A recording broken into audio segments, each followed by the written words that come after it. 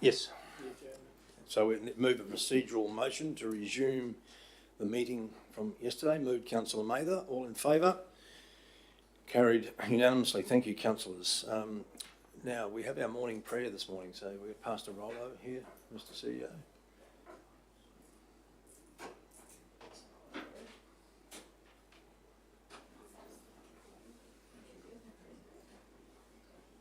We're all good, Matt?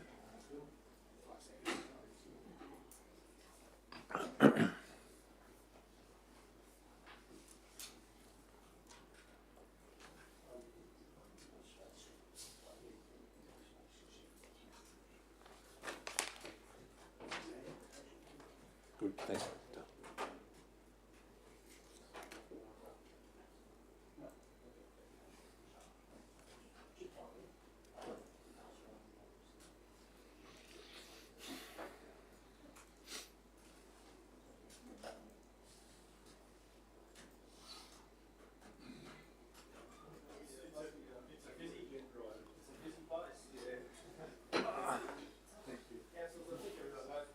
Yeah. Good morning, Peter. How are you? I've never seen so many cars outside here. I thought, like having the foyer, I found out there's some controversial decisions need to be made today. There will be, yeah, indeed. Have you got your bodyguards to escort you out on the way? Right, yeah, I'm with you. Yeah. Well, thank you for the invitation. I'll just offer the opening prayer for your meeting for today. Thank you very much. I invite you in posture of prayer. Heavenly Father, we're just grateful for life today. We just thank you the opportunity to meet here today to make decisions for the best interest of everyone in our community here in the Livingstone Shire. And think of the folk outside in the foyer there, obviously have strong opinions. Just pray that a spirit of reasonableness and respect to each other will prevail here today. And I just pray you give our counsellors here wisdom and grace to make the best decisions for everyone. We pray all this in Jesus' name. Amen. Amen. Thank you. Thank you very much, Peter. Have a good day. Yep.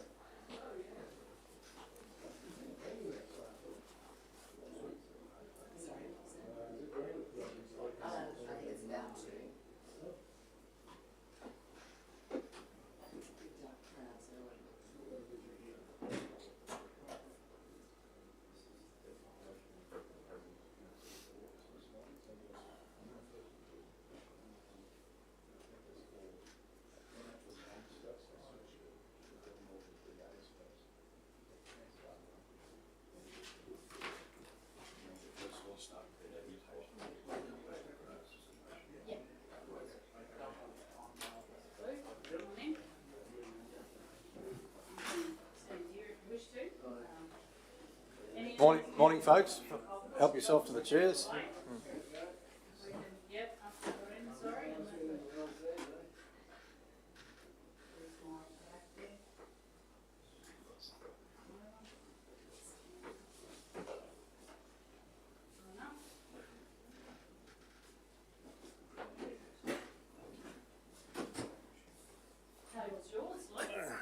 Okay.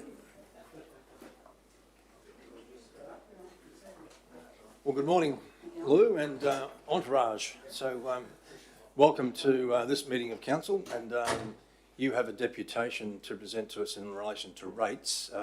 As would have been explained to you, we normally allocate 20 minutes for this, and you can split that up however you like, whether you want 10 minutes of speaking and 10 minutes of questions or 20 minutes of speaking, but the floor is yours. So look forward to your presentation. Thank you. Good morning, Mayor, councillors and Shire employees. Firstly, I'd like to thank you for this opportunity for us to present our case, for this case of the whole rural sector in the Livingstone Shire as we strive to find a better outcome for all. We're here not to lay blame on the council, criticise or start a fight or tell you how to do your job. We've come here today to help find a solution to the unfair and unsustainable rates levied at the whole sector in this Shire, and I mean unsustainable. 4 properties around me at Sandy Bay pay a total of $332,000 a year in rates. One of the key principles council use when setting out revenue policy is meaningful contribution.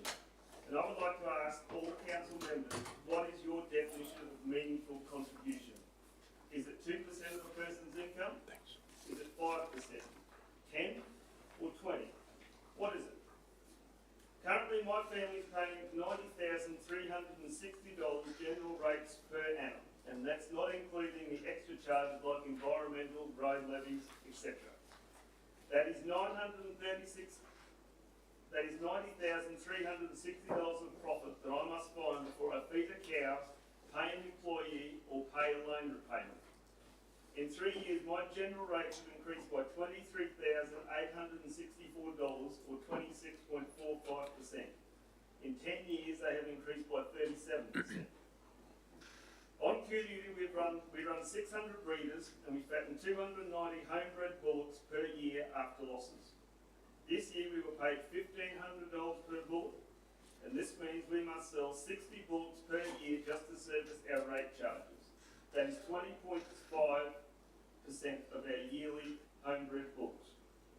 My family has run cattle on Q-Duty at Standish Bay for 140 years, and there is no room to increase production. What I'm trying to say is that we cannot simply run more cattle to pay this bill, and every year to pay out the expanding rate bill, it is an expense that must be budgeted for and paid for at the expense of other animal husbandry costs. Another principle the council applies when setting out their revenue policy is fairness. Landholders quite often work 7 days a week, daylight to dark, through droughts and floods. That's the job. But is it fair that they get slugged 20% of their income just to exist on the land? Another of these principles is user pays. And whilst we are all part of the Livingstone Shire, myself personally I can count on 2 hands the number of times I've been to your poon. Maybe today I'll have to take my shoes off, it might be up to 11. And 70% of my rural colleagues would be in the same boat. All our shopping and farm equipment is purchased through Rockhampton because it's closer and it has the stuff we require. We all agree we must pay our way and contribute to the well-being of the Shire, but the current system is unsustainable and unbalanced.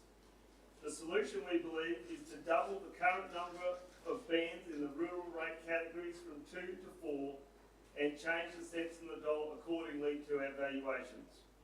Currently the bands are 0 to 1.6 million is charged at 0.9747 cents in the dollar, and over 1.6 million is charged at 0.936 cents in the dollar.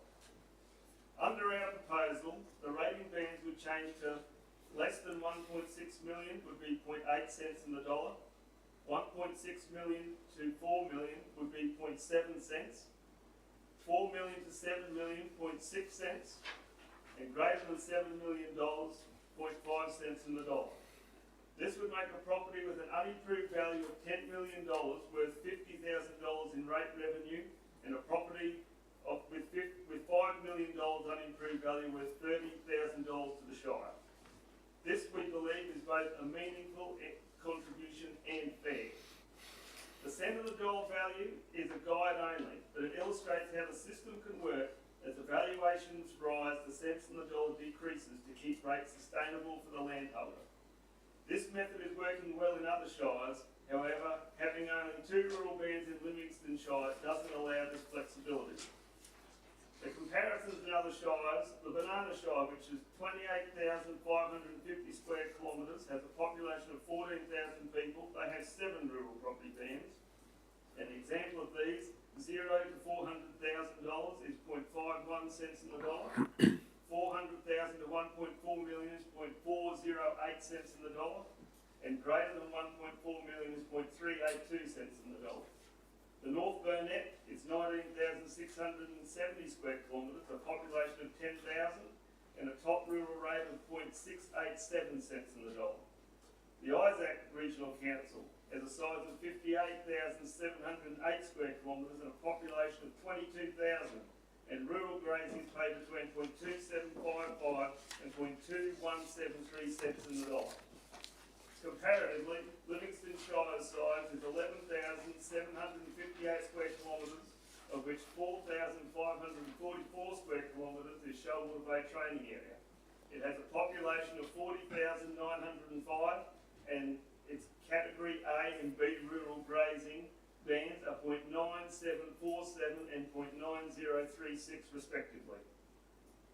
The proposed capping of rates by council is not a viable solution to this crisis because a cap of 5% to a rates bill of $60,000 is still an increase of $3,000 per year. That is an extra 2 bullocks a year I must buy to sell. In closing, I would just like to remind the councillors and Shire employees of 3 of the 5 principles set out in the revenue policy when setting rates and charges. 1 is meaningful income. What do you deem is meaningful? 2, user pays. Very few graziers use your poons for our economic hub or service centre as we use Rockhampton, as it is closer with more facilities. The only service council provides to us is road maintenance, and that's all we need. However, don't lay the rate burden for us on services and facilities we don't use. 3, and finally, is fairness. Do the councillors think that it's fair that 20% of a person's income goes into paying their rates? I would like to ask the Chamber how they would handle paying this exorbitant amount, as well as making mortgage repayments, car repayments, school fees, etc. As I said in the beginning, I'm not here only for myself, but for all rural ratepayers in the Shire, and to try and get a positive outcome for all and make it a more sustainable system in the future. Thank you for your time. Thank you, Lou. Well, we have a few minutes, probably about 14 minutes or so. Did you want to entertain questions, Lou, or happy to introduce anyone else who wants to speak? Yep. Well, I could ask Mr. Geddes a question as well too. And would you mind introducing yourself? Well, my name's Stephen Andrews, state member from Ranny, Livingstone, one of the 5 different councils that I have bordering in my electorate. Mr. Geddes, you've made some mention here about the situation and the fairness. It's hard when you have another Shire right beside you that charges a different rate. So, at the moment, would you think that the Queensland government, in actual fact, with the fact that all these people moving into the country, into this state, has a large effect because of the way properties are selling? Have you seen rural properties sell for way more than what they're actually worth? Yeah, I have, but the value, but that's going to be the case because you've got mining money, you've had mines come in and buy properties, and then that person's got money to sell. You've had the army come in, and that is always going to drive valuations up. But that is not the issue. The issue is that the council can change the cents in the dollar to help us with our rates and push the rates down. I know in other shires, I've got friends in other shires, and they say when their valuations went up, the council quite significantly lowered the cents in the dollar to try and keep their rates at a sustainable level. Because, like I said, you can't run anymore. You're at full capacity. For people, some people say, "Oh, you're a cow cock, you just run some more cows," but you can't. It is just not a viable option because then the rest of your business suffers. How many years do you think you'd exist on Cootie if the rates keep going up with the same percentage that you're seeing here, if you stated in your address to the council? I wouldn't like to say I'd try and stay there as long as I could, but It would make it very difficult. it would make it very difficult. Yeah. Well, you try and pay $90,000 a year on top of all your other expenses, and living out in the bush, not only you can just duck down to the shop for your drench or thing. You've got a plane trip. It takes you 2 hours in, 2 hours back. It's a significant time out of your work, and it's a big thing. And then you've got to send kids to school. Boarding school's another big thing because there's no local school, so that's another added expense. And yeah, the list just goes on. But yeah. Right. Any questions, councillors? Lou, Maker, thank you for coming down here today, and all of these people here who are all affected by the decisions made at this table. People may not realise, they do when they get into the subject, that the general rate and the land valuations are married together. Yeah. Okay. But while influx of population into the country and into the state, and the COVID people coming up here to enjoy a better lifestyle, while they're affecting valuations because they'll sell their house down there and be able to buy 4 up here, sight unseen. That's what's happening. And real estate dictates what people are prepared to pay. So while the real estate dictates the valuation, the Valuer General says, oh yeah, that sounds all right. He can fluctuate any way he likes. But I've seen it over the years, and it's the banding, it's the only mechanism that I can see that can actually control that, because it can be adjusted every year. No matter what the valuation does, you adjust the band, add a band, or adjust the band, and you're on the money. Yeah, thanks, Lynn. But that was the easiest way we could see. And like I said, I'm not here to fight, or we're not here to fight with anyone. We're not here to tell you how to do your job, but it's just something that's unsustainable for the man on the land. Hey Lou, Pat Eastwood, councillor. My question is, do you have any surrounding properties that are owned by the army that people run in cattle on and no rates are being paid? All the cattle are gone now. Okay. They left about 2 weeks ago. Right. Yeah, like there's the properties on our road start at Trilla. I think there's 5 properties left up the Standish Bay Road. But yeah, that's. I don't think that they paid rates when they were leasing the country. No, Part of the deal. that was part of the deal. Yeah. Thank you. One other one, Lou, Steve and Andrew again, land tax.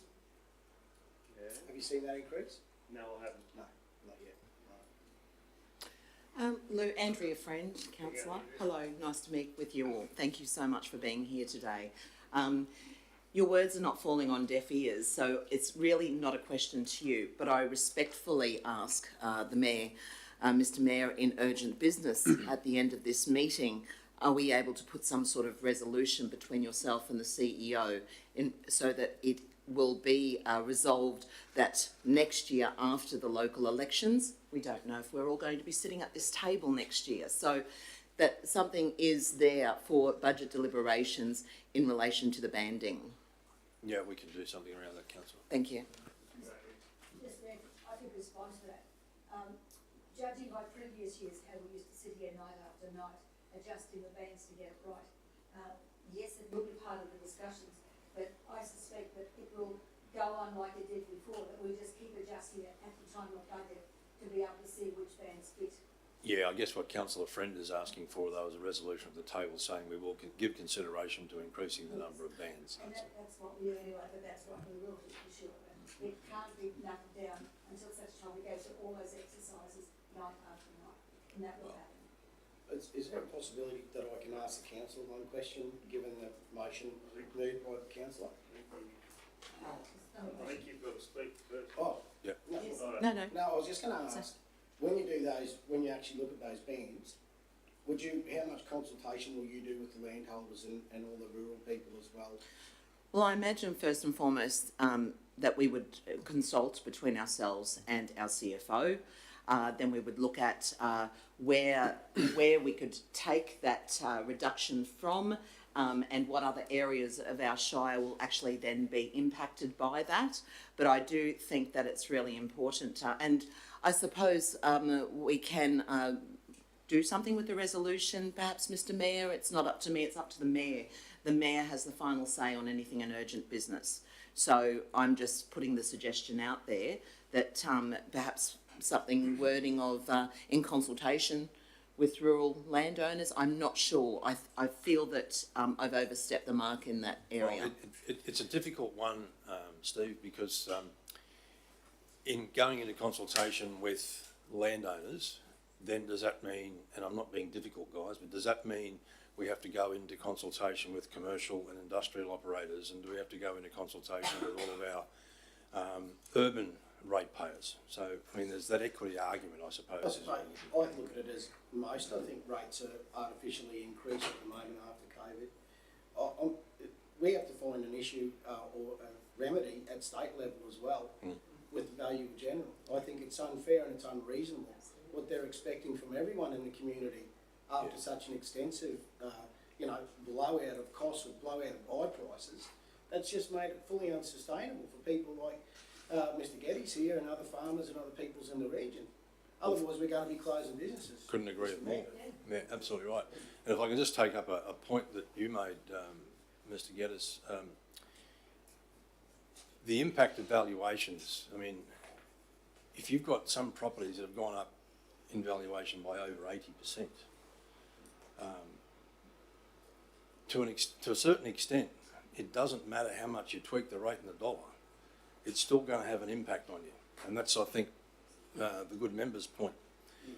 Those valuations are outrageous, some of those increases, just absolutely outrageous, based on a couple of years of property sales artificially buoyed by ADF sales.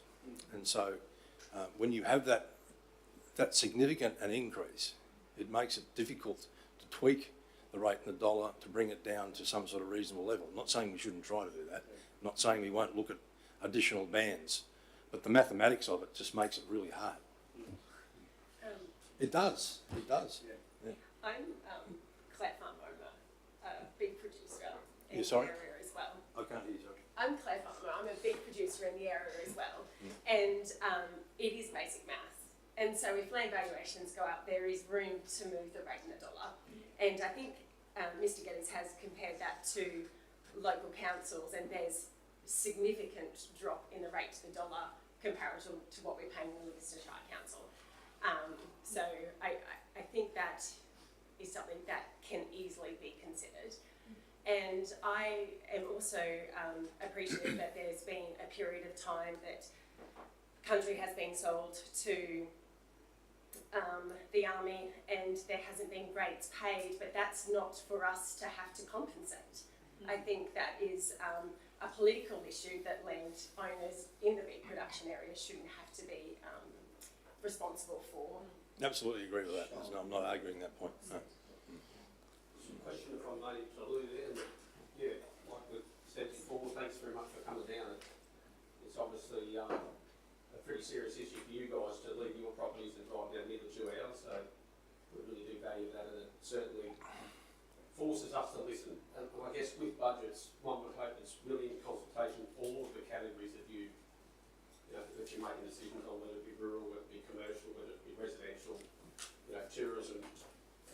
Ultimately, it should reflect the consultation that you've picked up throughout the period of time that you've constructed your budget. So, the question I've got for you is the productivity of the land that you guys come from, compared to, say, some of the other rural sectors that we compare to, say, banana, for example, which has got fairly high-grade cattle country.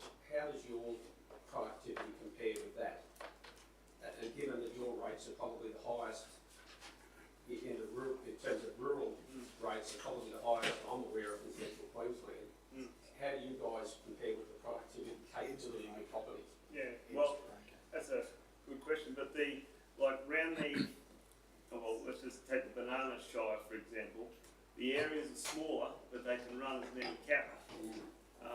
Like where we're from, Stanley Bay, like I said, we run 600 breeders. Well, a lot of that, and we've got, I think it's 36,000 acres off the top of my head. Yeah.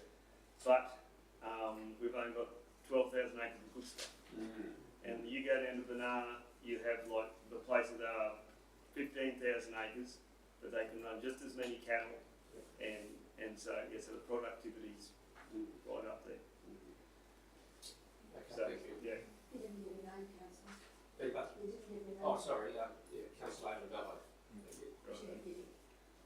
Yep, no, that's very good. Now, once again, thanks a lot for taking time out of your meeting to listen to us. Thank you for coming down. We really do appreciate the fact that you have taken time out of your business and your work day. And as Councillor Friend says, it hasn't fallen on deaf ears. It's certainly been discussed at this table since the last budget was brought down. We are aware of the issue, and we will be looking at doing something in relation to this in the next budget.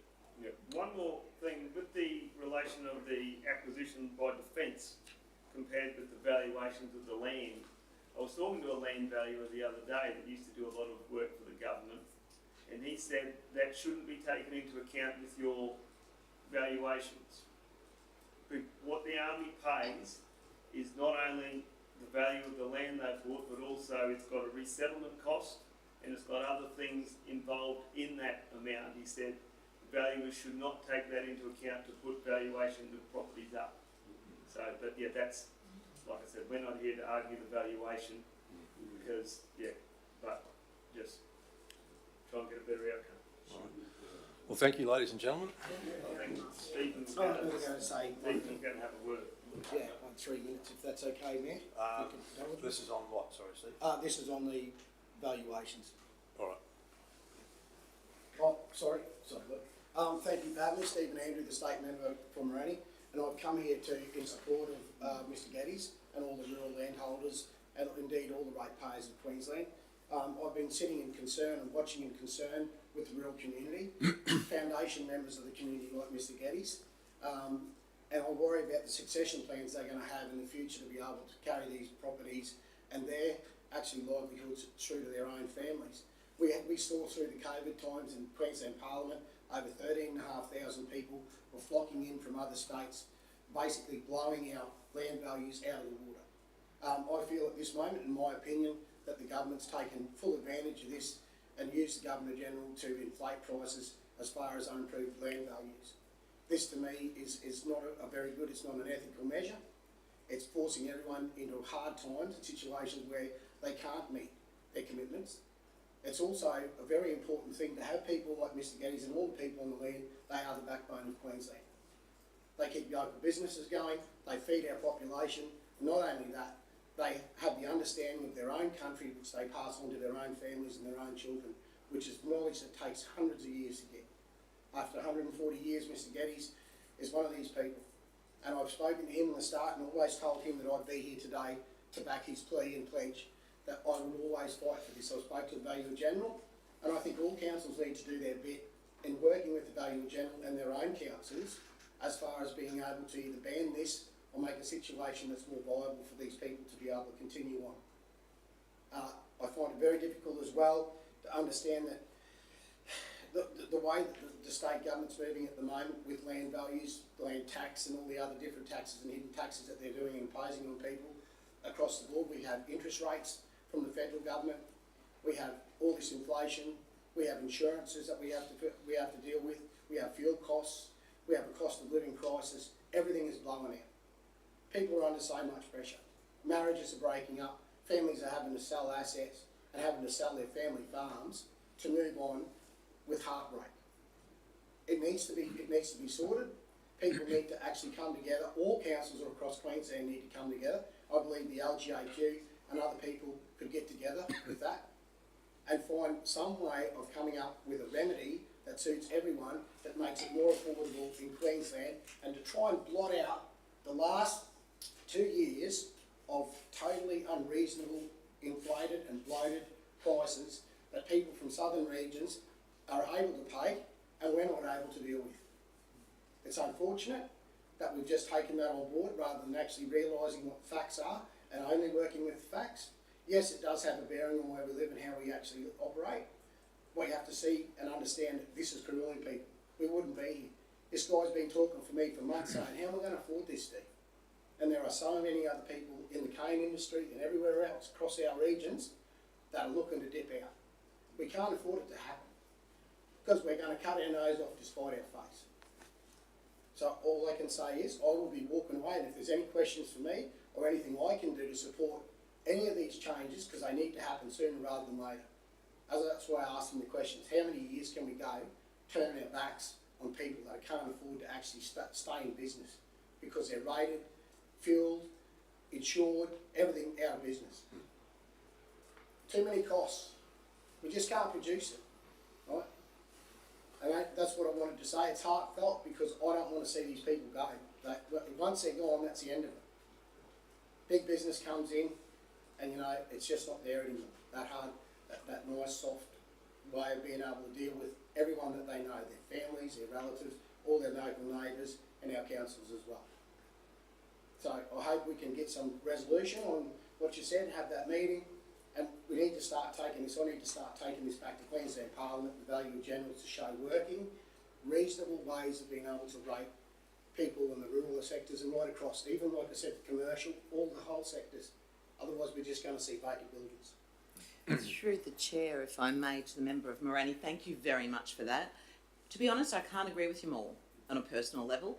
However, that was the whole intent, to ask the Mayor to consider in urgent business at the end of this meeting, that resolution. It's appreciated. Next year is local government elections, it's state elections also, but it's local government elections. And we don't know if the people at this table currently will be here next year. So if we can set something in resolution that will be, implemented for consideration for the budget deliberations, that's the important thing. And just quickly, and I'm not going to talk about this, but I will put it on the record, I will be speaking about Alton Tender Road with the department today, just for the people in the district. That's all I will say. But thank you for having me. I don't know if you've got any questions of me, of the shortcomings of state government. I've got heaps of them. I don't know if we've got enough time here today to talk about it, but, I'm happy to share some of it later after the meeting. That's really great. Thanks for what you do, Steve, and I know where you've been and who you've talked to, because they talk to me too. So just thank you for what you do, because you do stick your neck out in so many places. I swore an oath to the people, Glenda, and I plan on keeping it. Oh, we did too. We just need reminders as well. No worries. So thanks. Right, thank you folks very much for your time. Appreciate you coming down. Thank you. Thank you. Lou, lovely Yep. to meet you. Thank you. Thank you. Thank you. Nice to meet you. Claire, lovely to meet you. Nice to meet you. All right, here. You won't be here after our meeting's right now. We must have finished last Won't be night. far away. It's like,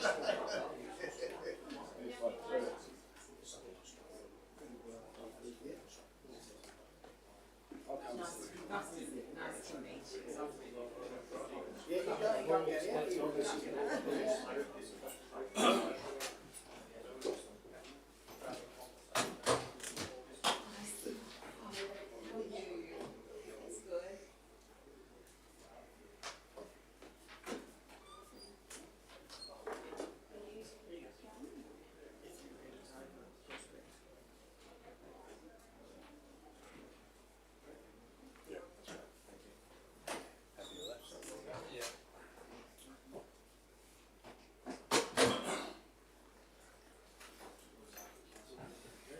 Morning, Christy. Morning, Lucy. Good morning. I'm sorry. Hello, Sean.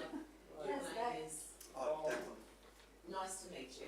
You guys have probably seen Declan on the screen, but Declan, not in yes, the on flesh.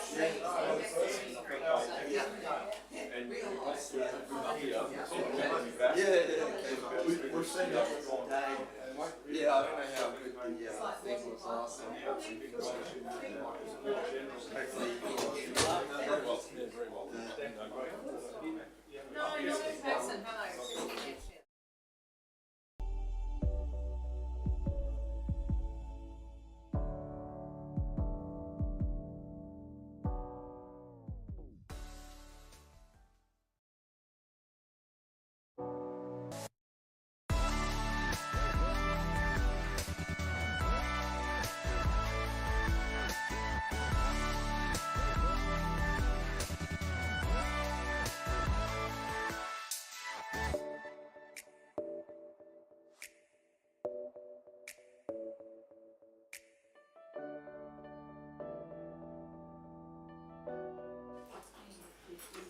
Okay, councillors, Councillor Watson's had to quickly duck out to attend to a family matter. He won't be long.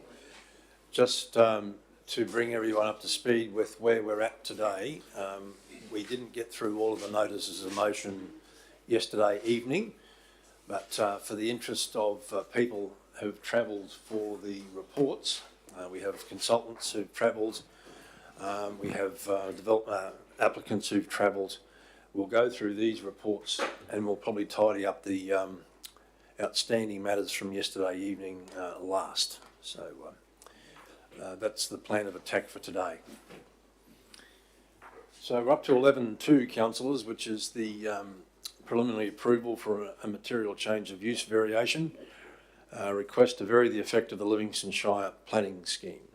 And Mr. Rabbits, you're at the table today with, you want to introduce Declan to the councillors, please? Morning, councillors.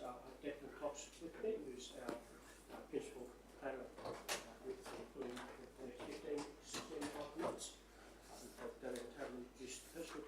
Please do, yep. Mayor Arlen, Deputy Mayor Councillor Ballard, Councillor Andrew Friend, Councillor Glenda Maynard, Councillor Paddy Stewart, and Councillor Swatton.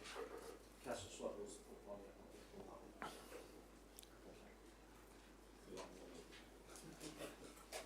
Morning, councillors. This morning's report is for the development application for 313-2022, preliminary approval for a geo change of use, which is a request to vary the effect of the council of the Livingstone Shire planning scheme. It's lot 31 on the Scenic Highway down near Kinky Beach. This is a locality plan showing the locality of the proposed development. That's the Kingsway Estate, which was approved back in 2020, from memory, and this is the subject area just here.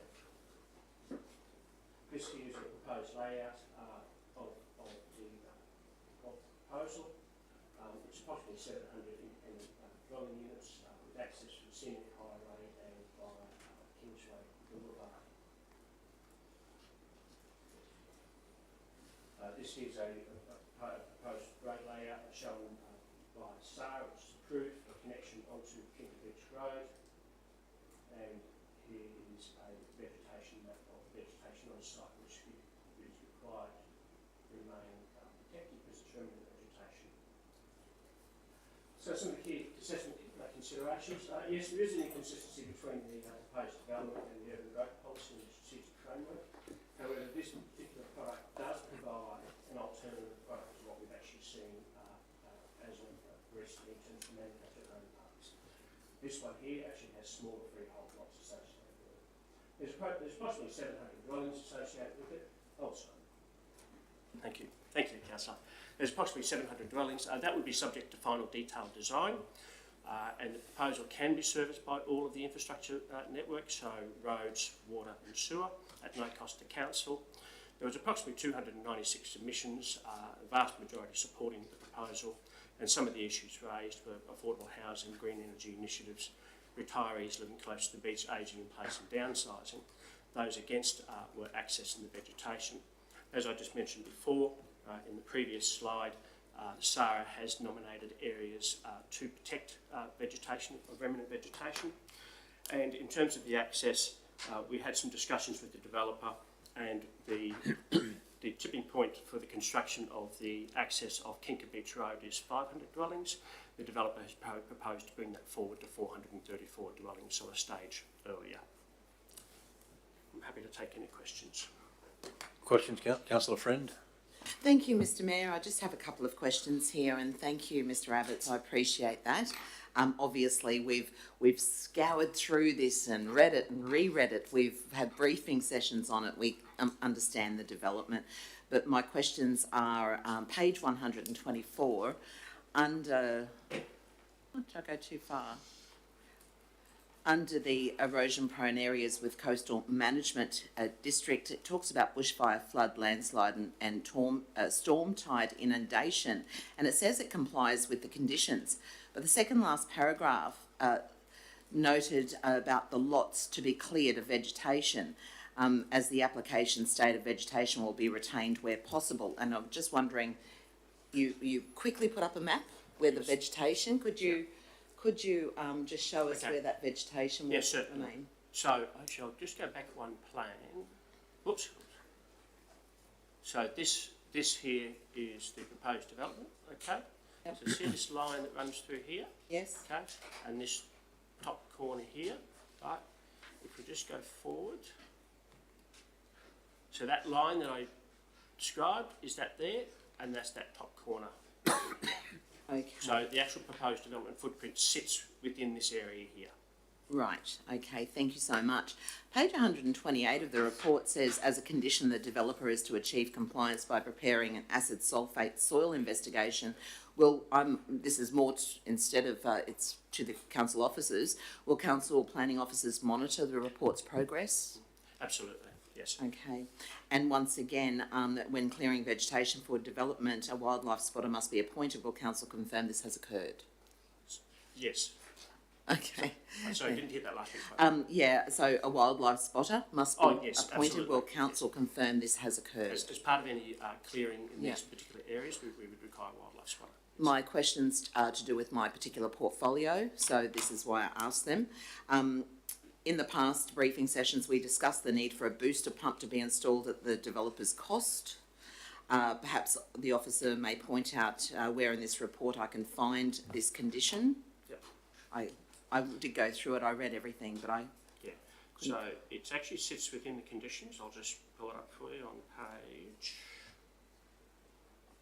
just in saying that while you're looking for it, previously at one stage we advised that the water reticulation and pressure to this proposed development won't be an issue for the residents of this development, however may prove problematic for those further down the line, the trunk infrastructure.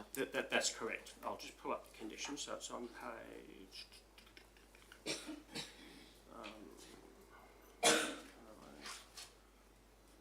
It's on page 110, 110. 110. More specifically, the clause 12.8 and 12.9. Sorry. So what that's saying is the standard of supply outside the development must meet the minimum guidelines within the CMDG, and the standard of supply within the development must also meet the guidelines with the CMDG. So this is a booster pump is one option. There may be another option available. okay. Thank you so much. That was my questions. Thank you, Councillor Friend. Any other questions, councillors? On page 1, Mr Mayor, please, recommendation A, I've got an asterisk against the C, if you could explain that, or somebody could explain that, please. Local plan document will renew future submission rights if each land use was applied separately. Yep. And it goes on a little bit. Despite this, the opportunity was available as part of the application.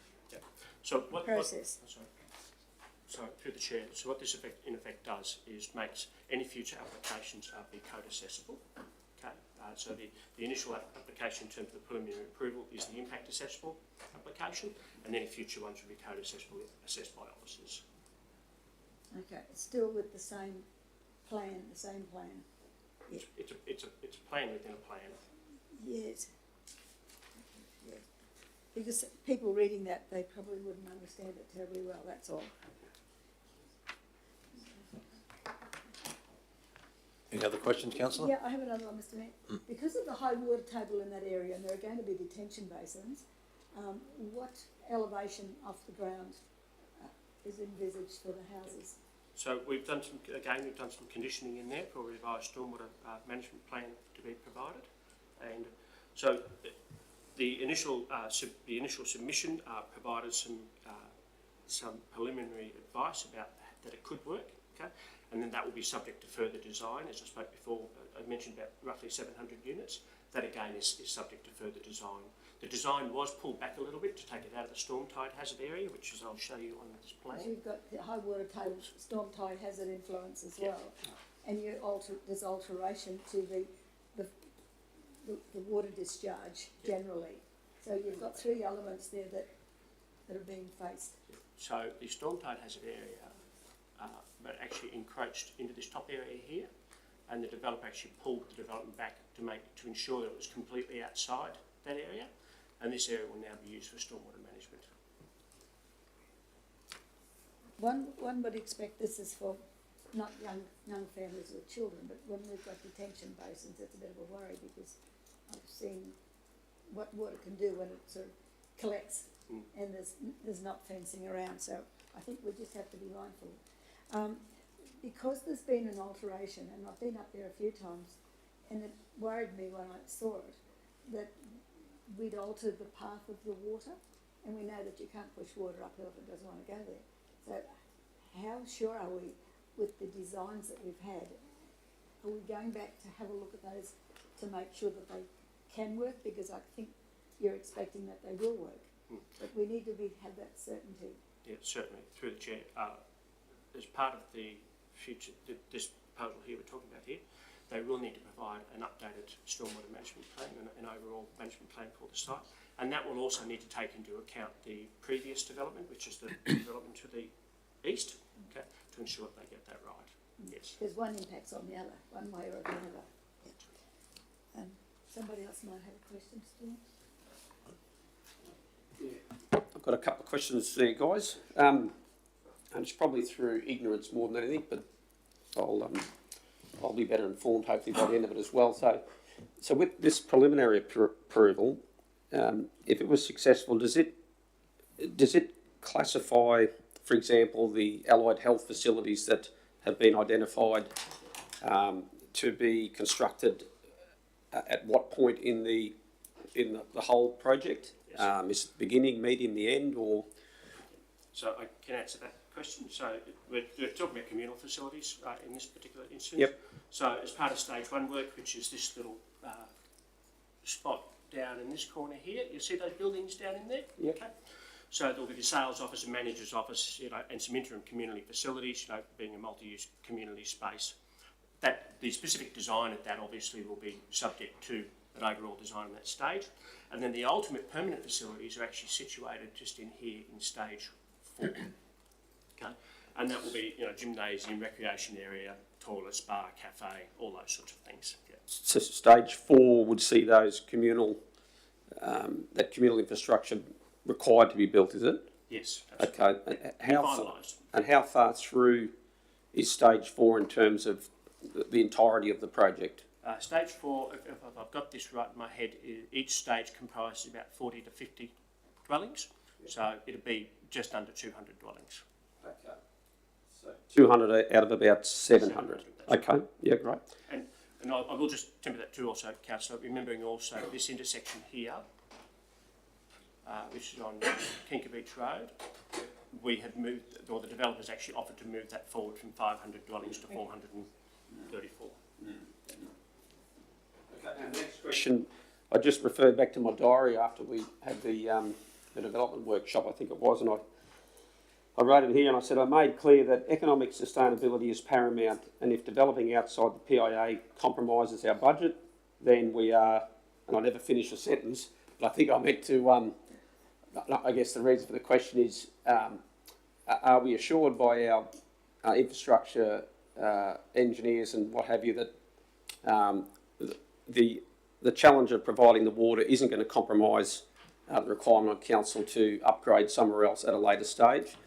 No. But it's contained within this development. It can be serviced and not put pressure on council budget as a result of developing in that outside of that PIA. Yes, that's correct. So we have a lot of instances in the Shire where you can actually develop outside the PIA, but actually connect to infrastructure. This is actually an example of that. Whilst it's adequately served by road and sewer, okay, there is a little bit of sewer upgrade that needs to be done, but that's at the developer's cost. Okay. There is also some water upgrading that needs to be done, and that's wholly at the developer's cost, and it's been made very clear that that is not trunk infrastructure, which means there's no cost to the community. Yep. Okay, thank you. Me again, Mr. Dean. Okay, Councillor Mather. Thank you, Mr. Dean. On page 107, the communal facilities, I've noticed, and I think I agree with it, that they're required to be constructed in the first stage, because if that was left to the last stage, you might have slow sales. That's what I'm thinking. Because that's correct. So, Councillor, so just referring back to this here, that's one stage of the community facilities, which is in the first stage, and that's the second stage of the community facilities, which is in the fourth stage. Remembering that at the fourth stage, none of this area up to stage 12 has been constructed. you say over 10 years. 10 years, the currency period. That's to start, not to complete. Yeah. So the currency period is the period that the permit is live. So once they start stage 1, it would be considered to be effective in perpetuity. You've got to start within 10 years, that's what you mean. Yes. Not complete within 10 years. I was going to say that's a big long ask over 10 years. But yeah, thank you for that. Thanks, Councillor Mather. Any other questions, councillors? All right. We'll get debate started. I'm happy to move this. Seconded, Councillor Friend. Oh, it's a race, okay. All right, so I'm just going to quickly speak to this. I think, councillors, we've got before us a proposal that is very worthy.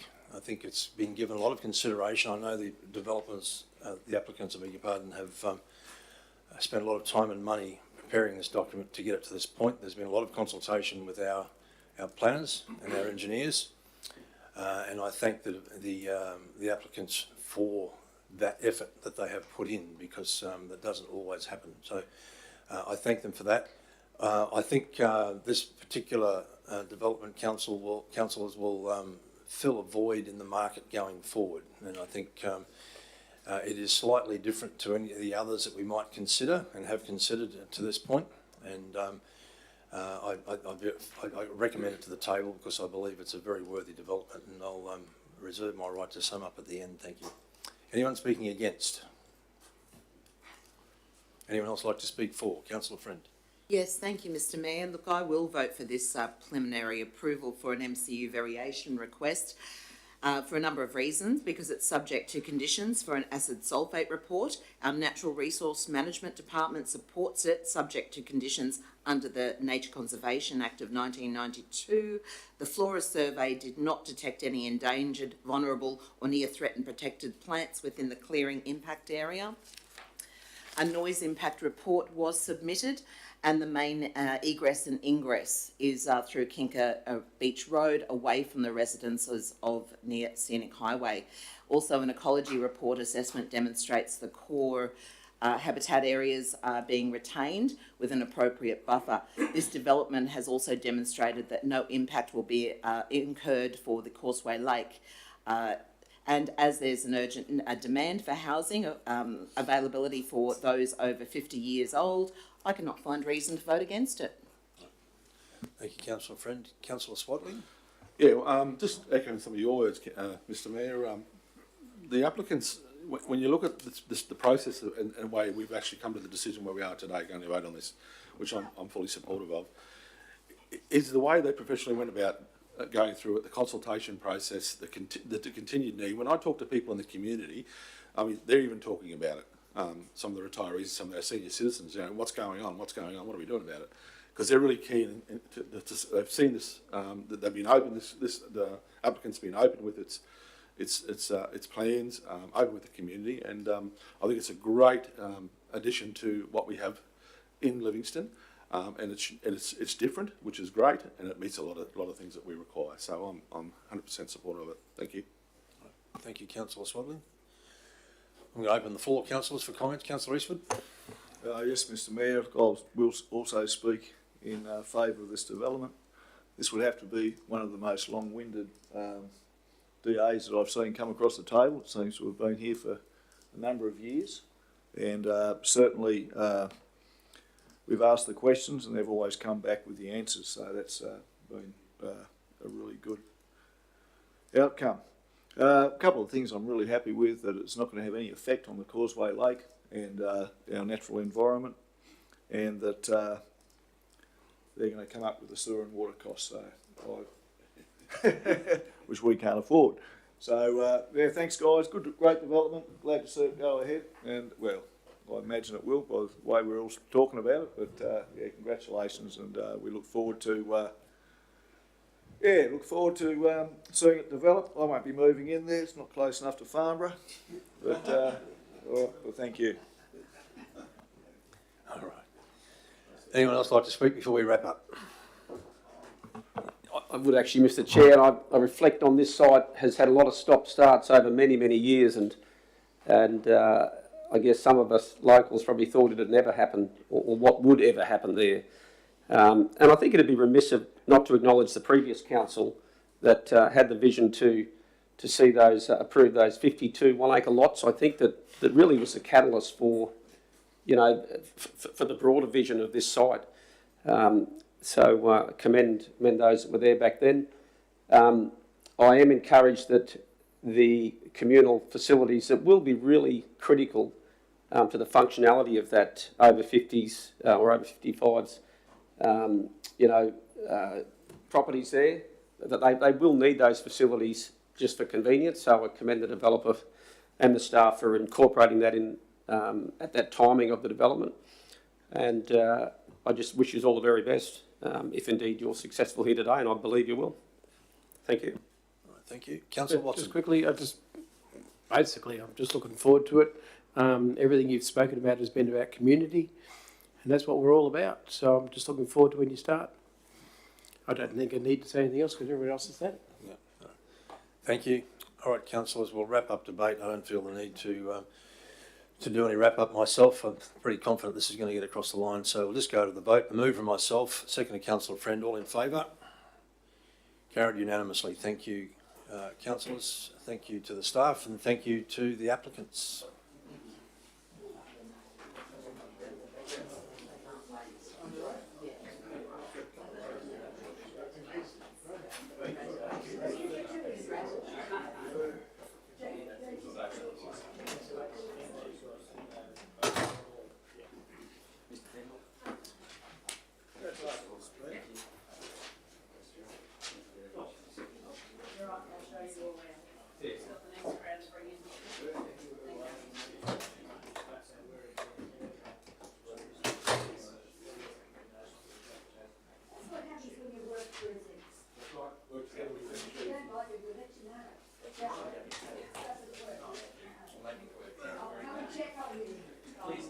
Teamwork makes the dream work.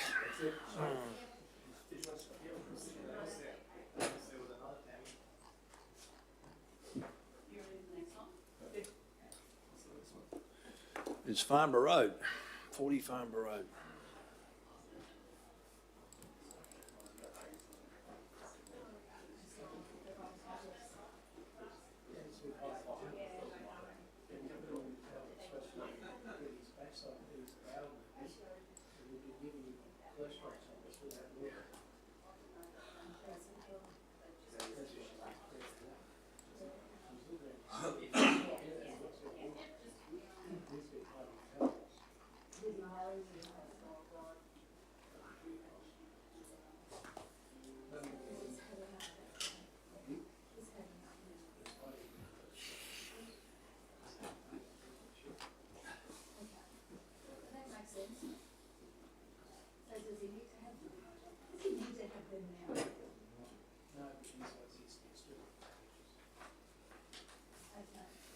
We're missing Councillor Friend.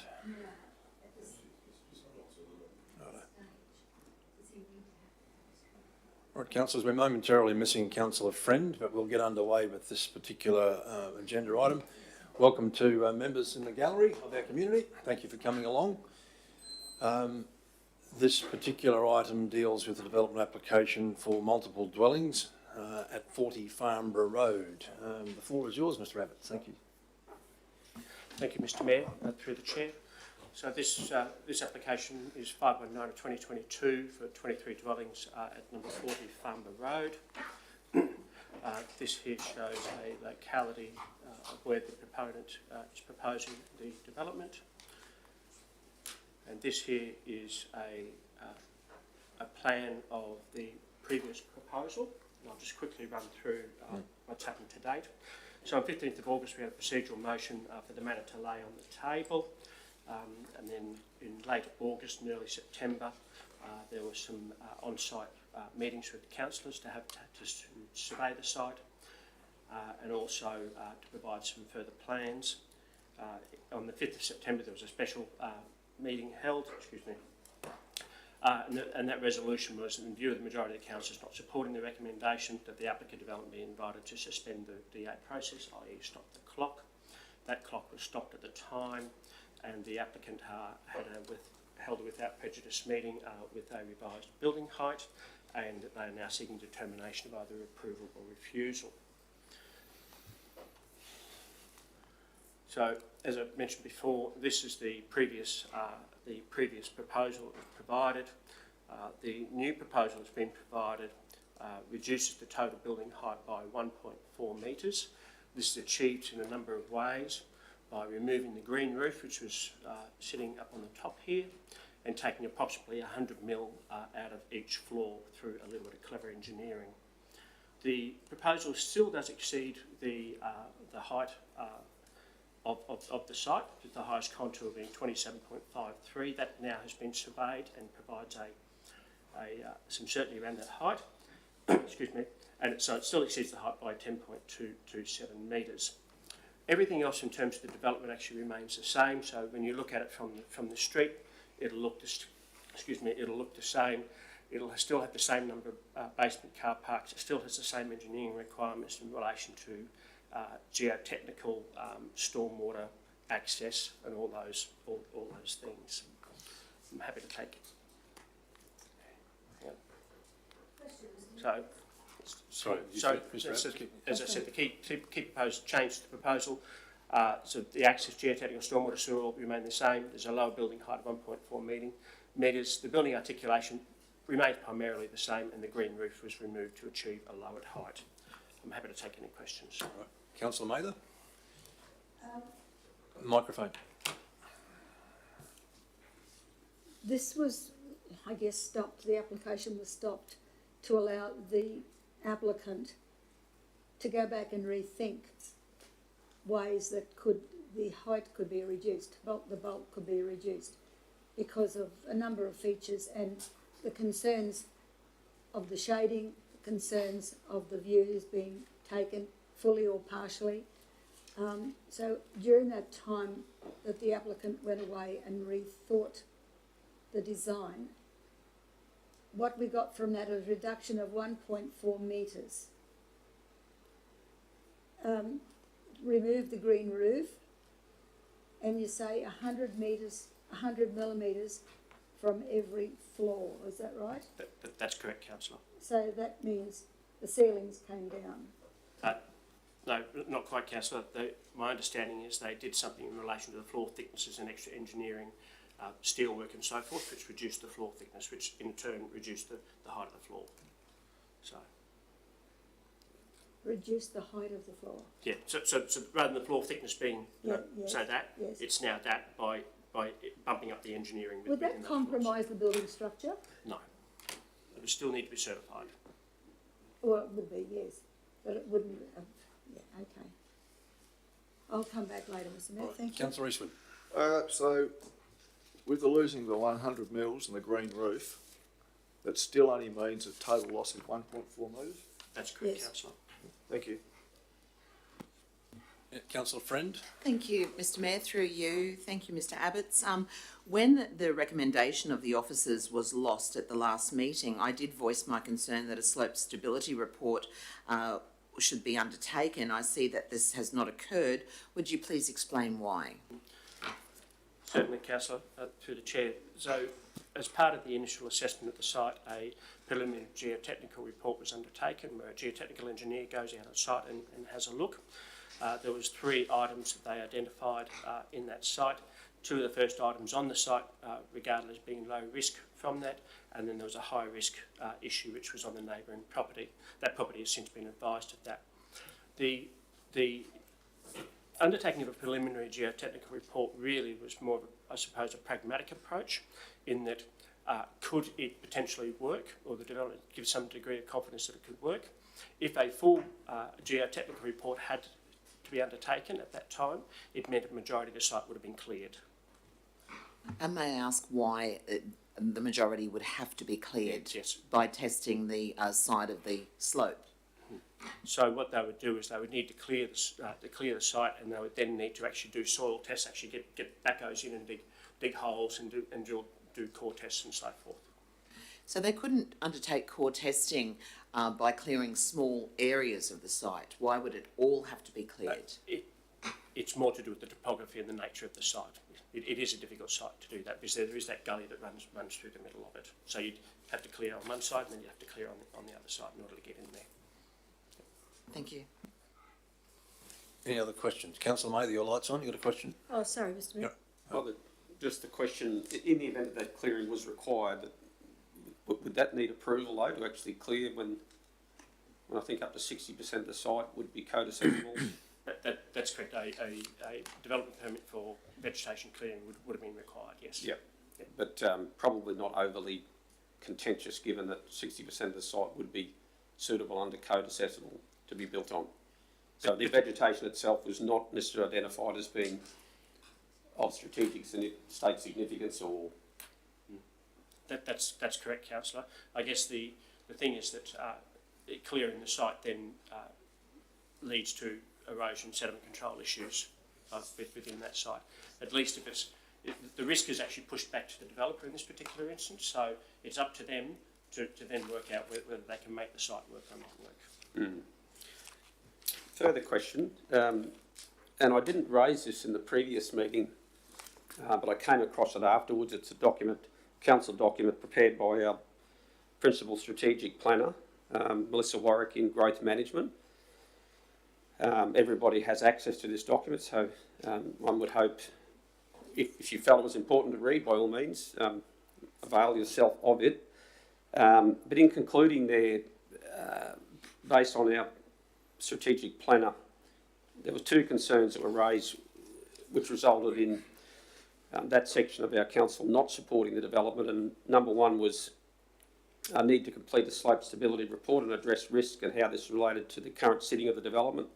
This will go some way to addressing many of the submissions items raised for the development and will provide certainty for council about risk and the proposal as it sits. The recommendations in the preliminary landslide risk assessment prepared by Butler Partners nominates the need for samples on the adjoining site in the driveway. Obtaining permissions for these site tests will require the agreement of the neighbouring body corporate. Such permissions are outside of this, which, if not provided, may have implications for the exploratory works. Impact of the proposed development sitting and design on the neighbouring retaining wall, stability, soil sampling. And then number two, which was really probably where I was quite concerned in what I see as inconsistencies of the professional judgments or opinions here, that a review of the overall height of the building to be closer to the acceptable outcomes, which is nearly double the height envisaged for the site. So as a result of those two concerns, there was not support by the Principal Strategic Planner, and I'm trying to understand how do we rationalise those opinions into ultimately a recommendation for approval. So the assessment benchmarks, the assessment benchmarks were all assessed by an officer, and on balance, the development could be approved. Okay, there were a couple of outstanding items which can reasonably be conditioned, which we have done so. So in terms of the geotechnical that you talk about there, that has been conditioned within the body of any potential decision notice. In terms of the height concerns, I would be interested to know from the Principal Strategic Planner, are those height concerns still valid and still relevant based on the 1.4 metres that's been reduced, or have those concerns been accepted? Could we have some direction on that? Unfortunately, and I don't want to make it sound like a cop-out, but unfortunately our Principal Strategic Planner is actually away at the moment, so I'm not able to get further advice from her. But I would suggest that if the advice received in that memo says it's over double the height or the acceptable height from that number, then I would suggest that the advice would remain the same.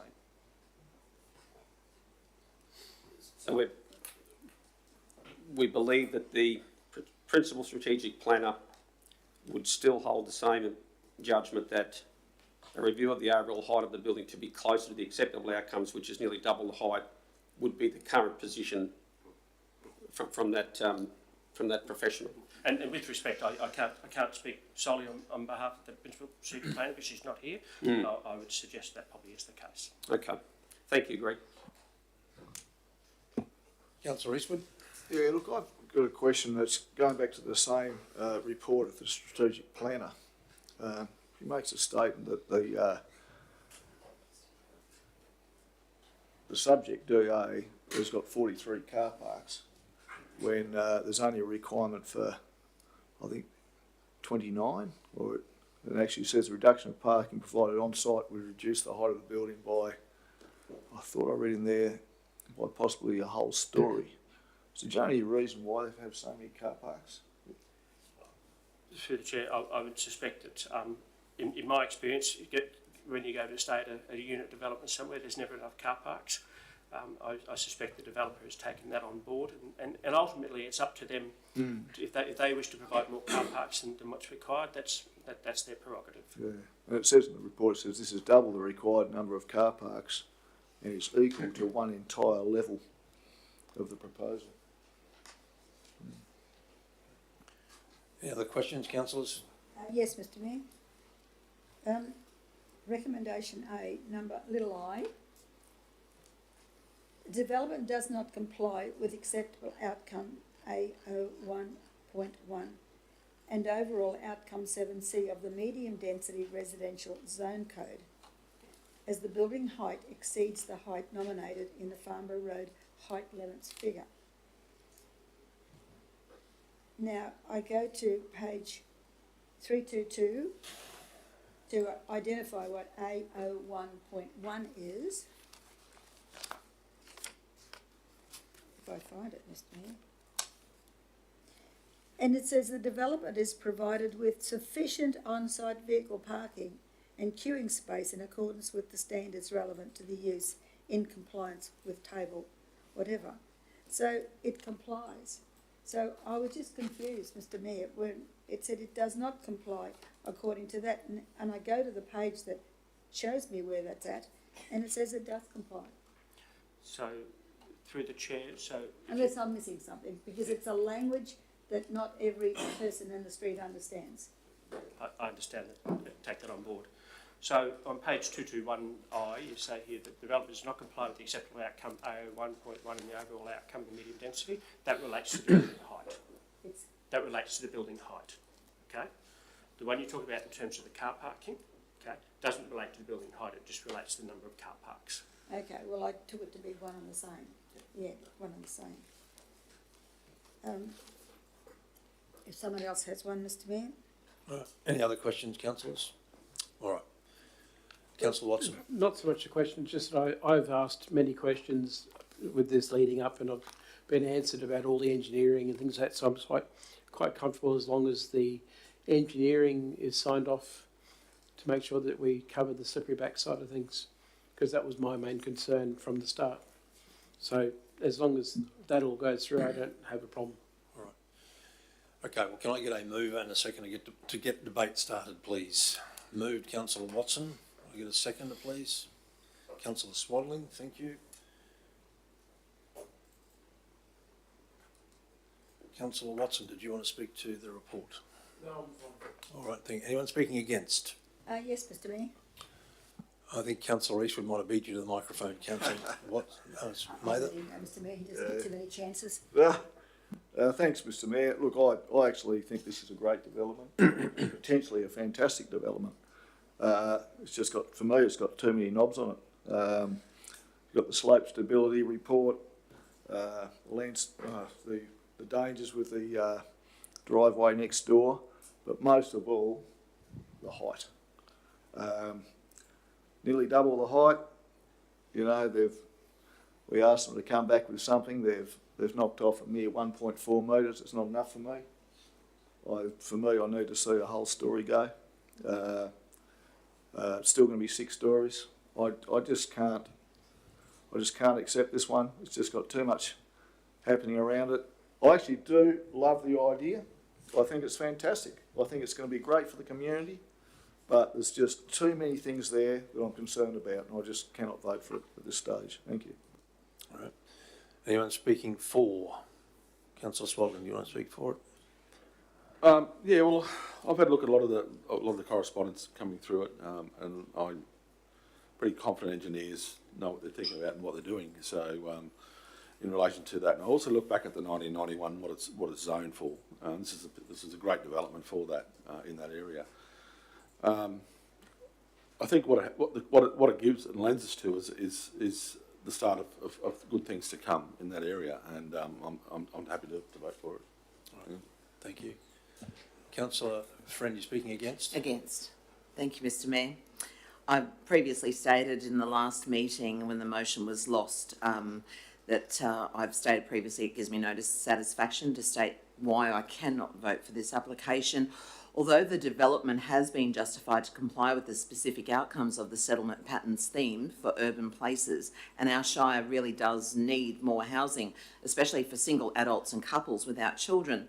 My concern is that a preliminary landslide risk assessment was undertaken, however, taking into consideration the risks, although mitigated on paper, without a slope stability assessment, a full geotechnical investigation, I'll have to vote against this proposal.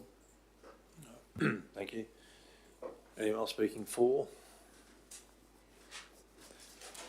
Anyone else speaking against? Yes, Mr. Nicholl. Councillor Mather?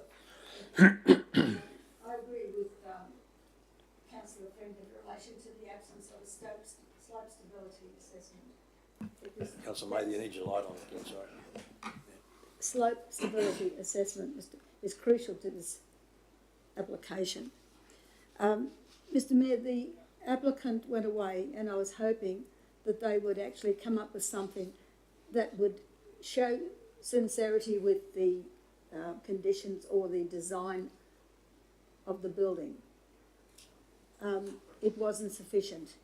And in fact, there are a number of issues that relate to this development which are critical to its long-term success, not only of the building itself, but of the properties around it.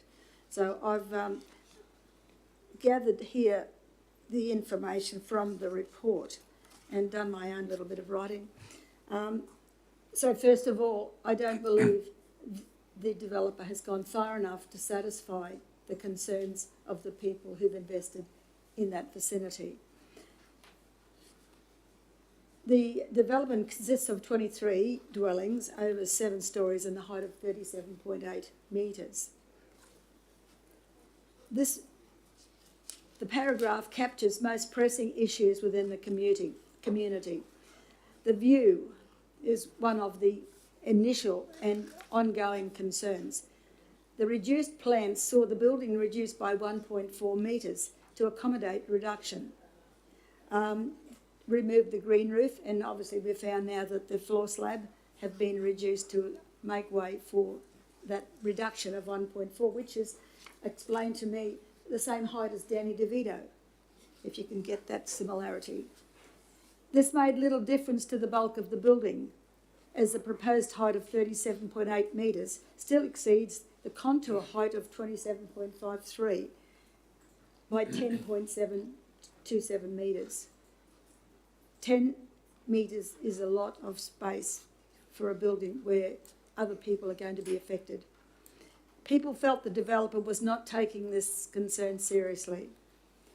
Question 2, explain the non-compliance of overall outcome. I think we dealt with that one, of the medium density residential zone code. Density of 75 dwellings per hectare, the minimum is only 50. The development does not comply with acceptable outcomes A02.2 of the medium density residential zone code, as the proposed building setbacks on the site are approximately 2.4 metres less than required, based on the building height above ground level at the specific boundaries, although generous boundaries at the rear and the front of the building. Noted that surrounding vegetation will be retained. The natural drainage line traversing the site will be bridged, but the majority of the basement levels are underground. The central portion of the building will be suspended over the natural ground level drainage channel. Picture that. Earthworks will be required at base level to accommodate the footprint of the building. This means disturbance of natural secure topography, which will, until now, play a vital role in preserving the natural environment throughout the mini ecosystem, preserving a safe habitat for wildlife. It is both my opinion and grave concern that such disturbance of such fragile environment may cause threat not only to the proposed development itself, but to the surrounding properties. With a known watercourse which has filtered through rock for many years and demonstrated stability at the juncture until now, will have its foundations disturbed to accommodate the building footings. This concerns me greatly. The ranges along parts of Farnborough Road are known to contain soil known as slippery back and does not lend well to disturbance. This is why the slope stability and geotech report are most critical. Because with such a large building, excessive in height for this location, straddling a known watercourse poses to me a risk I'm not prepared to take. Loss of view in any proportion for existing residents is personal. This is the Australian dream, to wake up to a beautiful view of our coastline. The standard residents were set to build their dream were compliant. They expected the planning scheme ensured the standard of residential development in that area was compatible. It is not. Despite this, residents were prepared to consider alternative design to reduce the bulk of the development and the impacts to neighbours by increasing the footprint, lowering the ceilings. It's a bit of disappointment now for them to find the revised version of the design has brought them minimal change. The development deserves to be seen on our shores, at a location which does not adversely impact on neighbours, but is free of environmental hazards and provides patrons with the ultimate experience. Thank you, Mr. Mayor. Thank you, Councillor Mather.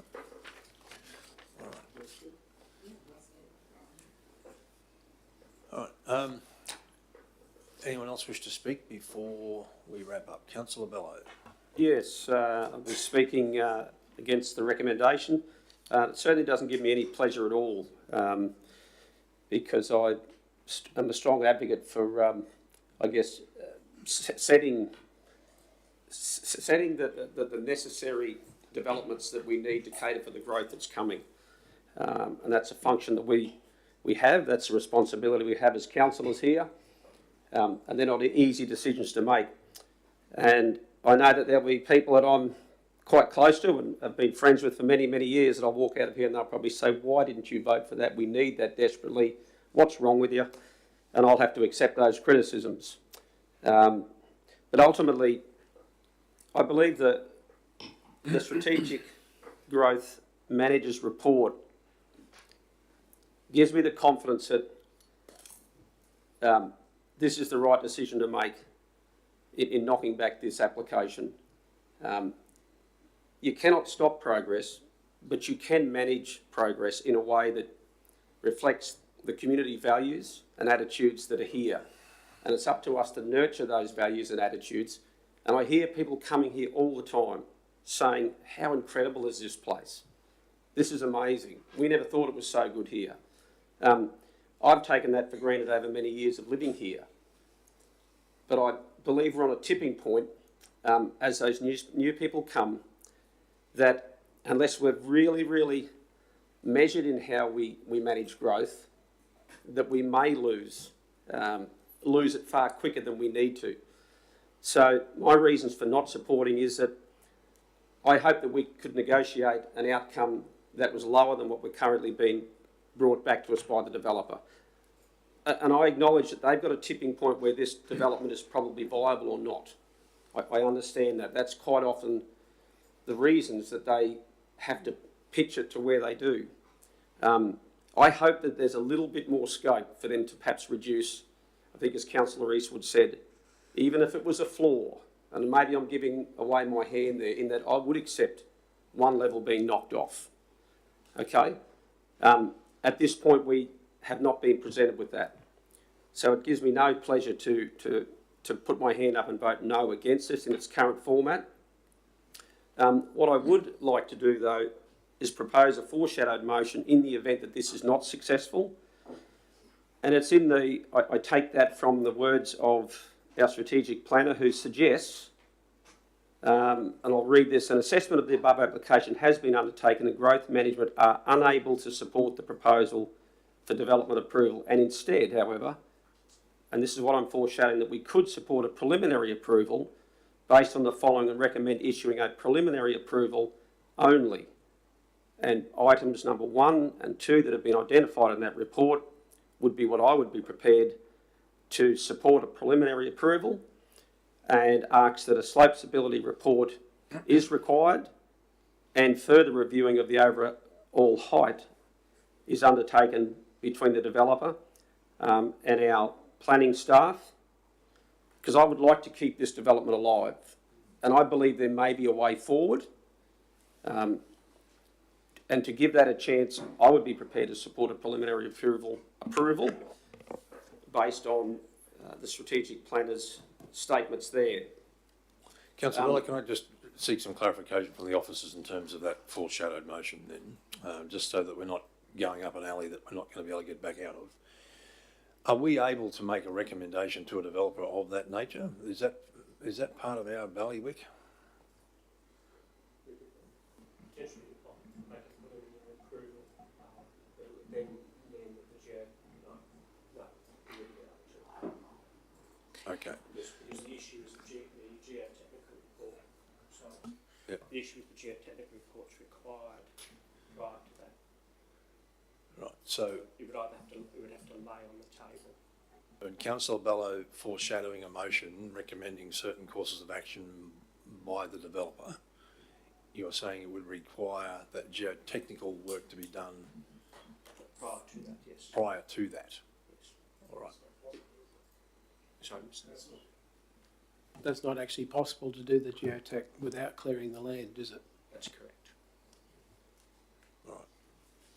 Can I just say, I think what we'll do, Councillor Bello, is we'll take your foreshadowed motion on notice, but we'll deal with this matter first, and then probably have to come back to Councillor Friend. Yeah, just a quick question. When we're discussing a preliminary approval, is that actually for the information? The preliminary approval is for the information we currently have.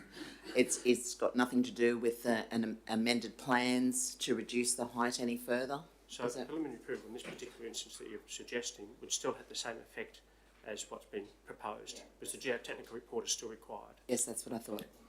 That's right. And through the chair, just I think that it will include the need to address the height. Mr. Chair, if I could, given I was nearly, oh no, certainly not, no, not at all. I totally appreciate the question. I guess the document's clear in the way it's worded. I would be concerned that if advice has been offered by professional staff who do say that an assessment of the application has been undertaken, the growth management are unable to support the proposal for development approval and instead could support a preliminary approval based on X, Y, Z. So that has been identified in there. Now, unless that is incorrect, and if it is, well, I would hope that that there would be some clarification of why those statements have been made. For us as councillors to be we rely upon commentary like this. So I believe, based on that, unless the CEO, you could tell me that that document is inaccurate in what it's saying, then I'm confused as to why that information would be provided in that way if we're not able to activate it, if we indeed chose to. Am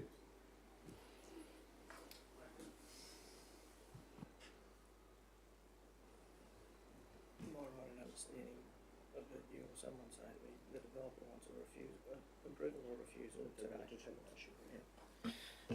Mr. Chairman, in response, a couple of things. Councillor Bello points that there's a professional opinion offered on this. The recommendation that's on your agenda today is an amalgam of a variety of professional opinions. The one that you're referencing included. Councillors will recall, I think it was the August meeting when these recommendations were originally presented to the council, and that recommendation wasn't supported at the time. We spoke to the developer in the hallways and out the front. Was actually, I said to the developer on that day when I was quickly crafting the alternative motion that the council has adopted to stop the clock, I said to him, however appropriate or not, you knock a level off this thing, I think it gets approved. What you have is the developer's response to that, and the developer has communicated to officers that they would prefer an approval or a refusal today. Sure. Okay.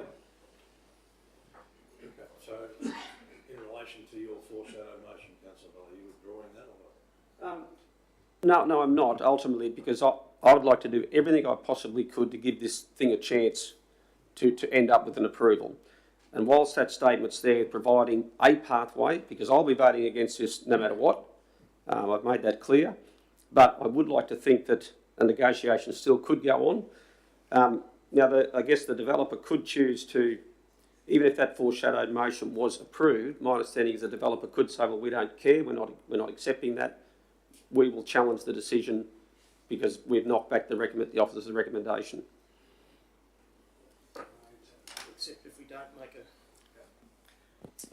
there is not approving a recommendation and then there is refusal. You remember I actually crafted a refusal motion at the last meeting, which will actually, if necessary, we'll recycle that for today. If there's not the absence of that, I guess it goes to deemed refusal or something like that. But voting down a recommendation to approve something that's a passive refusal. There needs to be an active, no, we refuse this for these reasons.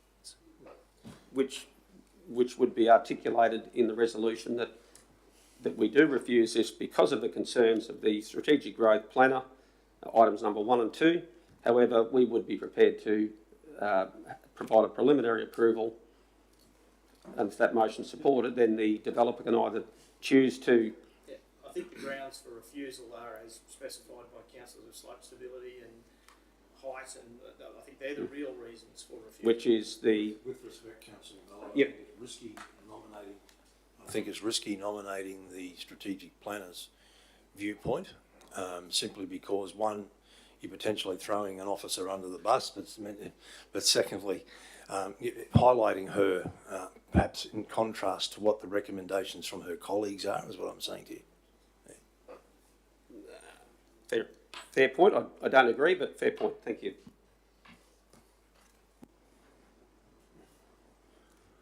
All right, well, councillors, point of truth, time for voting. We'll close debate. We've got a mover in Councillor Watson, seconded Councillor Swadling. We'll go to those refusing first of all. Can you put your hands up, thank you, if you are not in favour? Why do you ask that, Mr. Mayor? Oh, well, okay, I'll go the normal route then. Jeez, picky. All right, those in favour? Those against? Motion is lost.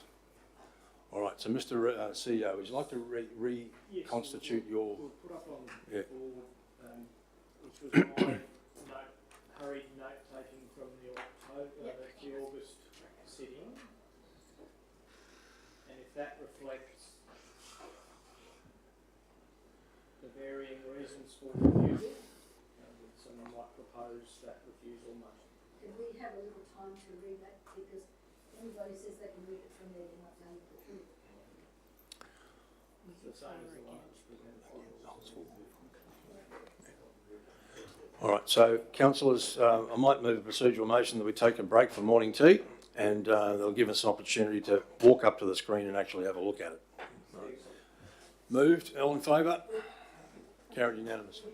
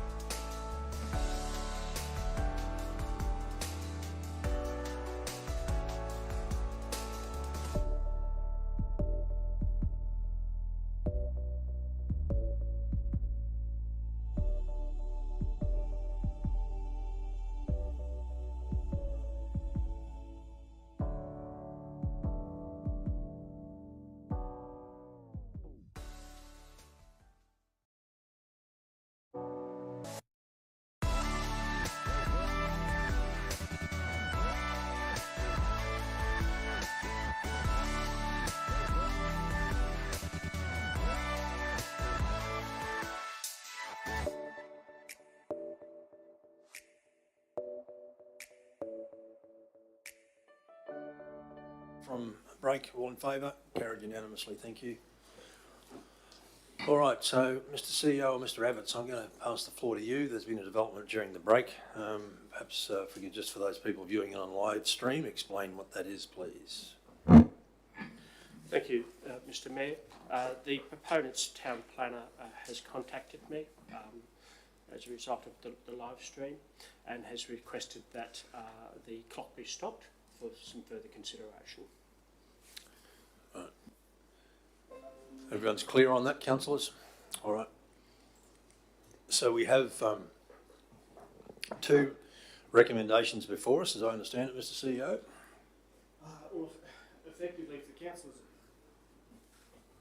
what you have on screen, Mr Mayor, is a 7-part refusal motion. If councillors are of a mind, having not approved the application, the recommendation to approve, the council can take one of two steps: either proceed to refuse for the reasons outlined, or accede to the more recent request from the applicant's consultant, which is to stop the clock, and that's the 3-line resolution. So I'm guessing we would put that first, which makes the other redundant if that is passed. Yep, I'm happy with that. Mr Mayor. Why are you confused, Councillor Mather? Well, because we've got the reasons for refusal there. Yep, Are we going to be looking at those first? first. That's what the CEO just said. Yeah, okay. Well, there's 3 matters that I'd just like you to have a look at, please. When we're talking about number 3, the development does not comply with acceptable code 002 of the medium density, as the proposed building setbacks of the site are approximately 2.4 metres less than required.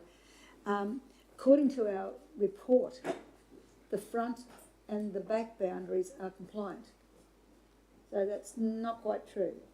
It's only the side boundaries that are deficient. Mr Mayor, I'm proposing that we consider the stop the clock motion and not the refusal motion. That's what I'm All right, so, gauging from the council. all right, so, okay. Councillor, do you want to deal with the stop the clock motion first? All right, okay. So, can I get a mover and a seconder for that, please? Moved Councillor Swaddling, seconded Councillor Eastwood. All right. What does stop the clock actually mean, Mr Mayor? Similarly to, The consequences of what we're doing. well, no different to the last time this happened, Councillor. This is the second time we've been through this. Well, you can vote accordingly, Councillor. No, I'm just needing to understand what we're doing, which way we're going. Okay, well, I'll get Mr Abbots to explain it again, please, Greg. Just what stop the clock means. Yeah, thank you. Yes, through the chair. So stopping the clock effectively, it means just that, stopping the clock. It allows parties to go away and, in this particular instance, have a look at the proposal they're providing and either alter the proposal or potentially come back with the new proposal. Effectively, it stops the decision-making period. That's what it does in this particular instance. And we've virtually made a decision, haven't we, by not supporting the recommendation. In its current format, it would, sorry, Mr Chair, I'll refrain, but in its current format. So clearly, Councillor Mather, you've got a decision here to make. I mean, it's been voted down, so more councillors voted against than supported it, and we have a resolution sitting in the background here that will support that. The other option is that you can vote according to this particular recommendation, that we go to a stop the clock process, as has been explained by Mr Abbots. Just trying to get it clear, the stop the clock is at their request. Yes. Have they proposed what changes they envisage? No, they have not. They just want to stop the clock and have a look at it again. That's essentially what they're asking, Council. Our role here is whether we're happy enough to do that. And whether you believe that they've had ample opportunity to do that or not. Well, I'm just thinking along 2 lines, Mr Mayor. It's not a decision I'm making now, but it's just an observation that while we are giving the proponent... Councillor Mather, can I just stop you? We'll do that in debate if you don't mind. No. While we are giving the proponent another opportunity to come back or to review, we've got to consider... No, you're in debate, Councillor. You are in debate, so we'll put the motion and then you can have your say on that bit. Okay. All right. Okay, so we've got a mover in Councillor Swaddling, a seconder in Councillor Eastwood. Councillor Swaddling, do you want to speak to this recommendation? I think it's pretty self-explanatory. Stop the clock is stop the clock. All right. So, Councillor Mader, the floor is yours. Mr Mayor, I'm considering too what the submitters have been going through all this time, because they don't know whether their development is going ahead, they don't know what sort of changes, how long it will take. We're putting them through all this as well. I mean, if there was any sincerity to make substantial changes to convince them that their concerns were taken into consideration, they've had that opportunity. Right. And my concern is that, while we're trying to, and I said in my last little paragraph here, that this development deserves its own space. We need it, but we need its own space, but not impacting on other people. And what we're doing, we're impacting further on other people because we're allowing it to continue. Right. And we're not brave enough to say, look, let's get this sorted out. Thank you, Councillor Mather. Anyone speaking for? It'd be me, Mr Mayor, as the seconder. Look, I believe this is the perfect resolution, because what it means is that the developer can go back to the table and they can come back with something that councillors are going to be willing to accept or not. And that is really what we're after in this council. We're after good, sustainable development that suits our community, and that doesn't have, like I said before, so many knobs on it. And this is a perfect way of doing that. It doesn't guarantee that what they bring back next time is going to get through, but it allows them the opportunity to bring back a development application that might reach this council's ideals. So I encourage you to vote for it. Thank you. Councillors, I'm going to speak against. As you would have noted in the earlier discussion, I supported this, the development application. But in this case, I think the good folk in this room and those people living up around Gusmore Drive who are objectors to this need some degree of closure on this. So from my perspective, I won't support it because I will support the refusal because that gives some clarity. Now then, if the developers want to take us to court and pursue whatever they want to pursue through the Planning and Environment Court and try and get an overturned judgment on that, so be it. But ultimately, I think let's just get on with it. Ultimately, these people need closure sitting in our gallery. And I think the developers have already had an opportunity to come to the table with a revised version of this, and they've dropped it 1.4 metres. So ultimately, councillors, I'm not sure that having another stop motion is going to change too much. So that's just my view. Won't be supporting it. Anyone speaking for? Yes, certainly supportive of this pathway that we have before us if we're prepared to give it a shot. And I know that one of those submitters against is a developer and has developed a lot of very significant projects in Yeppoon, and I believe, I'm confident that that person would recognise that negotiations and deals can take a long time to reach, and there's nothing wrong with taking a long time to reach a good outcome, ultimately. What's worse, I think, Mr Mayor, is what you point out, is taking a long time to reach a bad deal. That's not a good outcome.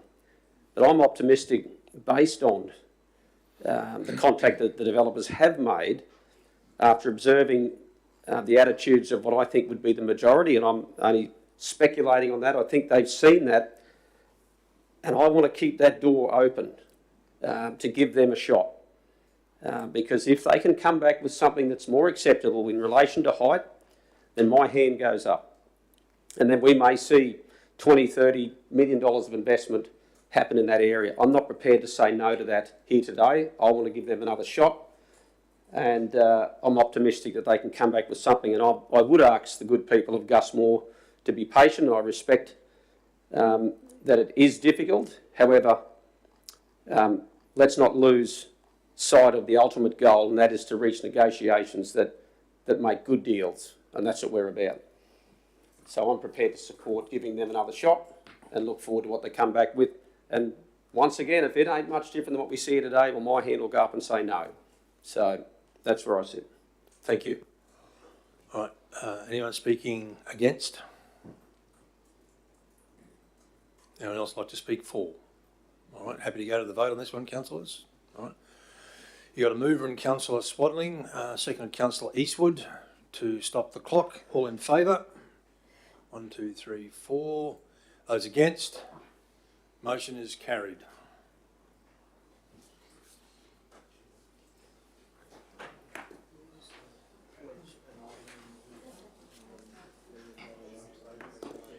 Mr Mayor, we've got Peter Chevel at 11 o'clock about the audit appointment. Right. 11:11. If we could I'll just get him on the line here quickly, and then we'll go to Limestone Creek Road. So we'll do him first. Please. Right. So we've got, what items is that? That's, 11:11. Do you need us to leave it? right. Councillors, we're going to go to 11:11 at the moment because we have Peter Chevel, the current chair of our audit committee, online to address the appointment vacancy for the Audit Risk and Improvement Committee. And then we'll come back to 11:4, which is the Limestone Creek Road matter. So the CEO is just attempting to contact Mr. Chevel at the moment.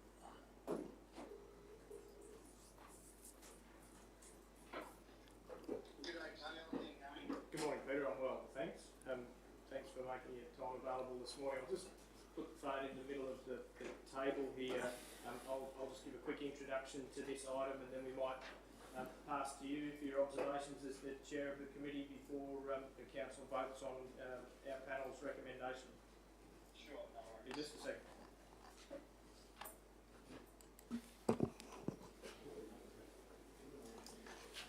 Mr Chairman, councillors are aware, our Audit Risk and Improvement Committee, a statutory committee appointed to provide some governance assurance to the council and publicly that the council's risk management and internal control regime is in place, and also brings to the organisation the expertise of external individuals to not only provide that assurance but also provide some guidance and independent assessment of management performance and suggestions for business improvement.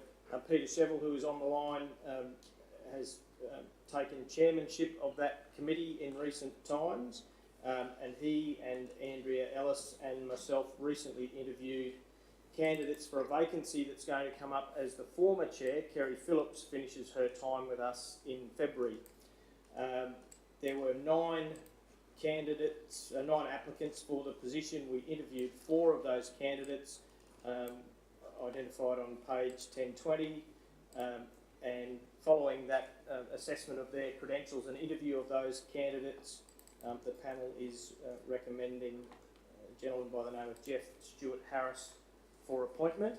I might get Peter to offer his observations, and then we're happy to take questions from councillors. No worries. Well, thanks for the opportunity to provide some insights into the selection process and more specifically views on the candidates. The process I was very happy with. The interviews I thought were well structured and gave everyone a fair opportunity to answer on a similar basis, similar questions, as well as an opportunity for them to ask questions and that as well. 2 candidates stood out to us, being Jeff Harris and Samantha Watson was the second candidate that stood out. However, Jeff was just that much stronger across all aspects of the criteria, and it was going to be very hard to go past him. I guess his in-depth experience, not just as with local government and as a CEO, he's got a lot of board and committee experience. So we felt, he was just going to be very hard to go past. And I actually think he's a very good pickup for the council as well. I think the audit committee are going to benefit a lot by having someone with his skills and depths as well. And I'm actually looking forward to that, to working with him as well. Samantha was great. She's had a great sort of attitude and I think could add some good value, but she just was unfortunately up against Jeff, I think, in this instance, which was probably the key difference. All right, thank you, Peter. We've got a mover in Councillor Eastwood, seconded Councillor Watson. Councillor Eastwood, you would like to speak to the report? Just briefly, Mr Mayor, this is great. I'm actually on that committee with Councillor Watson, and to have the best people available is what we need. And yeah, thanks team for the selection period and getting it right, and look forward to it. Thank you. Anyone? Yeah, I'm finding it very hard to hear properly, actually. It's sort of the sound's not so good. Sorry, Peter, we'll do our best to move the phone closer to the speaker. Yeah. Anyone speaking against? Happy to go to the vote on this one, councillors? All right, got a mover, Councillor Eastwood, seconded Councillor Watson. All in favour? Carried unanimously, thank you. Thank you, Peter. No worries. Thank you, Peter. Carried unanimously. We'll notify all the candidates. Right, thank you very much. Thanks again. All right, Thanks, so thanks, Mr Mayor. Peter's a busy guy, so I did tell him 11 o'clock, so thank you for accommodating that. no worries at all. Back to 11. 11.4, which is Livingstone Creek Road. The floor is yours, Mr Abbotts. Thank you again.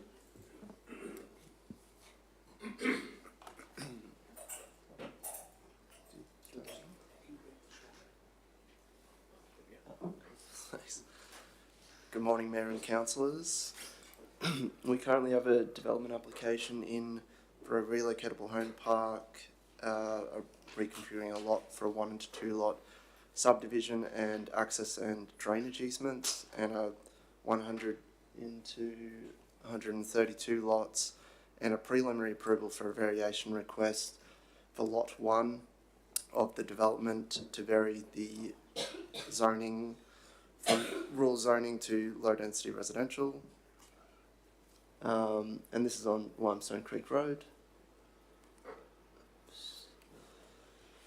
So the site adjoins St Brendan's School to the northeast, vacant and vegetated rural land to the east, the rail corridor to the south, and large vacant rural lots to the west. The site has frontage to Livingstone Creek Road to the north and unformed road reserve of Cunnan Drive to the east.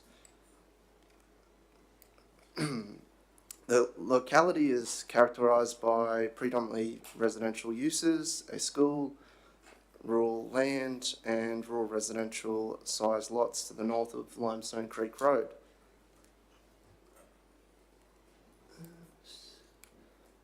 So this is the reconfiguring a lot 1 and 2 lot subdivisions and access and drainage easements. This is the initial stage of the development, where on the left hand side will be predominantly the low density residential subdivision, and on the right hand side where it says lot 2 will be the proposed relocatable home park.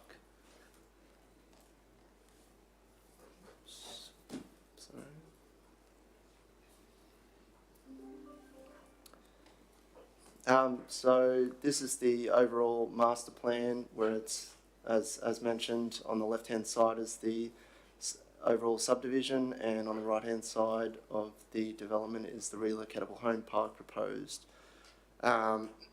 So the proposal has been assessed against the strategic framework and generally complies under the Livingstone Planning Scheme 2018.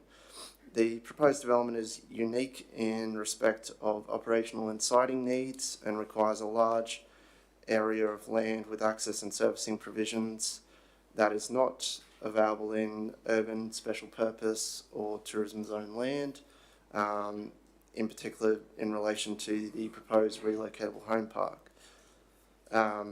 The subject site has a local biodiversity corridor mapped within the southeast portion of the subject site. An ecological assessment report has been provided in support of addressing the applicable code.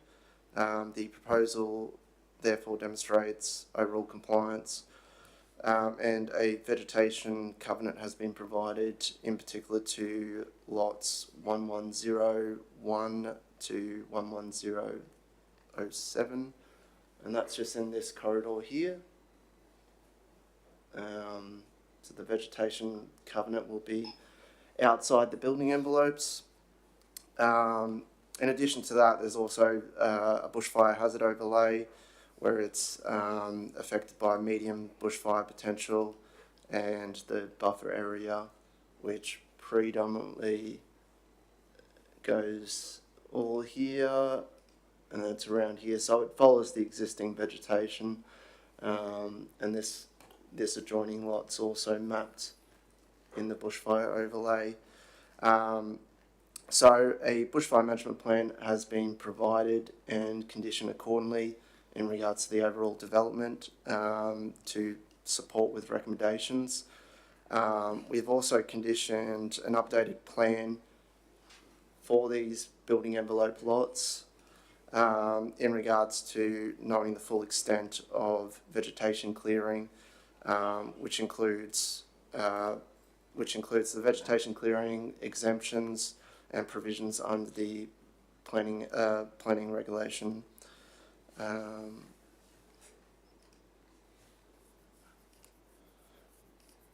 We've also further reviewed trunk infrastructure costings, and as per the conditions of the approval, we've imposed an extra payment condition to control further discussions with the applicant and council via entering into an infrastructure agreement.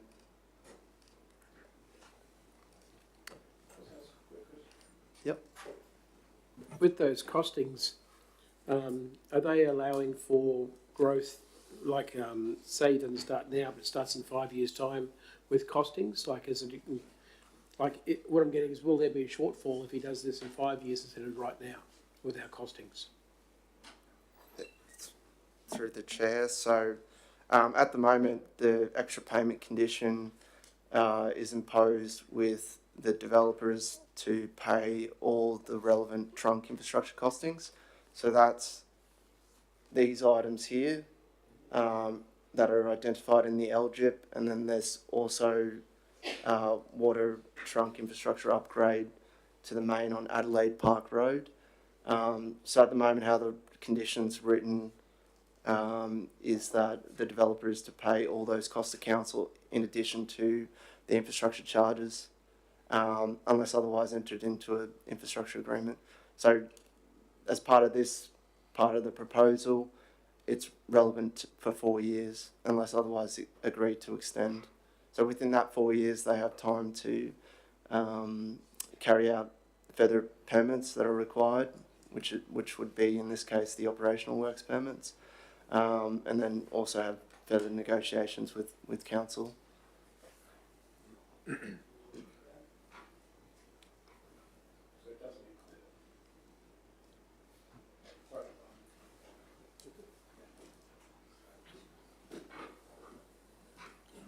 Sorry, yeah. Yes, through the chair, we've conditioned the trunk infrastructure costings for the developer, which means that they will have to pay for those. You can see that there are approximate costs there. We're not outlining the anticipated cost, but they have to provide it. Okay, I understand. Thank you. Just, I thank you, and through leave of the mayor. I guess just if I can, have you finished your presentation, Declan? I've only got one more slide. All right. Can we wait till the end of that, Councillor? Okay, this was segueing off. Yeah. No, thank you.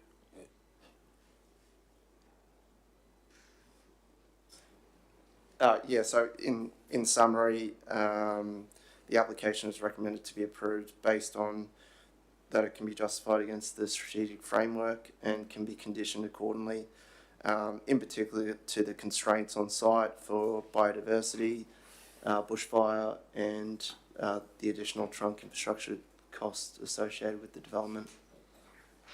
Thank you. Thanks, Declan. Councillor Friend. Thank you, Mr. Mayor. Thank you very much, Declan. Thank you.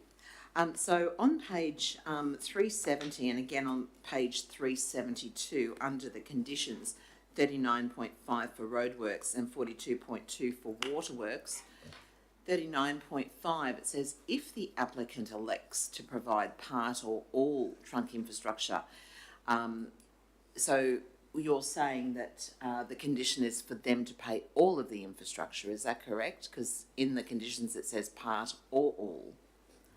Through the chair, that is correct. If you look at that reference, it specifies that it goes back to the extra payment condition. Okay. So that's that wording where it says condition. Sure. So yeah. So in condition 57.2 as part of the operational works application. So this particular report really only goes up to condition 56.7. I couldn't see 57.2 on this report.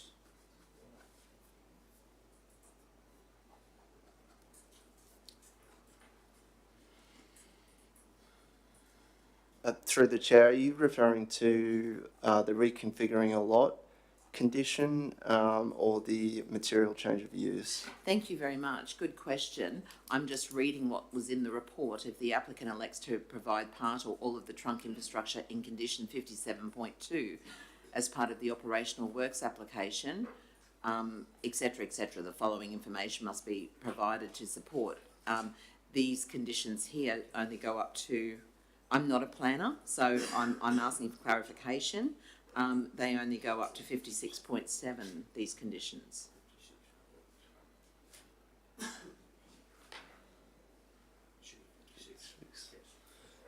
Through the chair, that's just an admin error, sorry. That should be condition 56.0. Okay, thank you. Where it just, again, it just goes back to the extra payment condition. So how it's outlined with all the roadworks, water infrastructure, Yep. we've conditioned it for them to provide further operational works permits, so further works essentially, and then referred it back to that extra payment condition where they have to pay those additional costs, unless otherwise entered into an infrastructure agreement. Thank you. Page 390 on point 3. I'm almost there. Racing through. Here we go. Point 3. The proposed development is impacted by the bushfire hazard overlay with significant amounts of medium impact, which you've said. And then it says the proposed relocatable home park is not impacted by this hazard. I'm just concerned. I only asked this question, or well, I haven't asked the question yet. How is this development designed to mitigate and be resilient to potential adverse impacts such as fire? Because we saw the impact of the Cobberbull bushfires back in 2019 that traversed areas with embers and property on Limestone Creek Road, these properties were affected. So how does it mitigate? Is it to do with the building standards? Is it to do with what? Can we put the slide back up? Oh. Through the chair, I'll just put the original subdivision plan up and just speak to that. Sec. Yeah, that will do. Yeah, so as I previously mentioned, the bushfire is mainly constrained along here, and it's here as well. Amongst that, it's the medium bushfire intensity, and then also a mix of the buffer zone. In regards to the recommendations, one part of that, which will be part of the stage 1 of that process, I'll just go back. For the 1 and 2 lot subdivision, there will be a bushfire route for lot 1, which will later form the residential subdivision. So at the moment, Condon Drive doesn't have a constructed road. So to deal with this, we've got an easement that will follow the same path here out to Limestone Creek. So from the start, if this is approved, lot 1 will have a an access, and it will continue to have an access throughout when the relocatable home park is developed. Okay, thank you. I've just a couple more. I'm racing through the pages. So, page 395. So it's noted that there, so page 395, the first paragraph at the top under number 2.2, the proposed development, oh no, we've looked at the bushfire. The point number 1, it's noted that there are matters of both local and state environmental significance mapped on the subject site. Could you just point out those environmental significant areas? Through the chair, it follows the same route. So it's around here. Also to note that these lots that have the building envelopes, 1101 to 1107, they also have building envelopes there, but then outside of that will be conditioned to have an environmental covenant. And then also an updated bushfire an updated plan in reference to those lots, to know the full extent of clearing when it's included with the state provisions for exempt clearing rights. Okay. 2 more questions, and thank you for your patience in this. On page 395, it talks about traffic congestion and capacity. I'm just asking generally, how is limiting the minimum age to 55 going to assist traffic congestion? Sorry, page 395, did you say, Councillor? 395, traffic congestion. That must be properly made submission. Have I got the wrong page? I was reading about traffic It's not on congestion. 395. No, okay, I've written down the wrong page. My apologies. There is a note in relation to traffic congestion, and I can't find it now. My apologies for writing down the wrong page number. Through the chair, that should be through the properly made submission responses. Yep. So that was one of the items that have been raised. A last question. Sure. 405, sorry, thank you. But yeah, I was just concerned. It gave the reasoning being that these people, they will condition it to over 55s, and I'm just thinking, how does that change the traffic congestion? But anyway, that was just a point to bring up. I felt the justification wasn't succinct. Yeah, through the chair, most people who are either retired or semi-retired generally have less trip generation per day than people who are actively working. Okay, thank you. Thank you for that. Last one, page 408. I hope I have got the page right this time. Understanding that incorrect information on the public notification signage would not affect a person's ability to make a submission. Is there, though, a regulation, legislation that states the public notification must be true and correct?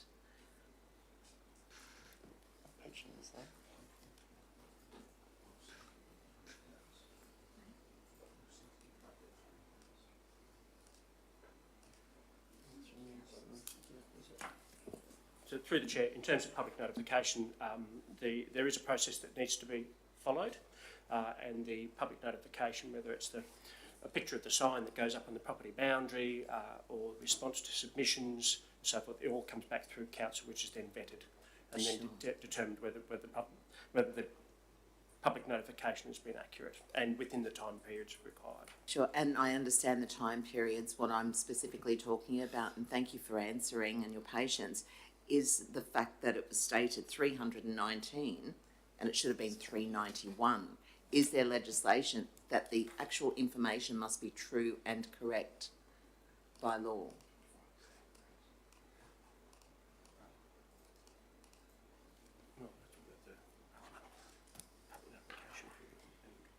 Can we take that one on notice, gentlemen? Gentlemen, perhaps you take that one on notice and get back to councillor Friend. Thank you. Any other questions, councillors? just under that section. Can I get debate started? Can I get a mover and a seconder, please?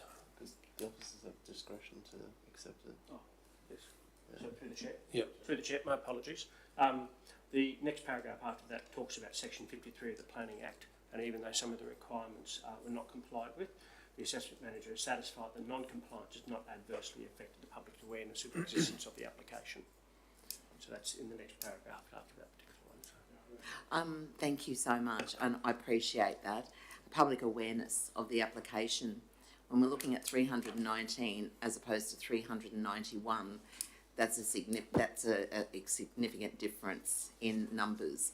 And although the public awareness that there is a potential or a proposed development on a particular site is there, and people are aware of it, they may have a different submission or a different choice with the amount of different lots proposed. Through the chair. So as part of one of the properly made concerns was based on scale, lot size. So at the time we believed that that was considered a minor change and didn't restart the public notification period based on that. Right. So under those properly made submissions concerns, there's a table within that report, and it just outlines the key concerns from the public. Yeah, I've read them all. Yeah, Yep. Thank you so much. I accept your what you're saying. I may not agree with it, but I accept it. Thank you. Thank you. Okay, councillors, can I get a mover and a seconder, please, for the this report? Don't rush me. All right, I'll move it for the sake of getting debate started. Can I get a seconder, please? Councillor Swadling, thank you. All right.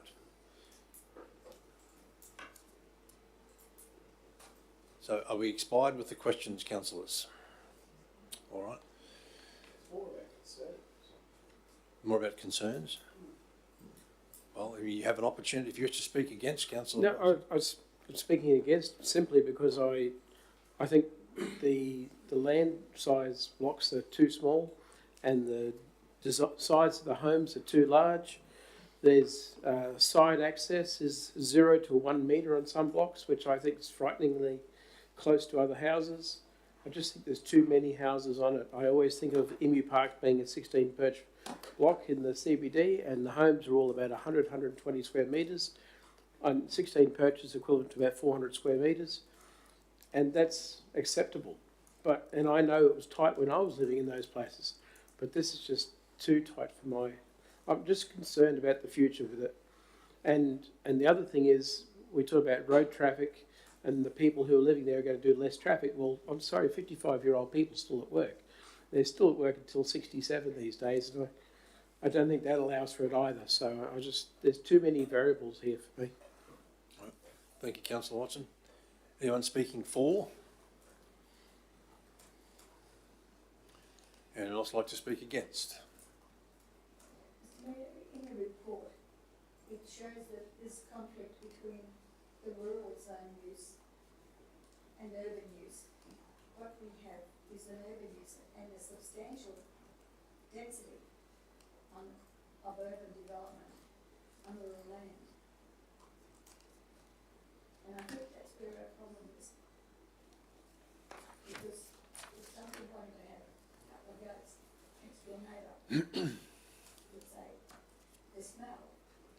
And the first bloke would say, well, hang on, I've got rural land, I'm entitled to have it on my rural land. So you could have all sorts of conflicts there. Well, I guess my response to that, councillor Mather, is that not all of this is going to be developed at the one time. So it'll be progressive over how many years, gentlemen? Quite a bit, 10 years. 10 years. So you won't. I acknowledge the comment in relation to the potential conflict with the rural zone, but I mean it's not all going to happen today, this week. Well, it will happen. That's right. And who knows what's going to happen with those remaining rural blocks on the other side of Limestone Creek Road. Do they own the land to the south of this development? Or does that belong to somebody else? The south of it. Because it was put to me that, look, I don't think there's any problem. Anybody would not object to that if it was further south. But I said, and south kind of butts up against those Other urban development. other urban property there. Yeah. Rural residential and It'll be more emerging. more compatible with light development. Although not simply light. All right. It's deafening silence at the table. So, any other comments, Councillor? Councillor Eastwood. Yeah, I'll just speak against it, Mr Mayor, and I don't take any pleasure in speaking against it. I think it's a very entrepreneurial development. I just think it's the wrong place and possibly the wrong time. I don't think that many of the neighbours there with their park residential blocks are going to take too kindly to it, and the submissions have showed that. But I do thank the developers for having such a vision, and but at this point in time, I'm just unable to support this application, Mr Mayor, and yeah, I'll leave it to other councillors to decide for themselves. All right, thank you. Before we go to the vote, councillors, any other comments, please? Just have someone please write this one, Mr Mayor. On page 407, under stormwater and flooding, it said the flood modelling has been prepared by a suitably qualified consultant, I'm sure it has, in their respective field. Notably, any impact on existing and future residents will be the responsibility of the developer and their consultant team to demonstrate that they did not create an adverse impact. Now, I understand that there's quite a substantial volume of water overflows that land, and it's not given me any assurance that that has been addressed. Sure, they've got consultants on that, but it's kind of flattish land, and you begin to wonder where it's going to go. I might go to the officers on that one, councillor. Is there any study that we've had at all on that aspect?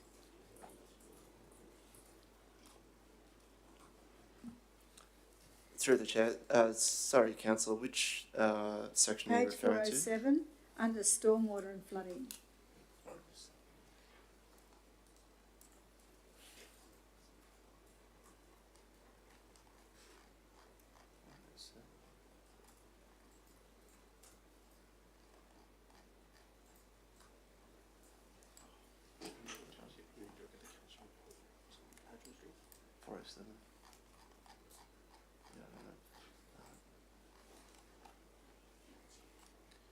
Just bring it up.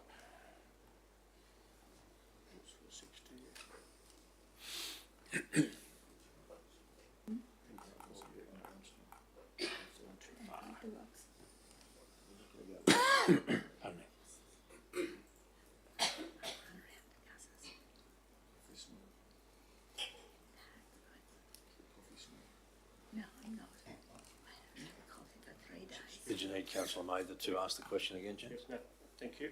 All right, Councillor Mather, can you ask your question again, please? Well, I've always forgotten what it was, it's been so long. I'm sure you haven't. Have we got any studies in relation to the flooding and stormwater? Because we've got consultants there too, notably in their field. And it says here, any impact on existing and future residents, this worries me, will be the responsibility of the developer and their consultant team to demonstrate that they did not create an adverse impact. Now, did we have flood studies done or stormwater studies done to say how they would be addressed? Because it's putting it back to the developer to demonstrate. Because it's a known area that's very wet. Through the chair, we do have appropriate stormwater and flood conditions in the development approval. There's also an advisory note which would be as part of the subdivision and relocatable home park section, note 1, where it talks about stormwater works in relation to Fig Tree Creek erosion mitigation works, and that council is undertaking a further study in this area, and that information is made available to the developer also in regards to further permits that are required for operational works. So they'll still have to come back into council to demonstrate the detailed design. Okay, Declan, just, this is a simple question. We're about to give a decision today, yet we haven't got the studies to determine whether our decision is going to be justified. Do we not ask for these studies to be done to demonstrate to us to be sure that our decision is good? I mean, I noticed that we ask for studies, some studies to be provided, and then in other cases we'll say, you can have it as long as you don't do this, this, this and this. And that's when we wait for those studies to come in. They may or may not be able to demonstrate. So I'm just wondering, when do we ask them to give us the studies beforehand rather than in hindsight? Through the chair, I guess it comes back to a degree of risk. During the, in this particular instance and many other instances, we will ask for a concept stormwater management plan to demonstrate that it could work. If, however, during that process we receive a number of red flags, is probably the best way of putting it, then we will ask for a more detailed response. Then generally it is then further conditioned during the operational work stage, which is part of the final design, to demonstrate that what their proposal actually works, and then there's no inundation as a result of that final design. So there could be a few stop-goes, come back with more, until you're satisfied that... That's correct. Sometimes that does happen, but it's more of a two-part process. So the first part of the process, part of the MCU and ROL, is to demonstrate that conceptually what being proposed can work. Okay. If, however, at that stage there are red flags that are raised, we will then ask for further information. Okay. Then as part of the operational works process, that's when it goes into the more detailed design to demonstrate that each individual lot is not flooded or otherwise. Because I know when somebody puts an application in and we look at it and we think, oh, it's not enough, we ask for further information at that stage. But when you actually give approval, they're actually trying to substantiate the worth of their application by coming up with the goods later, hopefully. So in terms of this particular application and many others, the conditions of approval provide some certainty that what they're proposing can work, and ultimately the benefit of the approval is on the developer or the proponent, whoever it is, and the risk is then borne by them to demonstrate that what their conceptual design will actually work as part of that overall operational works phase. Yeah. It is a gamble, as you say. It is a gamble, especially when you're dealing with water. Water got me into council, you know. You can blame water for that. I just want to make sure that it's safe for everybody else, Mr. All right. Thank you, Councillor Mather. I'm happy to speak against this, Mr. Chair. I just have a question, if you don't mind, Councillor. Oh, no, absolutely not. I've got two questions. One is in relation to the water and sewer network.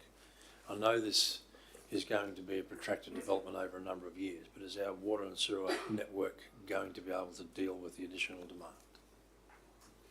So, thank you, Chair.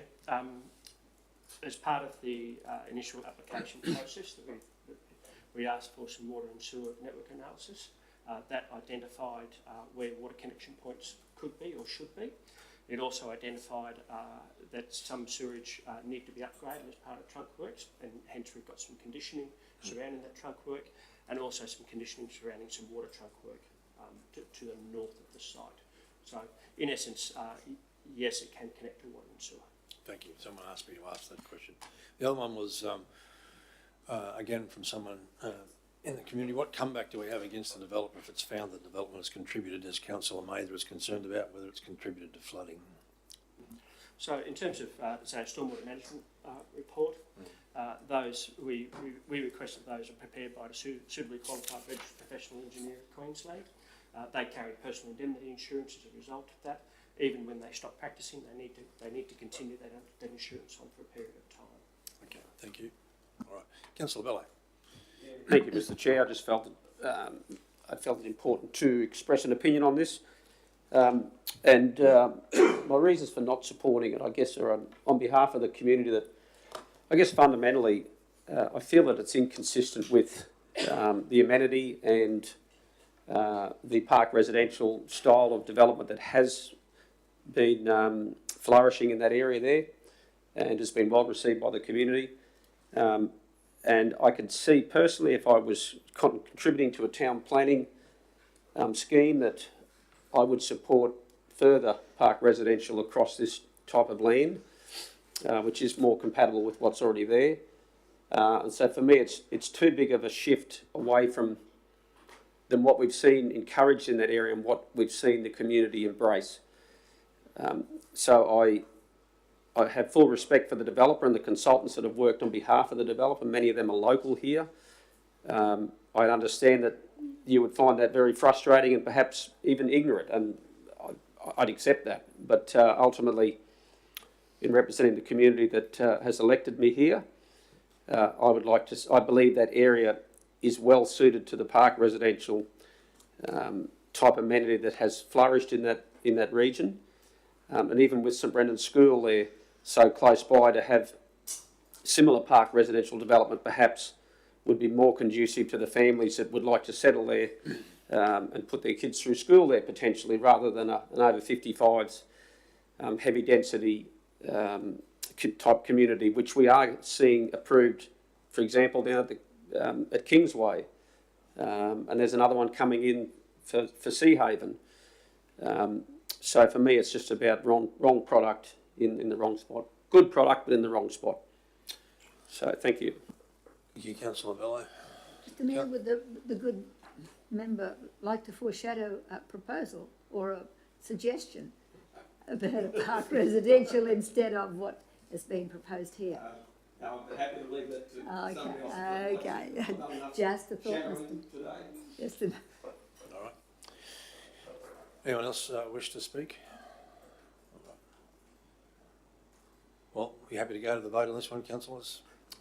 So you've got a mover and myself, seconded Councillor Swadling. Those in favour?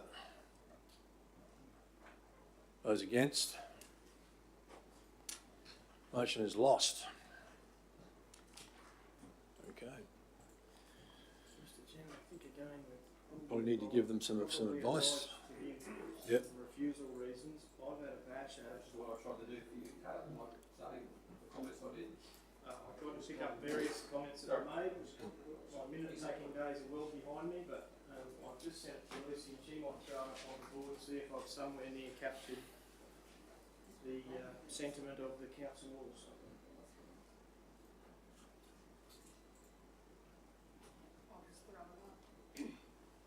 Thanks, Lucy.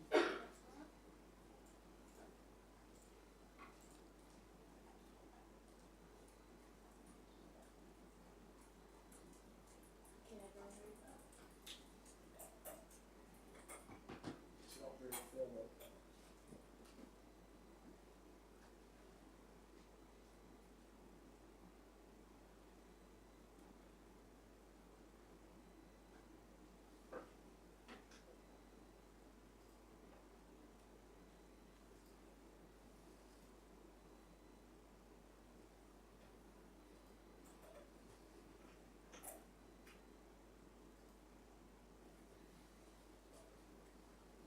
Stand up when we're starting to talk about minimum age. They're the reasons offered, Councillor May. They are the reasons offered. Just trying to accurately capture what the commentary was. I'm thinking about the actual land discrimination. It's saying you can only commit if you're over 55. That is a fact, though. It's in the report.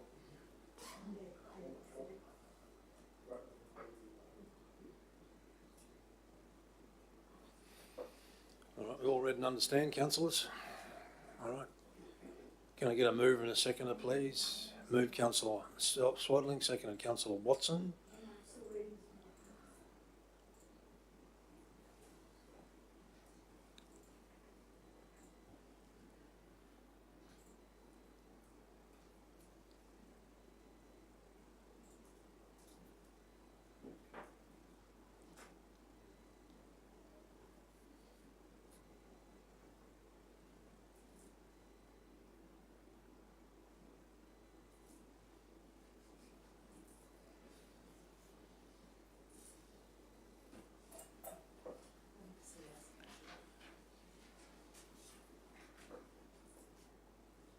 How are we going, Councillor Mather? I don't like the wordsmith, Mr Mayor. I won't try. Okay. We've got a mover, Councillor Swadling, Seconded Councillor Watson. Everyone happy with this one? All in favour? Carried unanimously. Thank you. Thank you, Mr. CEO, for that wordsmanship.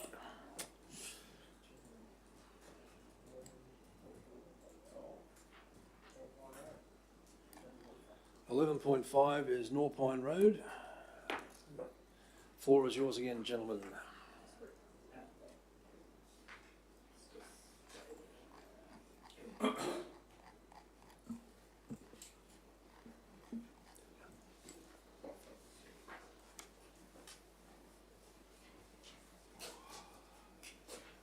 Good morning, Mayor and Councillors again. Currently we have another application at North Pine Road for reconfiguring a lot 1 into 28 lots and new roads. Sorry.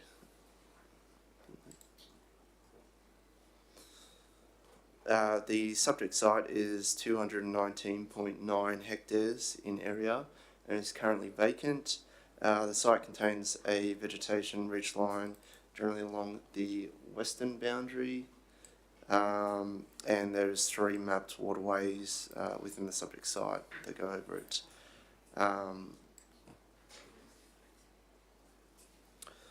The site is within the established rural and rural residential area. The locality is characterised by rural and rural residential uses, which predominantly have an average of lots of 1.8 hectares or greater. So this is the plan of development, which contains 28 lots, and we've done an assessment against the strategic framework, and believe it generally complies with the Livingstone Shire planning scheme. The proposal is consistent to comply with the reconfiguring of the lot code for lot sizes under the rural zone in regards to a performance assessment. So under this code, there is an acceptable 10 hectares within the Capricorn Coast Rural Precinct. The proposal has therefore been assessed against this, and we believe that it meets the concerns of the lot sizes in regards to that it integrates with the surrounding character of the lots within the zone and the precinct, and it doesn't limit in regards to further rural activities or compromise future rural activities on established surrounding lots.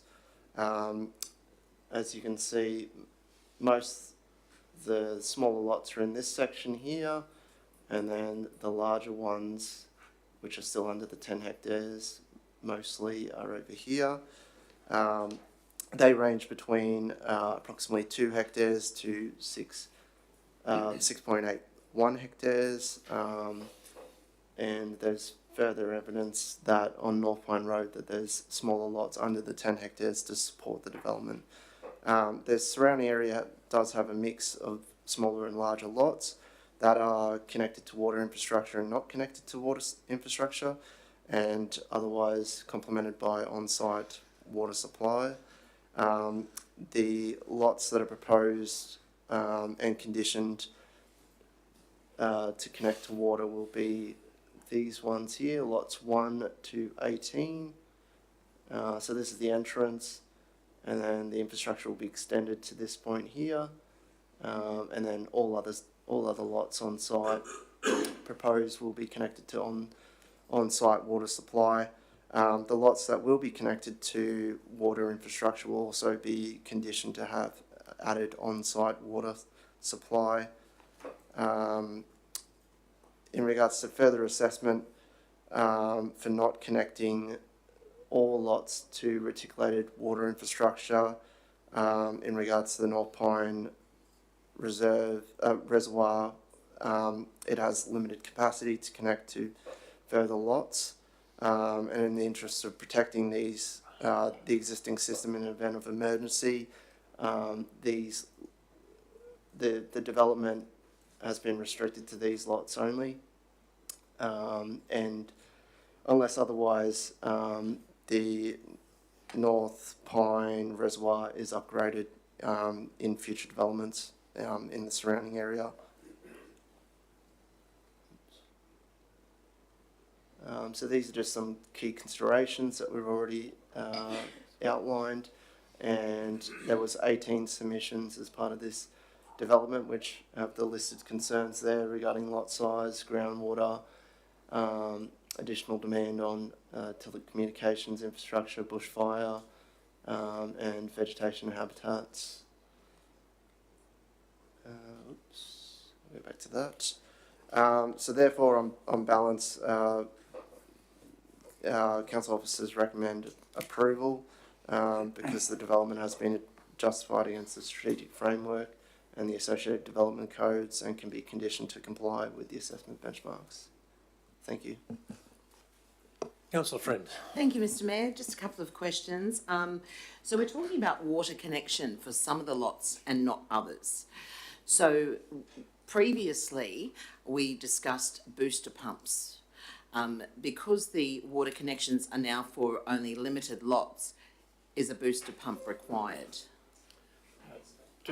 Through the chair, I'll just invite Sean Fallis, Manager of Engineering, up.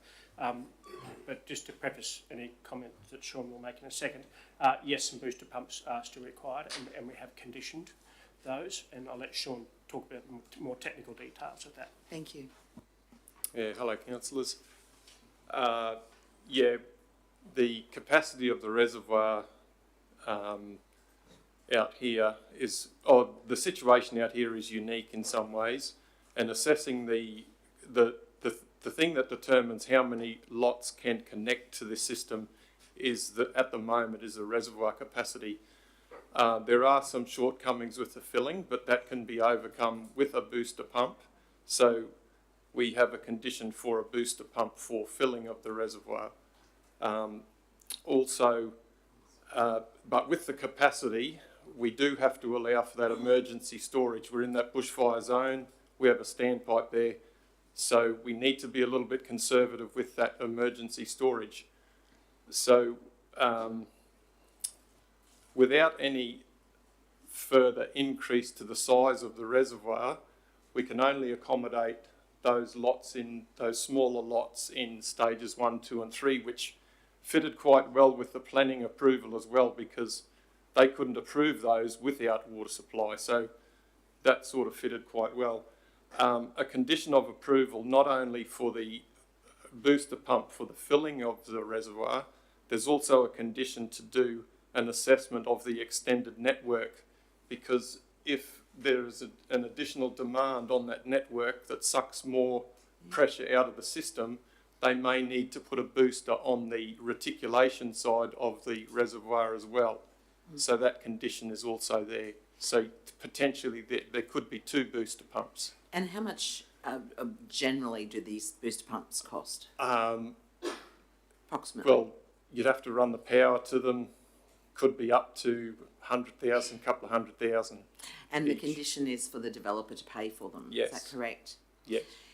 In all of the expertise sitting at this table with the officers, in the past, historically, we see that if there's water to some residents and their neighbours don't have water, that causes issues with council further down the track. Have you come across this in the past? That's through the chair. In that area, there's already a mix of connected and non-connected to the water infrastructure, which is from that reservoir. Okay. And so in the conditions, we've got 1 booster pump or 2 booster pumps? 1 as a minimum, and a second one if required, depending on the network analysis with these additional lots. Did council then ask for further information from the developer in relation to making these lots larger so that they do not need to be connected to reticulated water? And what was the developer's reply? Through the chair, we did have a discussion with the developer about that, and the advice received was please proceed on the basis of our original submission. Okay, thank you so much. Thank you, Sean. It was really important to understand what's happening and who's to pay for this booster pump.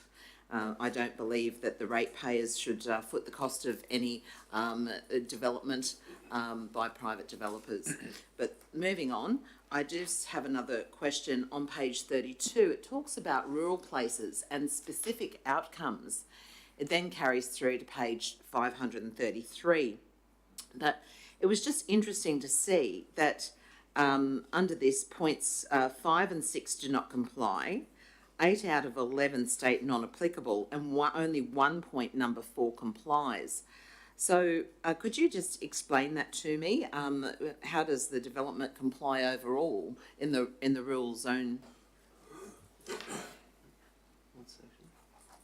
I'll just clarify, Councillor, from 5 through to... So on page 532, yes. rural places, specific outcomes, Yep. 5 right through to 11, the points. You've only got 1 point that complies. And could you just explain, as to a layperson like myself?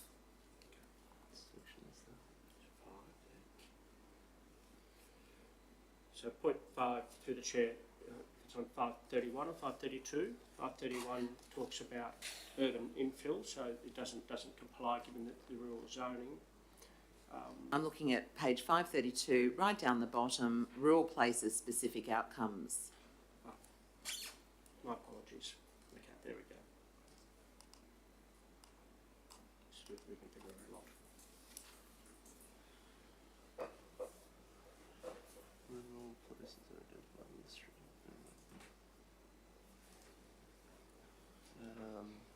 think I have to pull up that map. So, I have to pull up that map to check it. yeah. Which... Just through the chair, we'll just take that on notice for a second. We'll just bring a plan up. Yeah, thank you very much for that. And one last question in relation, page... Sorry, do you want me to wait for you? I'm happy to wait. 535, and I'll just get the page up myself, gone past it. We're talking about public notification and the submissions that were submitted, and yes, I've read them all. In particular, I'm interested in vegetation and habitat, and the fact that the developer has already cleared a significant area of this land before this reconfiguration of a lot is approved. Was this clearing investigated, and were they allowed to do so? Through the chair, yes, officers did attend site when the clearing was notified, and the clearing that's been undertaken was in areas that had already been cleared, and those areas are not identified on any of the state mapping or local significant mapping. So. Thank you. Any other questions, councillors? Councillor Watson? With the amount of blocks out there, if they all put down bores, is there enough water, maybe through to Mr Abbott's, is there enough water in the aquifer to deal with as many houses out that way? Through the chair, unfortunately, that's not a planning consideration or a matter for us to assess. Bores are actually a state matter. Councillor Eastwood? Yeah, I was just wondering whether there's any way whether council's able to stipulate and then regulate whether, because one of the problems when we went to the meetings that the locals attended was due to water and the the drain on the aquifer. Are we able to recommend or put in the proposal, or have the developer put in the proposal that they need to have, large water tanks, for example? Are we able to do that?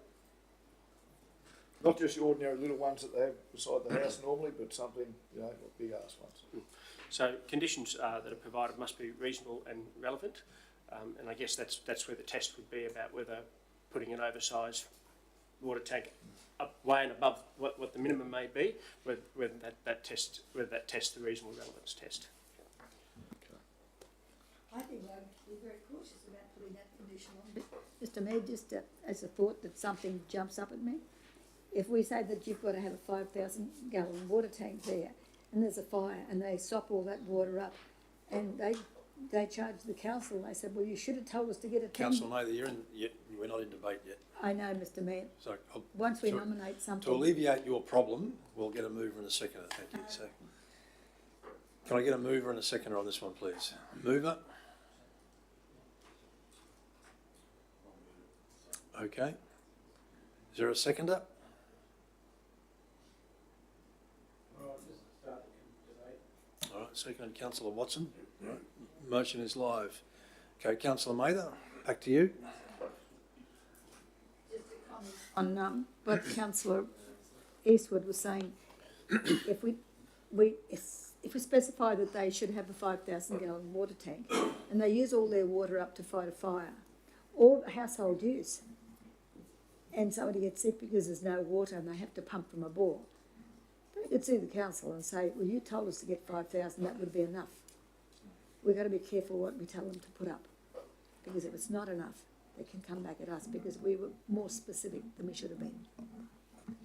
Through Thank the you, chair. Councillor Mather. Sorry, Declan. Just in relation to on-site water tanks, the condition can read provide a minimum of such and such. So it might be They can put as much as they like up. well, it's a minimum. So I believe there is some requirements under the scheme, and then the condition could read provide additional on-site water tanks with a minimum 10,000 litres, for example.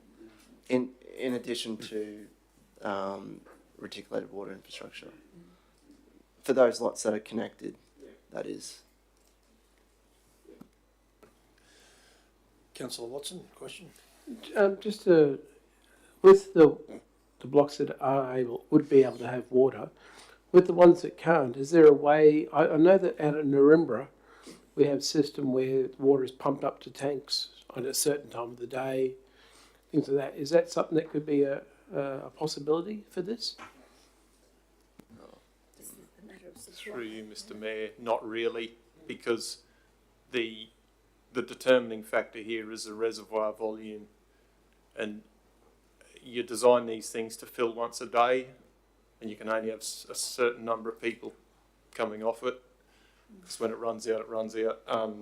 With this, if this gets approved and this water area does get expanded, we would be looking for a resolution from the council to draw the line on any further expansion of this network without, unless there is an upgrade to that reservoir capacity.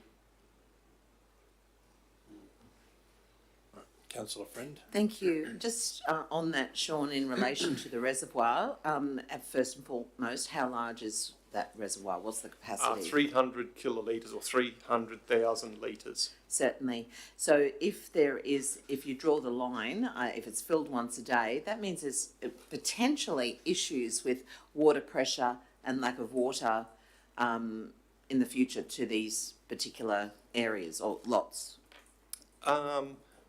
You could always have the potential for that, like at the moment with the really hot, before this rain, the really hot weather. People use more than what you allow for when you design these things. So there's always, we have the potential for that at any of our reservoir zones, really. So what you're saying is that if we do go ahead with this proposal and we find that the capacity is not there for water usage for these particular lots and leading into the future, then we have the potential that you will need to come back to the table and ratepayers will have to foot the bill to upgrade the system. Not with the current design guidelines for the sizing of reservoirs. The additional demand that we've allowed for in these calculations do cater for these additional lots with your current guidelines as prescribed by our planning scheme and also the Department of Natural Resources guidelines for sizing reservoirs. So if we do allow these and then draw the line, there shouldn't be any need to upgrade the capacity of that reservoir. And one of the recommendations that we've put in here as well, the reason why we want these smaller lots in this subdivision to have on-site storage tanks as well, is that we can if we do have an emergency and we need extra water from that standpipe, they'll have all their tanks full and we can isolate them for a little while while we deal with that emergency. So that was considered in the recommendation as well. Sure. And just talking about emergencies and looking at these particular developments today, my mind goes back to the Cobra Bull bushfires once again. I suppose my question to the planners would be, what is the fire hazard overlay? What is the fire hazard overlay on this particular development? There was a map up on the screen before, I think, wasn't there? Yeah. Through the chair, that's shown on the mapping. We can bring that up for you if you like. Yes, please. Because it's all relative to the water usage.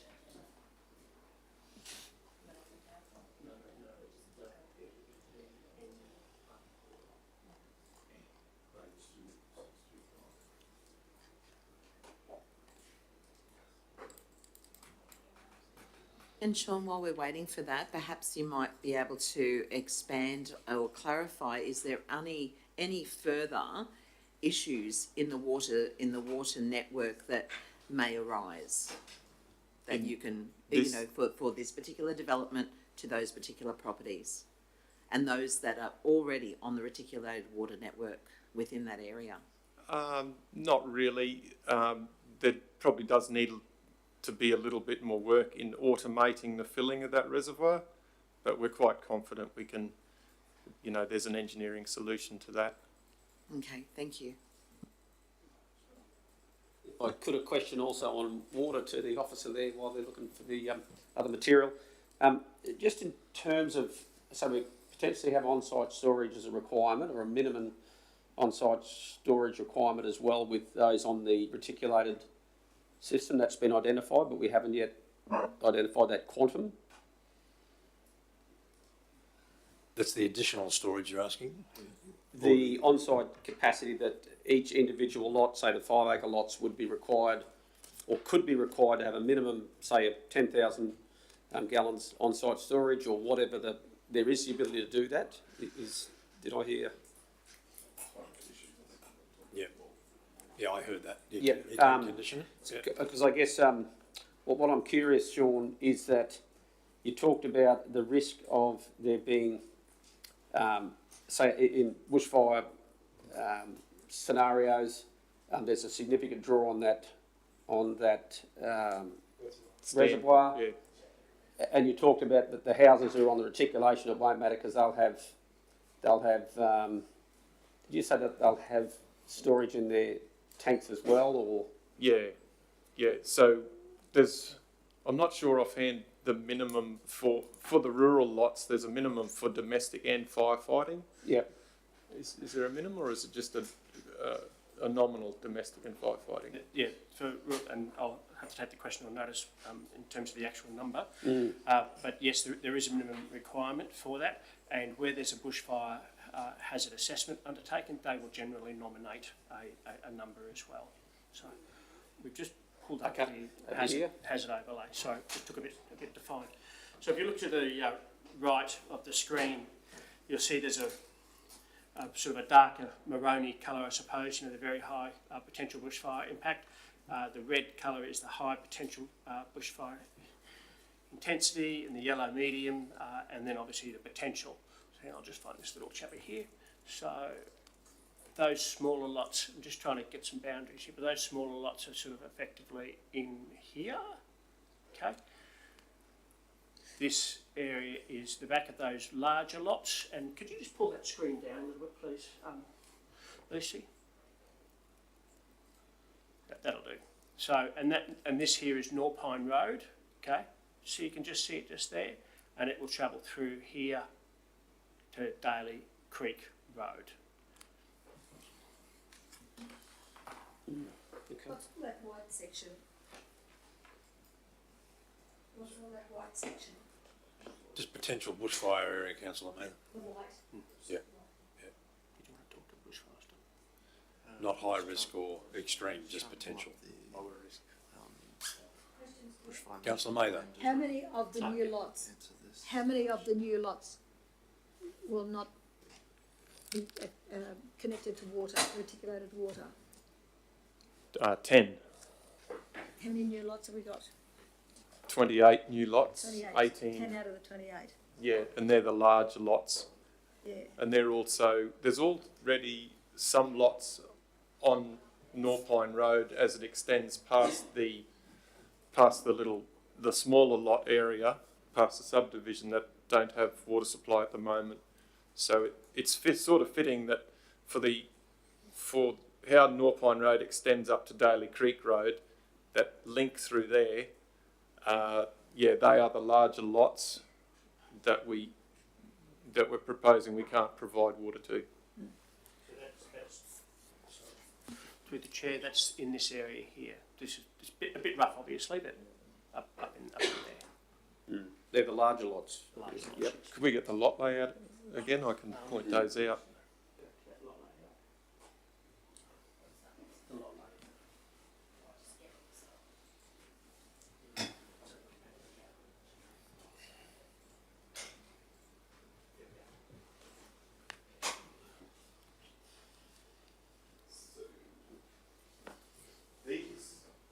Here's the sort of subdivision with the 5 acre lots, and then as you go out North Pine Road, it finishes there at the moment. These lots here are existing sort of larger rural lots with they're not connected to the town water, to the reticulated water.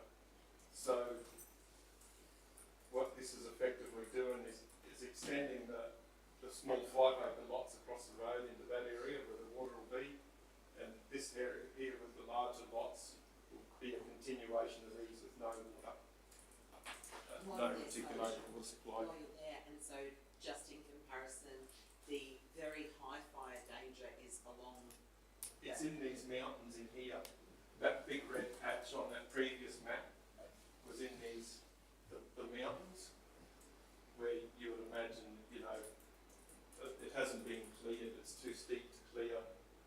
And it's got a lot of vegetation. All the flatter areas have typically been sort of cleared for grazing or whatever. And the only exit is through Daly, what is it? Can't read it. Daly Creek Road. Daly Creek Road. That goes back to Bungarra Road. And that coming up this way now too. So it links those two roads together. Mr Mayor, could I ask the officers, has anybody done any searching in relation to the history of this block? Councillors, I find myself getting a little bit frustrated here. They're getting heaps of questions that potentially should have been asked At the beginning, session. yes. And we're going to get bogged down here. I'm just conscious of the remainder of the agenda, so can we keep our questions concise and to the point, please? Yes. I understand that a previous owner of this land was denied development on the land because of the nature of the land. Flooding, bogginess, slippery back. I'm just wondering, have we identified any of, or we have here, but have we gone back and had a look at any history to identify why they were refused? So we're now approving what was previously refused. Is there an answer for Councillor? Has anybody done that research? That's what I'm asking. Sorry, Councillor, I was just... Previously, Councillor May was saying previously there was an application on this site that was refused. They wouldn't let him do it. And then we're saying, Councillor May is asking why are we now all of a sudden considering approval for this one? Have we done? Was there a change of ownership on this site or something? Or? Yes. That's correct, yes, there has been a change of ownership on this site. Yes. My question was, have we gone back and identified why that there was a problem before? That's why they were denied. Have we checked on that? No, Councillor. So the application that's come in has to be assessed on its own merits, and I think you'll find the previous application came in another planning scheme. Our planning scheme has since changed. Do we still, well, could I have access? Nothing to do with this, Mr Mayor. I'd like to have a look at that file. We can arrange that. Yeah, thank you. So, councillors, can we move on? We need to start making some decisions. So, I did want to make, question, Councillor May? well, I have, Mr Mayor, probably to Sean, and it's just in relation to the 5 acre blocks. If those blocks, say, from numbers 4 to 9 and 12 to 17, were made into 10-acre blocks, would it still be viable to put the water on?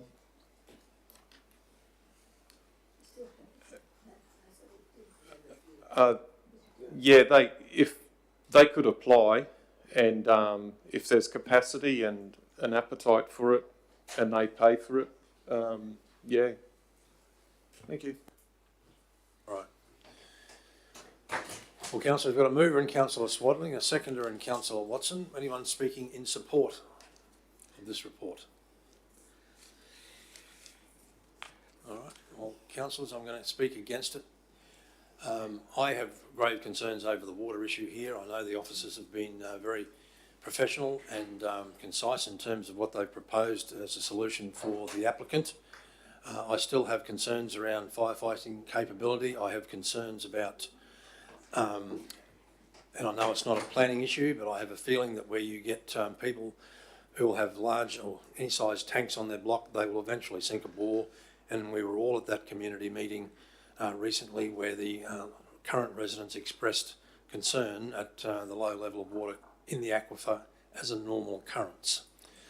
So I do have extreme concerns around water supply on this particular development, councillor, so I won't be supporting it. Anyone speaking in favour? Anyone against? Councillor Swadling. Yes, I think some of the issues that you've raised there, particularly, and I think you had a question, Councillor Bello, in relation to water. From memory, it's about 20,000 litres of water needs to be on those blocks when they haven't got water on them for not only use but also for firefighting. And I just think, as some of those questions as we move forward, particularly around emergencies and fires, and the way that it's actually the blocks are laid out, in particular the sizes. I'm just concerned about the water, the amount of water that's available there, and the event in the safety aspect around that as it currently stands. That's why we're voting against it. All right, thank you. Anyone else before we close? All right, Councillor Eastwood. Mr. Mayor, look, I actually think this is a fantastic, I'm speaking against, but I actually think this is a really good development. I love the way that I guess it gives a thoroughfare road right through from Norpine Road through to Daly Creek Road. I think the blocks are actually needed. My main concern is with those the 5-acre blocks down the bottom there, and the pull on the aquifer and the amount of water. I kind of think that could be fixed if the developer did come back and maybe doubled up a couple of those blocks, and a provision was made to have large water tanks, and I would probably change my mind if that happened. But at the moment, I just have to go against it. All right, thank you. Councillor Swadling, you want to wrap up at all? No, I think it's pretty much been said. All right, thank you. We'll close debate, councillors. We've got a mover, Councillor Swadling, second, Councillor Watson. All in favour? Those against? Motion is lost. Thank you, councillors. Mr. CEO, what time is lunch? Crack at a refusal motion. Yeah, thank you. Then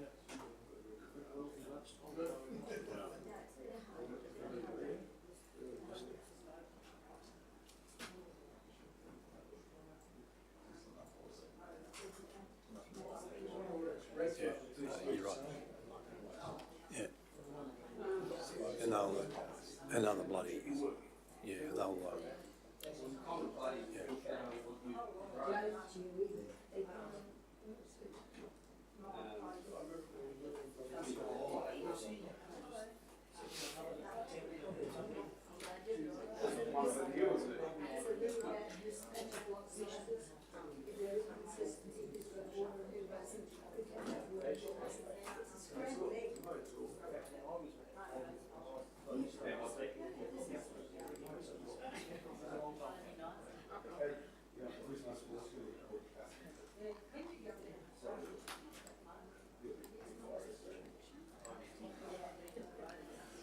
Right, councillors, on the screen you've got a proposed recommendation wordsmithed by the CEO in relation to the refusal.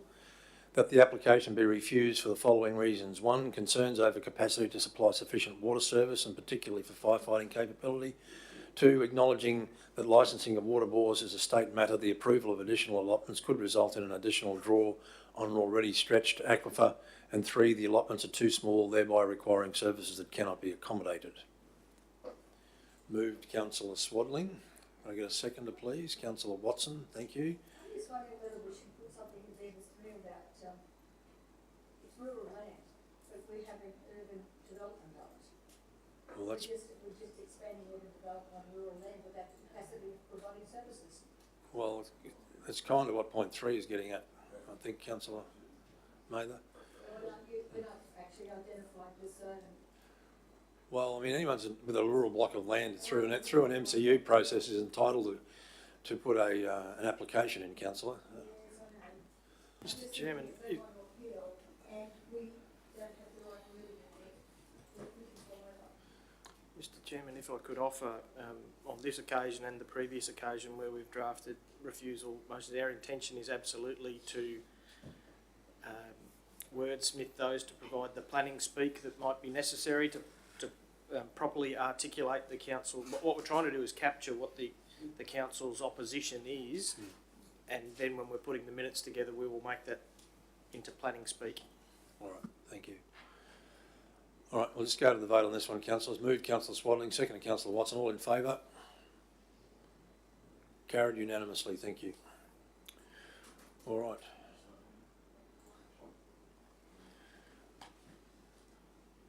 Mr CEO, what time is lunch? Lunch will be 12:30. Yeah. I'm just thinking that they're going to take a little bit of time, the next two. So we might break for lunch. Councillors, procedural motion, all in favour? Carried unanimously, thank you very much. Lunch is in the kitchen today,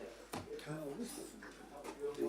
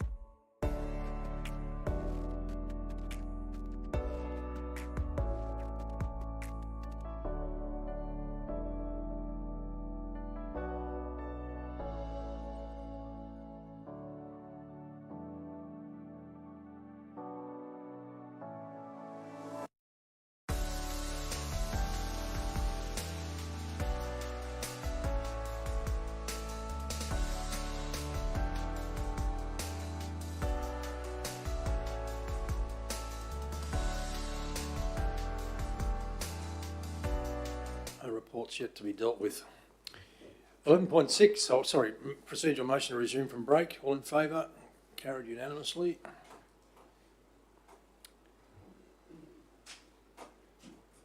(11.6) Finalise the structure plan for the West Emu Park development area. Mr Abbots, the floor is yours. Thank you. Thank you, Chair. Back in 2018, as part of the planning scheme review and amendment process and implementation, in that case was a new scheme.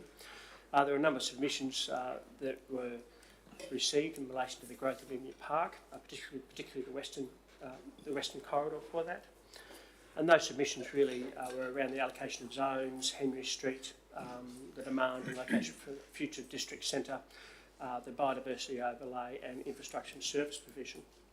So as a result of that, an options analysis was undertaken by Milford Planning to determine an appropriate structure plan for Emu Park West, and it identified the following: some of the planning constraints relevant to urban growth within that area, analysis of information for growth and land demand to project the growth in that area, some estimates required for land designation to accommodate that future growth, options for how the area may be planned and zoned, future land use designations, and also provided some recommendations for the future planning scheme drafting.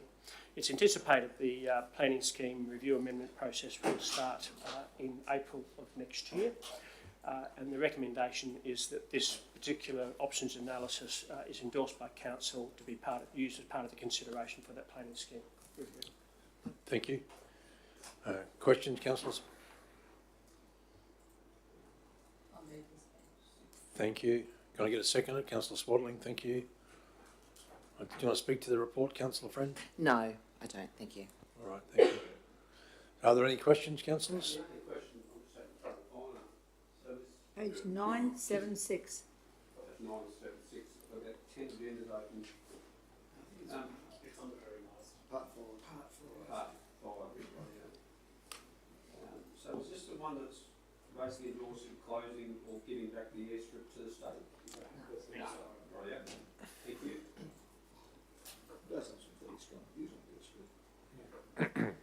All right. No questions? Anyone speaking against? Just, what is, make sure that we know what the motion is, Mr. It's on the screen, councillor. Sorry? It's on the screen. Okay.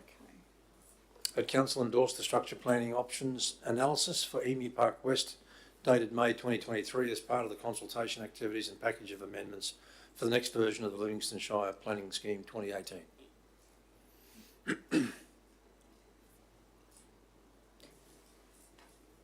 And that means to keep the airport in council's hands.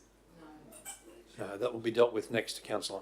So what we'll do, as I had a discussion with the CEO prior to lunch on this, if we adopt this particular recommendation, then we come to the next one about the airport and whatever you do, or airstrip, whatever you decide to do with that, will basically translate into this. Yeah, because I'm looking on 7. I'm looking on 11.7, not 11.6. That's right.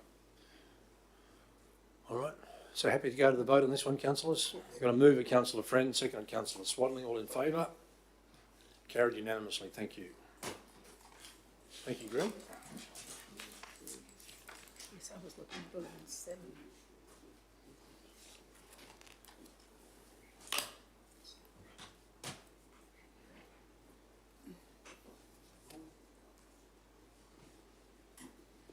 Welcome to the table, Molly. Thank you. So we're up to 11.7, councillors. The floor is yours, Molly. Thank you, Mayor. Thank you, councillors.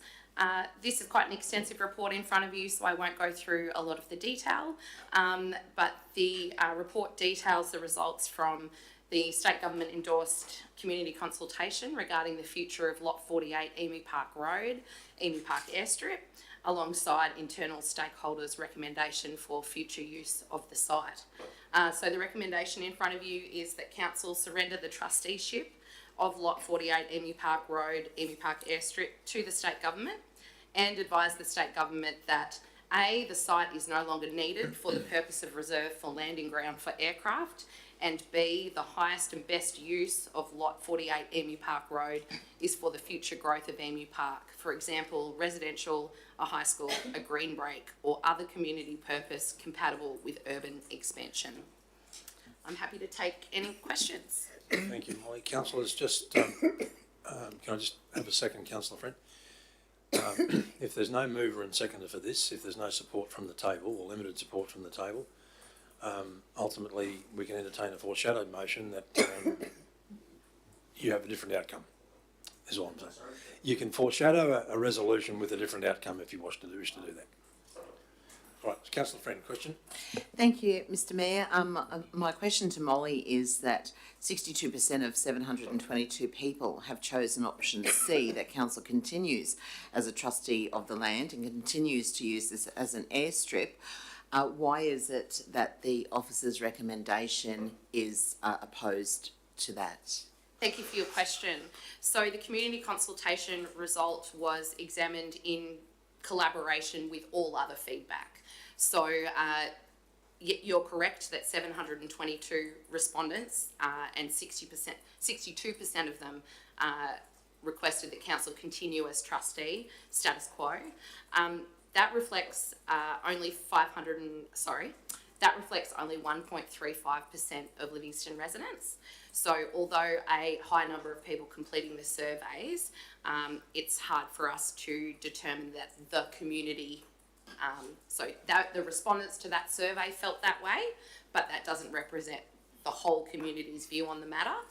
So that was one consideration that was included, but alongside, as you've just heard from Mr Abbott's, the West Emu Park expansion, the desire for a high school in Emu Park, the disaster management commentary and the natural resource management commentary, all the internal feedback from expertise within the organisation have come together to make this conclusion. So the survey was examined, responded to, however the use of the airstrip for its purpose doesn't appear to justify the spend council would have to make over the next year, 5 years, 10 years, and it appears as if the best and highest use for that land is another purpose.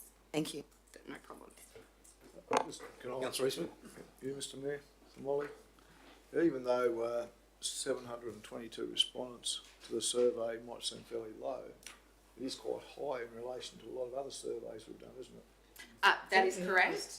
And I would say that when we receive consultation results, the team looks at it as one piece of the response, not the decider, just like any other one piece wouldn't be the decider. It all comes together to consider. So yes, a high result, but in terms of the amount of ratepayers, the amount of residents in Emu Park even, it doesn't quite meet the threshold in terms of an overwhelming, it's an overwhelming response to that survey, but we couldn't then conclude that the community of Livingstone as a whole has made that statement. So it's been considered as a part of all other statements. Councillor Mather.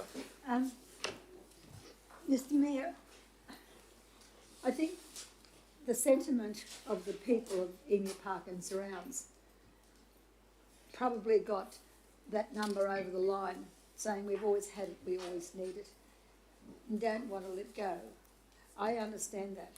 I understand what we can afford and what requirements would be placed on us to be able to remain as the trustee. Now, it costs money. Councillor Mather, is there a question here? We're not in debate Do yet. we need to go back to the people before we take this recommendation? Because they need to get a real open view of what it's going to cost to keep it. May I? Yeah, please do. As part of the consultation, the costs were outlined as part of the choices. So when people were choosing either A, B, C or D, it was associated with the cost to council. So if people were choosing option C, which is as to retain, there was then the list of the costs that council would incur if that was the case. In the risk assessment portion of this report, you can see a table that gives us the options and the amount that it will cost for any of those options. But each of those options relates to us retaining the trusteeship. So in terms of alternative recommendations, there is some information within that table that if we were to retain trusteeship, there would be those 3 levels to choose from in terms of our ongoing investment. So they knew that when they voted? Correct. Basically. Okay, and I think I'd be inclined not to support this today, but to go back to the public and say, look, this is our intention. Given the information that's come back and the cost that it incurred, with costs the way they are, we don't have that sort of spare money to have it sit there, rather than support it today. All right. Any other questions, councillors? The only other aspect that I felt may have been helpful to provide options both to council and the community as a whole is there an alternative that has been identified? Because it's, if you're going to take something away potentially, if you've got something better or not quite as good, but it can perform that function, that it may, the more information you've got in terms of a decision you need to make, the better, that's all. So has there been any consideration to provide an alternative in recognition that they would be losing something? Sure, so that was discussed, and I can't remember, apologies if it's in this report or another, around the availability of other airstrips in the Shire. So that was certainly discussed, that if this one was removed, did that mean that there were no airstrips? And the conclusion is they may be private or they may be on private land, but they're still available for use. You can. Not many though. I don't know the exact numbers, no, but I believe there's more than 2 outside of the Emu Park airstrip that have a longer runway or capacity to expand. One of the challenges with this site is it's locked in. There's no capacity to expand, and you may have read in the report, I know it's been raised before about commercial opportunity and air parks and those sorts of things. So in the report here, that can only occur if it becomes freehold, which involves us giving up the trustee. So some of those alternatives have to require that step first. But I can provide more information for you if you like, councillor, but the general sort of feeling from people internally was there are still airstrips in the Shire if this one's here or not. All right. Any other questions, councillors? Is anyone prepared to move?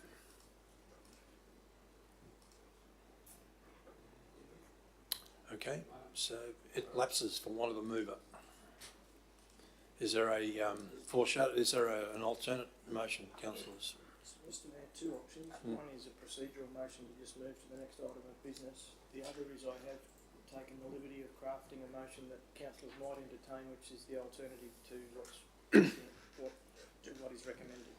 And I'll ask Lucy again if she might throw that one. Well, I've done one. I don't know if you want to use mine. There is an alternative recommendation for you to review. No, that's okay. I like to be prepared.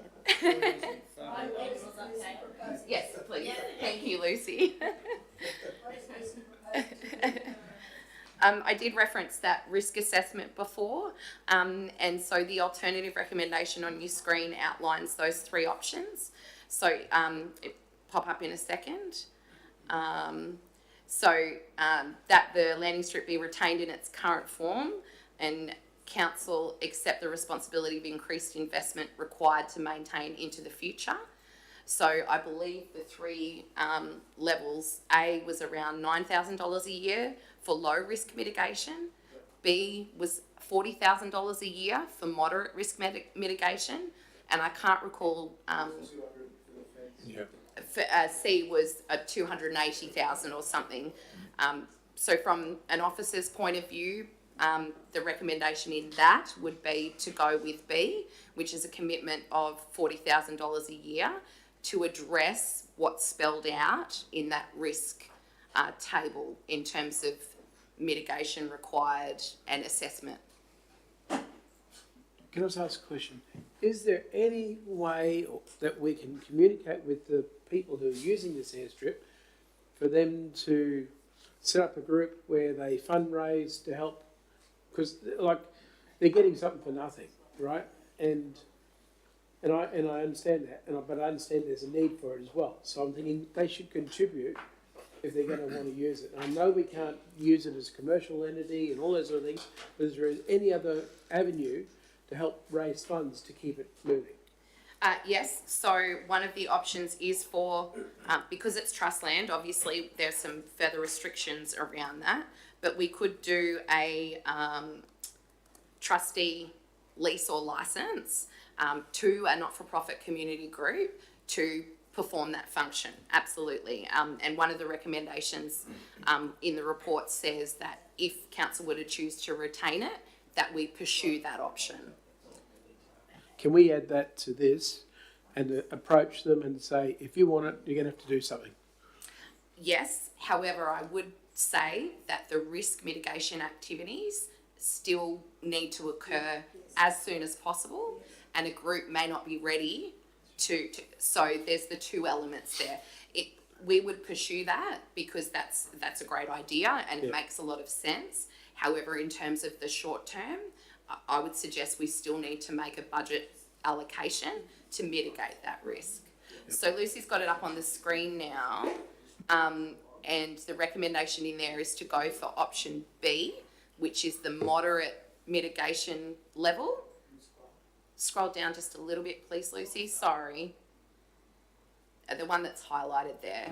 And that would cover off a lot of the things that haven't occurred, and also put us in a better position moving forward. But it will require that budget allocations for the Parks and Facilities team. Mr Mayor, on page 976 in the risk summary, the assessment indicates that the level of risk posed to council through operation of the Emu Park Aerodrome is high. Now, if somebody gets hold of this document, they'll say, well, look, you knew what it was about. Where did you put your money up to mitigate those risks? Mr Mayor, I think my thoughts at this stage that we need to tell the people we're considering closing it and relieving ourselves of the trusteeship. I believe we've already shared that information, Councillor Mather, as part of the consultation. Yes, but we spelled out these are the options. The costs and the risks attached to it. The risk assessment was attached there. Everything that you're seeing now was part of that original. I think there needs to be another step to that. They've been given that information. Whether it went over their head or not, I don't know. But I think we need to go back with this document and say, look, council is considering it. This is what it's going to cost us, and we can't continue on this line and keep it indefinitely for people who pay nothing. So I speak to many people every week who have been following this and asking when the report is going to go to the table. I would suggest everyone can access this report, and I'm happy to send it to anyone who wishes to see it. I think it needs to be in the library, in the pub and everywhere else, because there is word going around, and I've actually seen a letter that's been distributed to others. We've won. It's been a big fight, but we've actually won. Oh, so really? This is what's out there. So we need to do a little bit of... Well, Councillor Mather, we're going to deal with this recommendation from the officers first, if it's successful. Well, that's just a foreshadowed thought, Mr Mayor. All right, Councillor, thank you.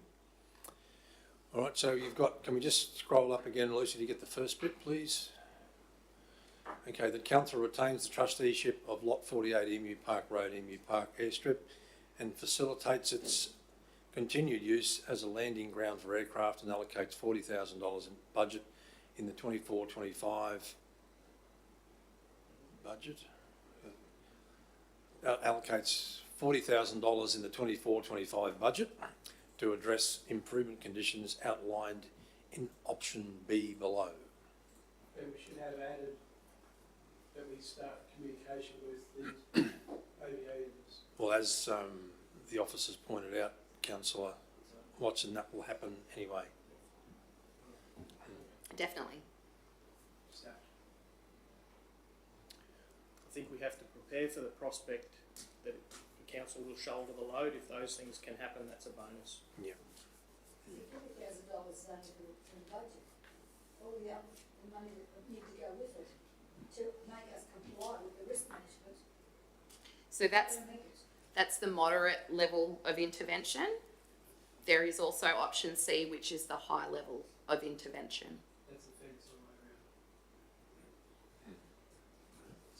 And that will be subject to ongoing review by our risk management team. Correct. Yeah. All right.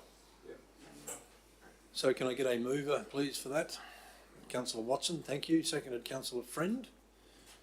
Be happy to go to the vote on this, councillors. All right, all in favour? Those against? Carried. Thank you very much. Thank you, Molly. Thank you. Mr. Chairman, can I just check, I'm obliged to put reasons in the minutes for not adopting the... There was something up there a minute ago, huh? Yeah, I just wanted to check if that accurately captured councillors. The results. Yeah. Yeah? Okay. Thank you. Thank you. Tom.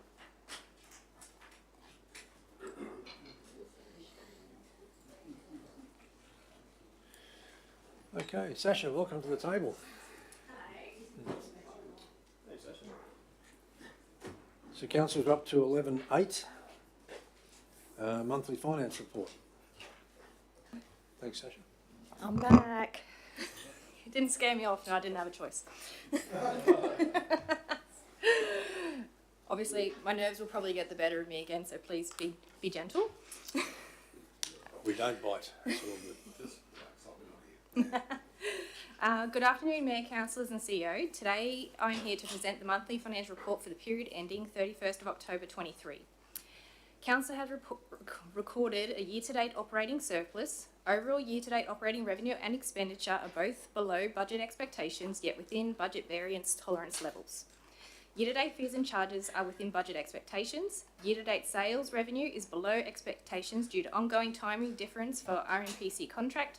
No RMPC invoices were issued until September 23. Operating grants and subsidies are below budget expectations due to timing differences where the grant funding has been received later than forecast. Interest earnings continue to exceed budget expectations, consistent with previous months, reflecting the high cash rate as set by the RBA and passed on via the QTC and Council's General Banker. In October, the weighted average interest rate on cash holdings was 4.67%, which is marginally above the minimum target rate of 4.6%, which represents 0.5% above the RBA cash rate of 4.1%. Year-to-date results for operating expenditure are below budget expectations. There is $19.67 million in operational purchase commitments for goods and services. Year-to-date operational employee benefits are tracking below budget expectations, yet within budget variance tolerance levels. Vacancy rates have remained consistent during the period July to October, and the organisation experienced high levels of leave taken in October compared to prior periods. Year-to-date capital employee costs are slightly above budget expectations. Total cash held remains strong at $115.78 million, which includes $34.31 million externally restricted. Increase in receivables reflects the water consumption notices generated in the system in October, which are due to 30th of November. Outstanding rates total $4.7 million, of which $3.25 million are eligible for collection and under management, which represents 916 assessments, or 5% of the total 18,369 assessments. Council has resources dedicated to support debt recovery. Total borrowings of $53.18 million are in line with budget expectations, and accrued interest is accrued monthly, and the next debt payment is expected in December 23. 30% of spend year to date in October was with businesses within the Shire boundaries. There are currently 5 open tenders, 4 tenders under evaluation, 2 contracts awarded and 0 non-awards. Capital revenue. Infrastructure charges are within budget expectations. On average, 20.2% of capital budgets were expended by the end of October, and $18.49 million committed to capital projects that have either commenced construction or about to commence constructions. I'm happy to take any questions you may have in relation to the report. Thanks, Sasha. Councillor Friend? Thank you. Thanks, Sasha. You did very well. And the more you do it, the easier it becomes, really. Now, I'm also, I understand that you're stepping in for the CFO, so if you can't answer my questions, I'll take them on notice, so I'm happy with that. Thank you. So page 988, when we look at cash, operating cash ratio, we're in advance by, the actuals are 55.3%. The positive operating cash ratio of this percentage indicates that council has the ability to self-fund capital expenditure from surplus funds from core operations. So on my question, which you probably can't answer, but I'm happy to wait for the answer, is how much money does this positive operating cash ratio equate to? That is a question I'll have to take on notice If and you come back to can. you. Yeah, that's great. But what I'm looking at particularly is that the positive aspect of it is that we can self-fund capital expenditure. Yes. Yeah, I'm not going to mention biofuel footpaths. We're not up to there. Page 991, and I'm just getting there myself. Cash and cash equivalents. Cash balance, and then it says cash balances have decreased by 4.75 million compared to the previous month.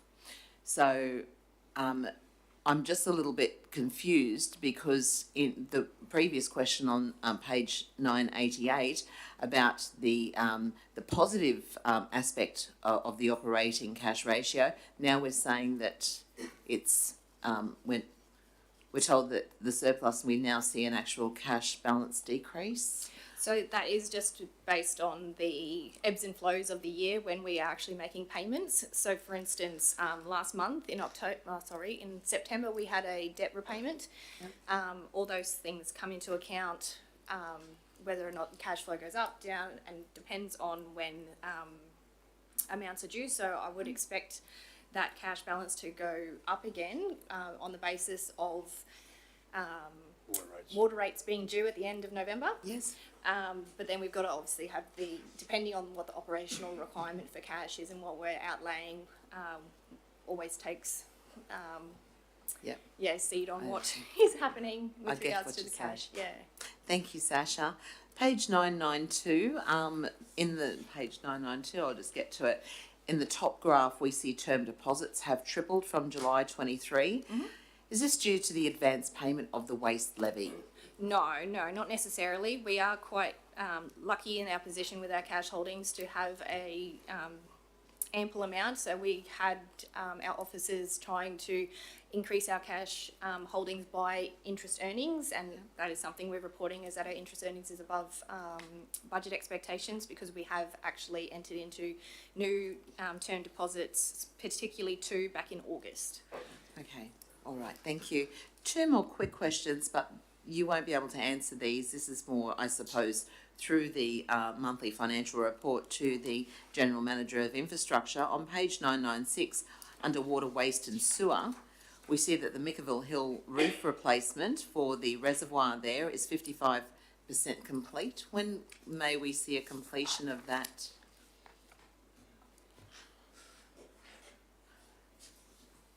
Sorry. Councillor Friend, through the chair, so we've engaged a contractor who has started on site and they've ordered the materials for the roof.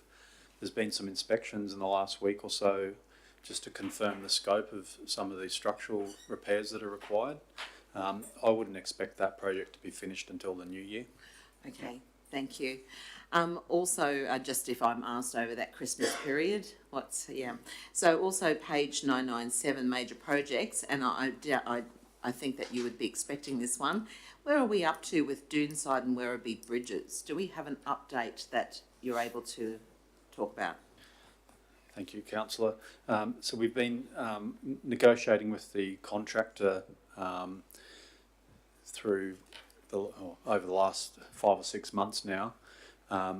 One of the sticking points was that the contractor was unable to secure insurance for their works over the wet season. We were unable to secure insurance through our insurer on behalf of the contractor.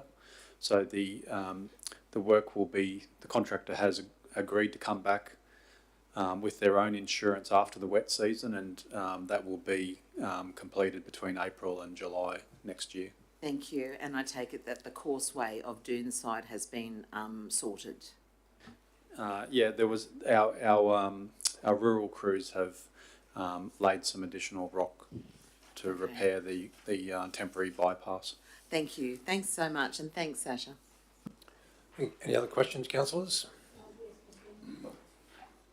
Microphone, Councillor Mather. I'm just going back to Councillor Friends.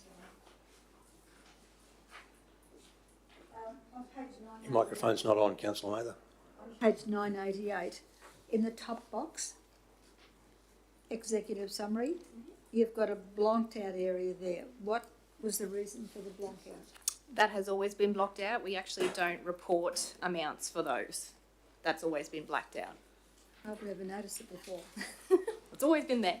Okay. The asset sustainability ratio, that's always an exciting one for us, but we won't go there today. I'll be gentle with you.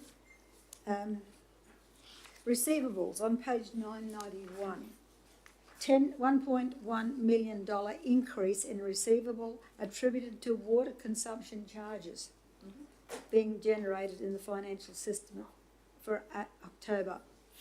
These are due on the 30th of November. Yep, so that's the increase. Extra 1.1 million. Yep, so that's reflective of the actual notices being charged in the system and showing as still owing because we haven't got to the due date yet. Yes, so that's not additional over the top expense like usage, water usage. No, No, that's just reflective.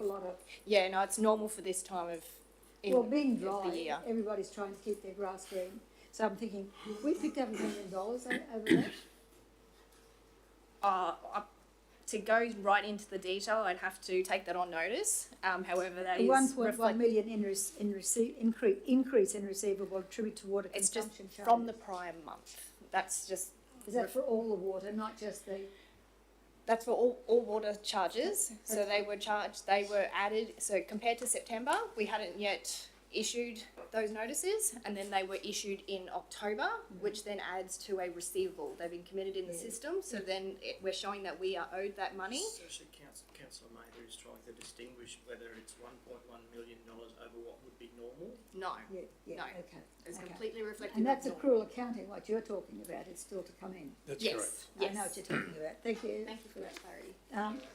Looking here.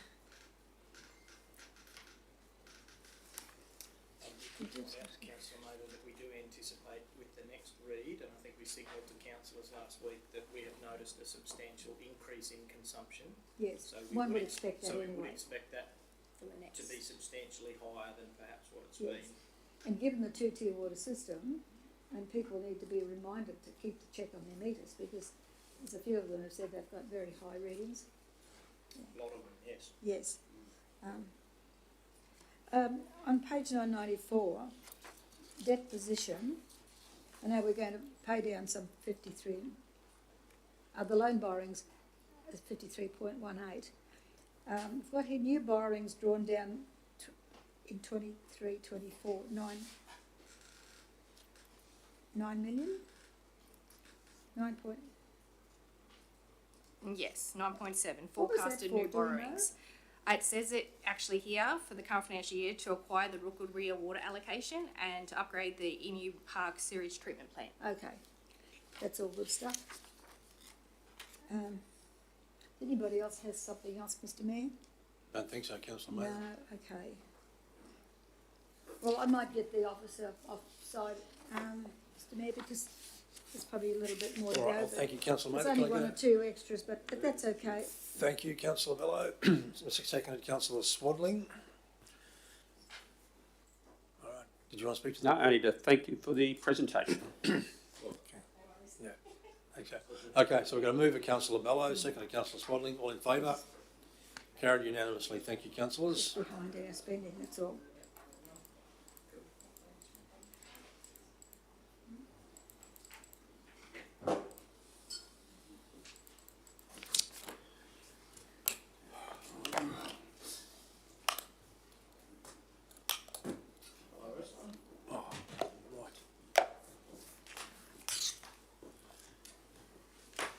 11.9, councillors, is the operational plan, Q1 progress report. Ursula, welcome to the table.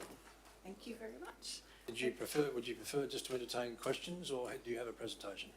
Oh, I just had a few words, whatever Okay. you'd like. The table is yours. Thank you. Thank you. Good afternoon, CEO, Mayor and councillors. Today I present the first quarter of the 2023-24 operational plan. So the operational plan is a legislative requirement and is the means by which council measures its progress of achieving the corporate plan and ultimately the goals in the community plan. The operational plan is part of council's suite of budget documents and informs the financial budget. The operational plan is reported on after each financial quarter. So today, as I mentioned, I present the first quarter of the 2023-24 operational plan, of which there are 70 activities. Of the 70 activities, 62 or 89% are either complete or on track, and 8 or 11% require monitoring. And just to elaborate, of the 8 that require monitoring, 1 is to be deferred. That was the decision made at briefing to hold off constructing any further all-ability beach accesses in the current financial year. 4 KPIs still look to be completed within the current financial year. 2 require reviewing documents and may still be completed on time. And 1 KPI, final figures are unable to be accurately predicted at this point in time. So that's me. I'll take on any questions if anyone has any. Okay, thanks, Ursula. Councillor Friend. Thank you, Ursula. I really appreciate you presenting this and putting it together. It's actually wonderful. First and foremost, I'd like to make a statement. Well done to all of council for completing 89% or on track. That's absolutely amazing. Yeah. The second one is on page 1011, and it's the waste strategy. Which KPI So, is that? so that's 3.1.1A.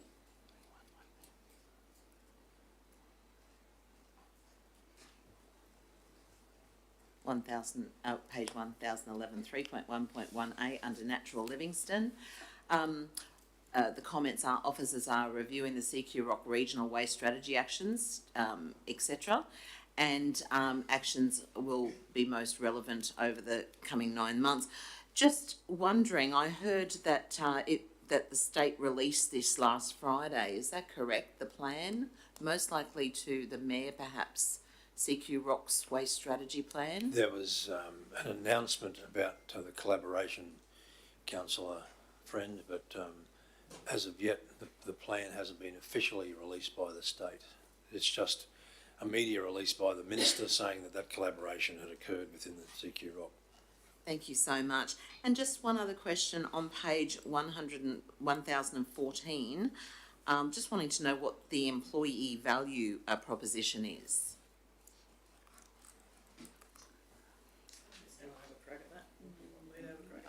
Love for you to take that one. Okay, thank you. Mr. Chairman, it's HR terminology for what makes a particular place an attractive employer. So when prospects are considering coming here, what things would be attractive to them? The value proposition for current employees and prospective employees. So like lifestyle, wages, etc. Yes, the package of things. Yeah. When people are weighing up on balance, whether here or somewhere else, what's the value proposition for them? Lovely. Mr. Mayor, I'll move this. Okay, thank you. Can I get a seconder, please? Councillor Swaddling, thank you. Did you want to speak to the report, Councillor Friend? Any more questions? Yeah, you've got some more questions? Oh, I do. I'll just quickly say to the public who are listening and who are engaged that I really encourage everyone to read this operation plan. There are 70 activities and 62 are completed or on time. Livingstone Shire Council officers are doing an outstanding and a stellar job. It cannot be disputed. They're really punching above their weight. And thank you very much. Thank you, Councillor Friend. All right, any further discussion, councillors, before we go to the vote on this one? All right, we're going to move a Councillor Friend, seconded Councillor Swaddling. We're receiving the operational plan performance report as at 30 September. All in favour? Carried unanimously. Thank you. And thank you, Ursulas. And thank you to the team that supports you.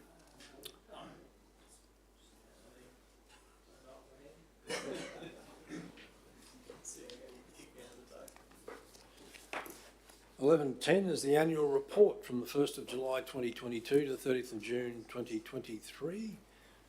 Ursula, this one is yours too, I believe. I might give Ursula a reprieve, if that's all right, Mr Chairman, but I should... A very poor substitute, Mr. Yeah, Secretary. indeed, a very poor substitute. And I should acknowledge all of the work that Ursula's done in herding the cats to get this thing necessary. So whilst it is a statutory requirement of many organisations to publish annual reports, as many of you who go to annual general meetings would know, the local authority no different, but it is a historical account of the year's activities, the outcomes that we were just talking about, operational plans. So there's a report in there about the year's outcomes, and of course the audited financial performance in what might be described as a year of growth on many fronts. There is a summary of those plan outcomes provided on page 7, and a series of our statutory disclosures on pages 12 through 18. The audited financial statements are shown, pages 25 to 77, and a layman's summary of that is shown in the community financial report, pages 19 to 24. If I was to summarise that very quickly, nearly $150 million in revenue, including 106.5 of that in operating revenue. Nearly 55% of that comes from rates, levies and charges.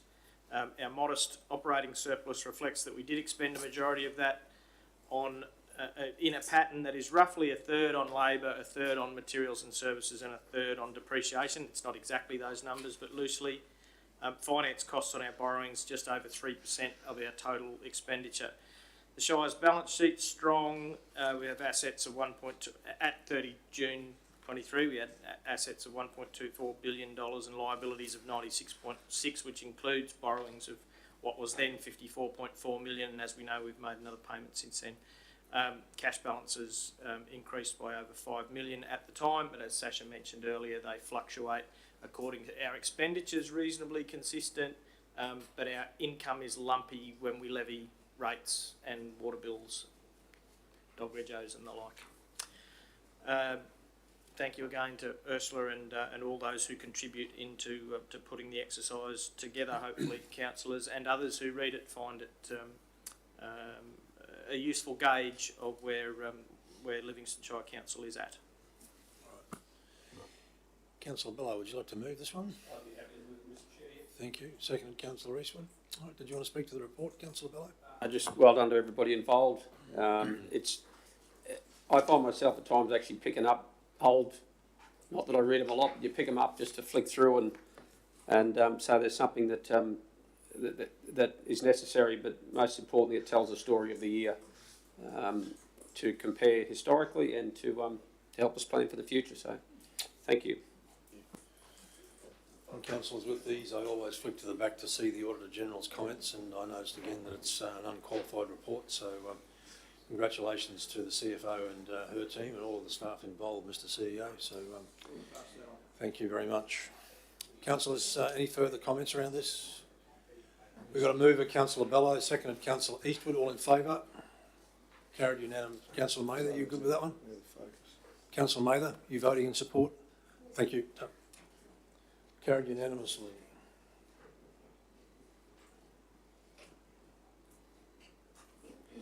(11.11) we've done. 11.12 is contracting exceptions, sole supplier exemptions. Welcome to the table, Dennis. Good afternoon to me, councillors. It's councillors looking at resolution for the contracting exception. This is for Shade and Brent to do our financial reporting that I've done for the last 3 years. With our accounting staff going to Merlin and in the financial year, and Florida will just pass the elections, and we need to start preparing for this. I require resolution so we can get them on board and progress our financial reports. He has a very good rapport with the Queensland Law Office, and even better so. Any questions at all? Thank you. Any questions, Dennis? All right. Can I get a mover in a second? Move Councillor Friend, seconded Councillor Swadling. Did you want to speak to the report, Councillor Friend? Thank you. No, Mr Mayor. All right, happy to go to the vote, councillors. Noting Councillor Watson's absence. All in favour? Carried unanimously, thank you. 11.13 is the procurement policy. Again, Dennis, I think this one is yours. Thank you, Mr. Mayor. The second one is our obligation that we need to review our procurement policy yearly. At this stage, there is no changes to our current procurement policy. It probably will be once Merlin comes in with a change of terminology, etc., and the flow. But at this stage, there's no change to the policy. All right. So we've got a mover in Councillor Swaddling. Can I get a seconder, please? Councillor Eastwood, thank you. Do you want to speak to the report, Councillor Swaddling? No, thank you. Okay. So Dennis, once once Project Merlin comes online and you're looking at reviewing the policy at that time, that'll come back to the table clearly. Correct. All right. All right. Mover Councillor Swaddling, second Councillor Eastwood. Any further discussion? Just Councillor one Mather? question, Mr. Mayor.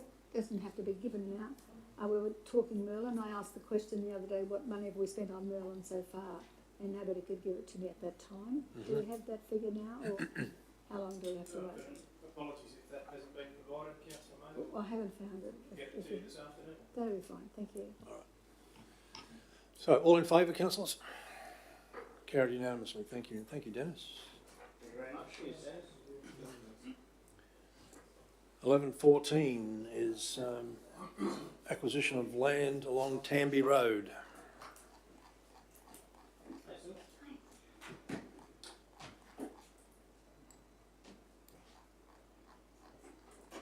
Welcome to the table, Sil. Thank The floor you, is yours. Mr. Mayor. Good afternoon, everyone.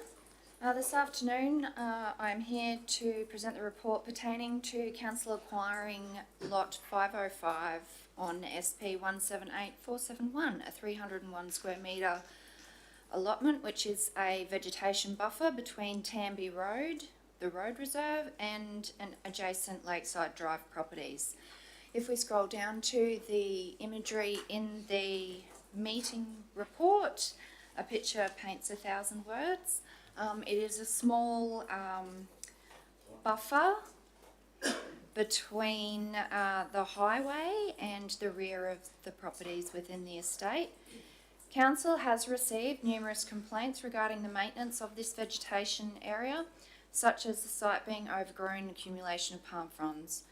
The lot was intended to be transferred to council at the conclusion of the development.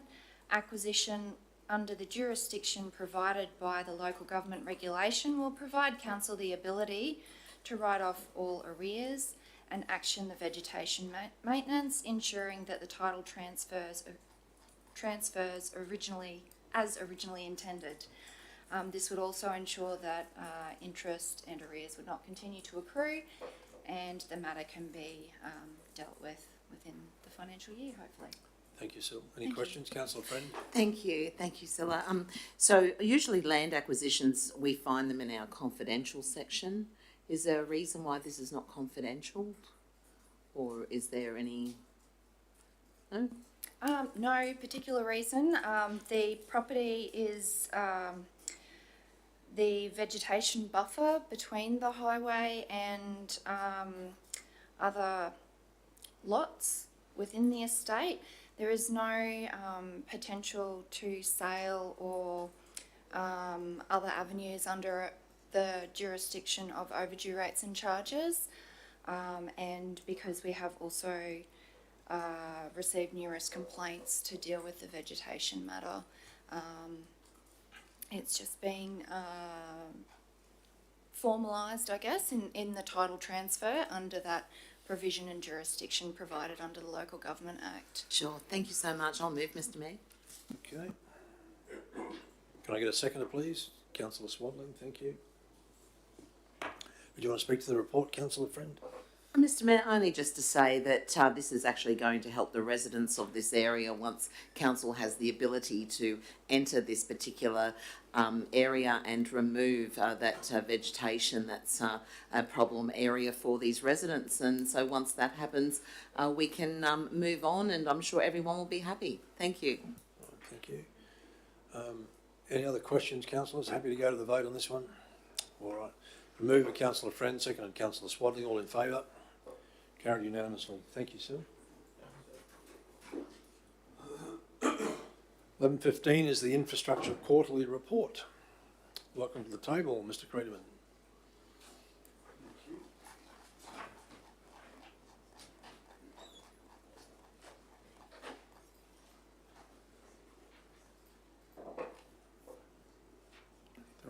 Thank you, Mr. Mayor. So I'll just quickly summarise some of the key points. We're already through the first quarter of the financial year, so it's gone very quickly. Just on customer service closeout rates, our completion rate is currently sitting at 95 and a bit %. And as I mentioned to councillors previously, we're tracking the completion rate against our key performance indicators, and each of our customer request codes have a different time frame. So collectively, within the time frames where officers are closing out customer requests at 87% within our KPI, which is slightly less than our 90% KPI, but we're tracking that, and we're working towards making sure that we close out our customer requests in accordance with our agreed KPIs and getting back to the customers. So that's something that we're continuing to work on. Within construction and maintenance, our rural capital expenditure is at 32%, which is above our pro rata year to date. Urban capital expenditure is at 21%, which is slightly less than pro rata. And our operational expenditure is at 24%, which is bang on our pro rata for year to date. Within our systems and administration, we've completed 2 of our 5 internal audits for our quality management system since July. There's been 11 improvement notices raised for staff to improve compliance with our quality management systems. Within engineering services, the team has been busy working with a contractor to undertake a planning study for the east-west link between Tamby Road and Rockhampton-Yeppoon Road. So that's progressing well, and we've had good engagement with the Department of Transport and Main Roads, and we're currently with the consultants analysing the benefits of the corridor as planned, so that we can see what impacts, good and bad, there are on the network as we plan that corridor over the next sort of decade or two. We've also secured quite a bit of black spot funding and also school transport infrastructure funding, external funding for the next 12 to 24 months, which is listed in the table on page 1044. So that's pleasing to see that we've been able to apply for and on behalf of the community secure that funding to improve our road network. Our design team is busy designing the 24-25 capital program, so we're expecting that will be finished prior to the 24-25 financial year, and will be shovel ready as we go into next financial year, which is important for our project pipeline.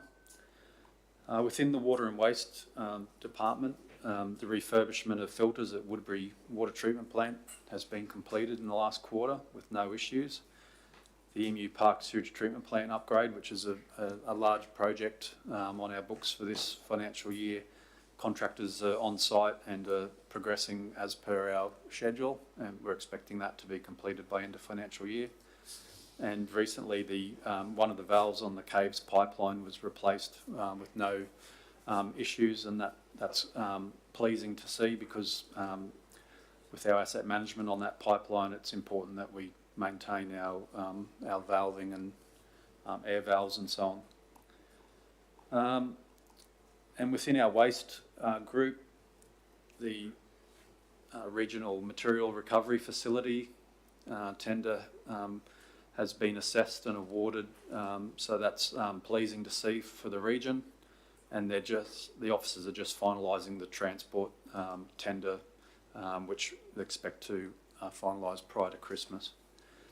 And our landfill management and associated services tender, which is basically our contract for managing our site at Yeppoon, is currently being assessed. It's been out to tender and it's being assessed, so we're looking forward to awarding that before Christmas as well. And some of the major projects that we've completed in the last quarter is listed on page 1049. So we've got Stanage Bay Road, Emu Park Reservoir, Gateway Stages 2B and 3, the Caves Waste Transfer Station upgrade, Emu Park West Subdivision design, and the Yeppoon Sewage Treatment Plant solar array. Some of the projects we're looking to complete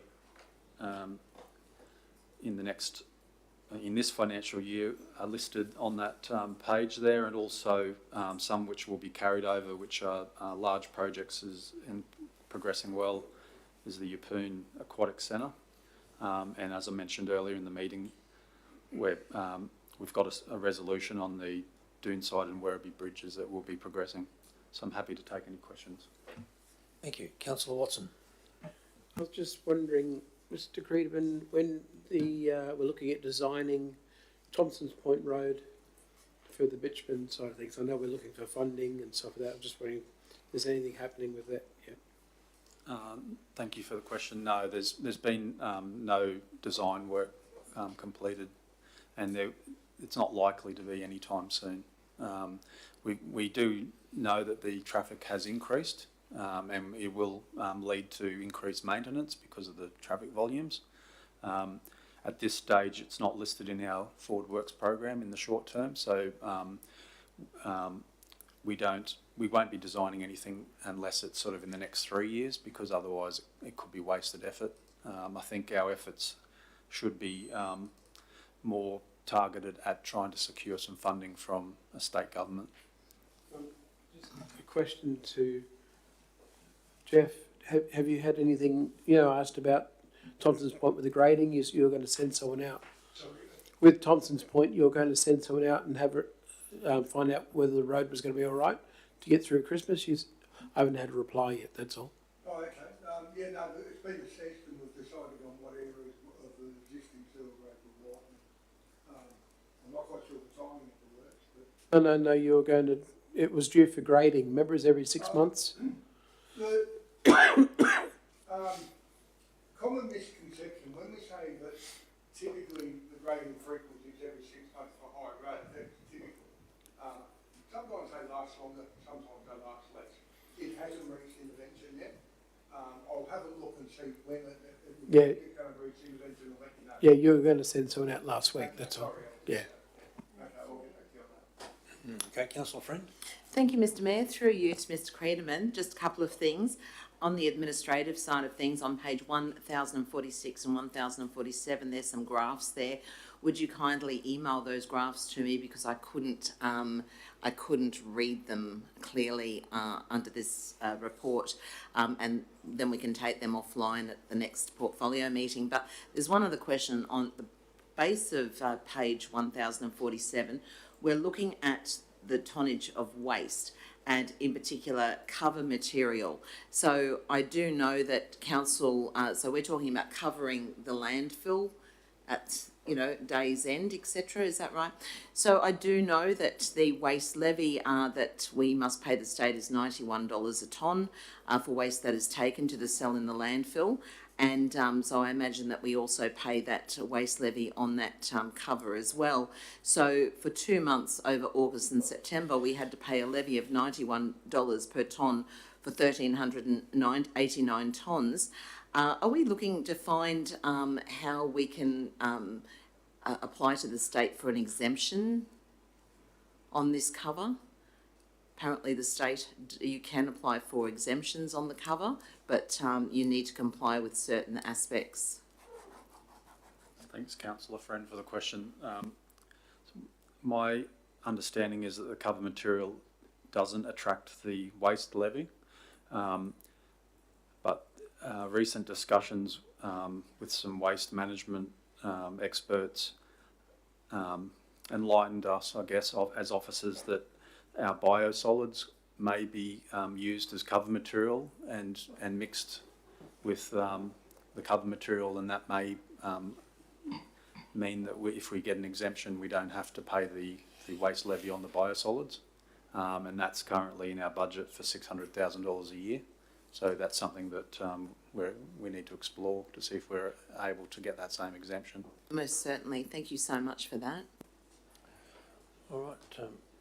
Just one quick comment from myself, Michael, to the CEO and the other general managers and managers in the room. I noticed, it's from personal experience, with the customer request system, if customers are phoned without a response, am I to understand that this is noted in the file notes and then the matter closed?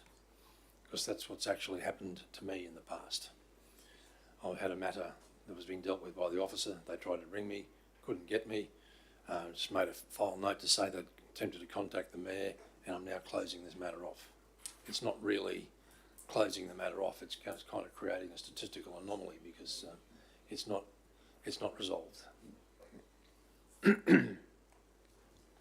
Okay, councillors, can I get a mover and a seconder, please? Or question, Councillor Mather? Thank you, Mr Mayor. Through to Michael. Thank you, Michael. Thompson's Point Road. Yes, of course the traffic is going to increase and so will the maintenance. Although the state has rejected our request for upgrade, and we have asked for it over perhaps 3 years to get that done, because there's a state election coming up next year, I think don't take it off the radar, because we need to probably get into them earlier in the year so they can prepare their budget for us. And that's what I'm thinking, because it's going to be one hell of a burden, because it's a good little fishing hole, and we're going to continue to sop up those funds as long as we have that gravel road in our responsibility. All right. So, is there a question, Councillor? Yeah, just, I guess it's an alert, Mr Mayor. We'll get a mover and a seconder first, and we'll come back to you. Can I get a mover? Thank you. Councillor Friend, seconded Councillor Watson. Have questions, Mr Mayor. Thank you. Now back to you, Councillor Mather.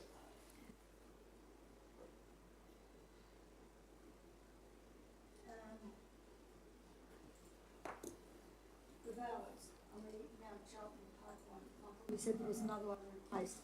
They're about $70,000 a piece, aren't they? From memory, I think it might be $100,000 each. I knew it was a lot. Yeah. A lot of money. How many do we have left? We should only have about 4 or 5 left to do.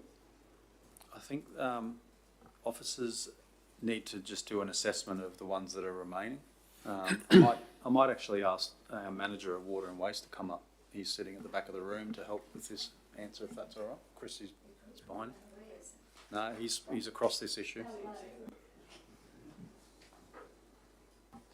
So the valve that was replaced recently was the last of the identified valves on the pipeline. We're going back through with our condition assessment with asset management to look at the remaining ones to see whether they need replacement or any remedial works on those. So how many of those are left? I think there's less than 6. Well, too many. No, I mean the pipeline, we're sort of looking at the pipeline condition itself as well to ensure that we've got good supply up in that region. Yes, I'm looking at it too. Thank you, Mr Mayor. I've got my answer. Thank you. Okay. Any other questions, councillors? No, Councillor. I've got another motion after we've got this one finished, Mr Mayor. Okay, we'll come to that in a minute.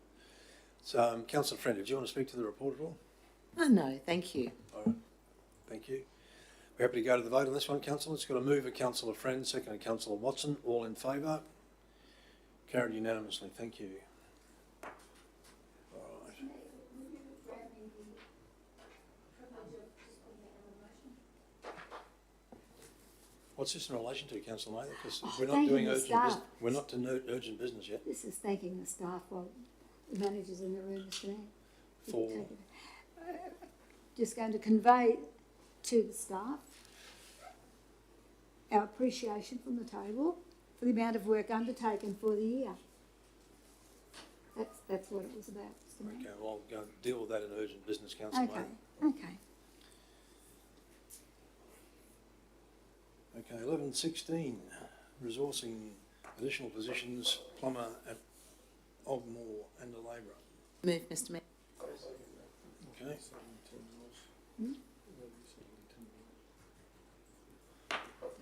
Okay. Any debate on this one, councillors? Mr Mayor, can I just make a suggestion to the CEO? Are we dealing with the Ogmore one now, are we? Yes, we are. Oh, no, it's okay. All right. So we're just happy to go to the vote and support the officers on this one? Mr Mayor, I'd just like to say a couple of words because it falls under my portfolio, and thank the managers for bringing this to the table. You know, additional plumber for Livingstone and an Ogmore labourer, and these two positions are integral for a sustainable workforce. Having 10,950 sewer and 13,604 water connections, including reactive water and sewage call-outs, our 4 plumbers are performing over and above, you know, for the council and the community and their expectations. They're on call and they travel all throughout the sewer and water declarable areas, and we need to do everything we can to alleviate their fatigue that they are experiencing. And if you just bear with me for one moment, I do apologise. I just want to particularly say one more thing.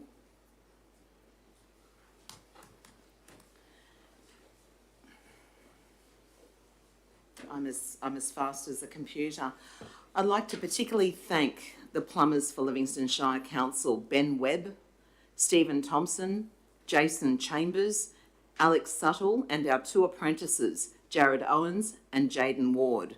It's really important that these men are noted because they have been working over and above, and they do an excellent job. Well done, gentlemen. Thank you, Councillor Friend. All right. Mayor, I didn't think we were dealing with the plumbers. I thought we were dealing with the Ogmore one. It is Councillor Mather. It's because we're putting on a plumber and a labourer at Ogmore. Okay, so you wrapped them both into one. Well, if I may say something then. Yes. Thank you. I said to the CEO the other day, I would hope that the full-time cap that we've had on our staff, it was not to take in or to dismiss the need for staff where we're finding that they're going over and above and causing fatigue. Because I would have thought that we would have had that information come to the table much sooner and not allow the situation to get to where it is. So I wouldn't mind if we had to put on 2 plumbers, Mr Mayor, and remove that cap for this purpose, if we've got that fatigue factor setting in, because it's not easy to reverse, if at all. So I would like to just flag that with the CEO, that if he finds that there's a need for a second plumber, then please come back to us sooner rather than later. That's all I need to say, Mr Mayor. I'm sure he'll take that on board, Councillor Mather. All right, so we've got a mover, Councillor Friend, seconded Councillor Watson. All in favour? Carried unanimously, thank you.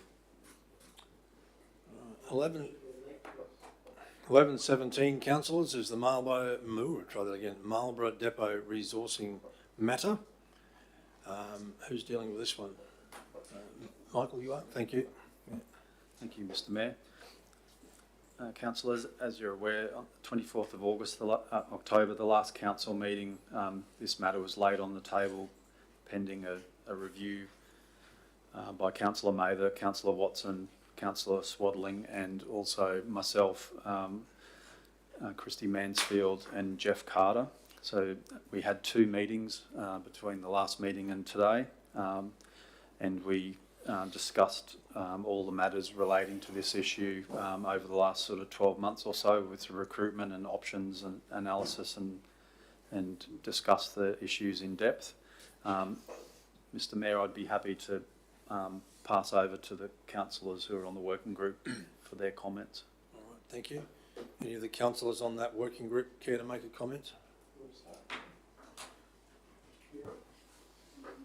You want to begin? Well, thank you, Mr Mayor, councillors. Yes, it was an interesting task going through and looking at reviewing the process of what occurred. We looked at a number of things. We met to discuss these issues around the working group, understanding that the difficulties that are faced with exploring options with the Marlborough Depot and the staffing levels at Marlborough. These undertook some desktop reviews and recruitment processes around 4 the Marlborough positions, supervisor, team lead, plant operator and labourer. we discussed a number of experience skills, and there was quite a lot of debate around those areas, but we just, in all our efforts, we come back to a solution that it was very difficult to find the appropriate qualified level of staffing for that area. We looked at a number of things, suitability, sustainability of those staff in those roles. We also discussed additional training options and qualifications around candidates being required for the length of time, and what necessary skills and experience that they had. Some of those steps were around recruitment, accommodation, quarters provided, monetary incentives. We looked at potential and 4-day work weeks. That was discussed at our meeting, and the council will obviously have more to talk about that. In addition, some normal challenges around seeking different employment agencies. We explored Marlborough during the working week and the travel home every night, the differences around that and the issues around that may concern that, with fatigue issues as well. Councillor Watson also contacted an employment facilitator to assist us and also give us some ideas and some direction and around with approaches to different industries and what's out there currently in the network that allows us to facilitate the requirements that we may need to move forward as we progress with the Marlborough Depot issue. The avenues which we explore were providing some assurances around the possible avenues, and those were, all of us come to the same conclusion, obviously, that we don't want the depot obviously to close, but we need to be realistic as we move forward in finding an outcome that suits the requirements that we have up in that region, taking into consideration that probably 40% of our road networks now we're not looking after anymore due to issues around defence taking over and so forth and so on. So it's increasingly difficult to try to, when you look at the numbers and what's out there currently in the job market. And I think we all were frustrated about what we identify and what we discussed in those matters. What really inspired me was that how good the working group come together, discuss all their options, and everyone's opinion, all councillors' opinion, were valued and taken on board and looked at as we look at what we can do in the northern parts of the Shire. So, from our aspects, there's a couple of options that were placed up on the table from the last from a motion that we looked at, and it was certainly something that we need to look at and revisit and moving forward. But there is some options that I think that may fix the issue currently. Some discussions were talked about in those areas where we have a shortfall. We have backup teams. We have also teams that move from the Caves area up to Marlborough, and in some cases, if need be, the requirement to put contractors on to service the needs of those areas, which is what we all identify as quite important to the Shire, to make sure that our community are getting the services required. So I'd like to hand over now to Councillor Watson, and he can have a quick discussion, and we'll take it to Councillor Mather for her points and views. Thank you. With my background in training, I reached out to a fellow I used to work with called Anthony Clements. He's an employment facilitator. He's able to access employment types of employment right across this area. I asked him to look at Rockhampton and Livingstone, and he came back and said there was only 5 people in the entire caseload that could possibly be employed, and of that there was only 3 that were below the age of 55. And he said that right across the industry there is an absolute shortage in operators for this sort of work.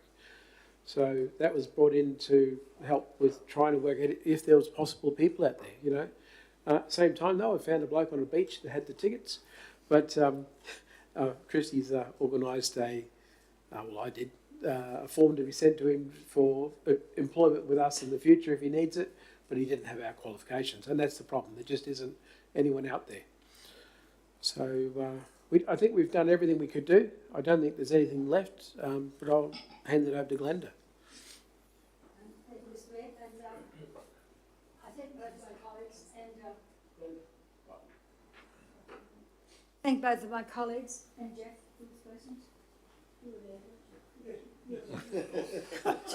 I'm just thinking of another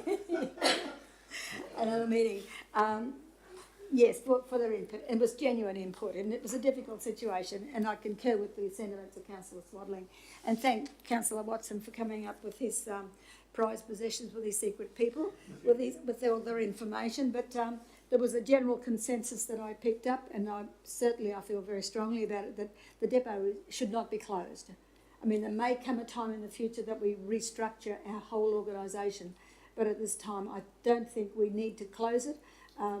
Not only will it show good faith to the people in that area, but also to our staff, because they would obviously, and have in the past over the years, feel threatened by contractors coming in. But there is a place for them, because we've got 3 gangs and we've got 4 areas, and we've got 4 graders too. And that's a sad thing, because we've got a grader sitting in the shed where it's wasting money and not performing. So but I take on board what Councillor Swadling has said, and it reflects my own feelings, because what we've got here is a situation where it's an isolated community. We've got a handful of people with good skills, but not enough of them. One thing that disappointed me, that their age came into consideration, because they're in their 50s. And they thought, well, maybe they're coming to the end of their life. I don't take that on board at all. Because we've got people who are multi-skilled in their own field, but there just wasn't enough of them.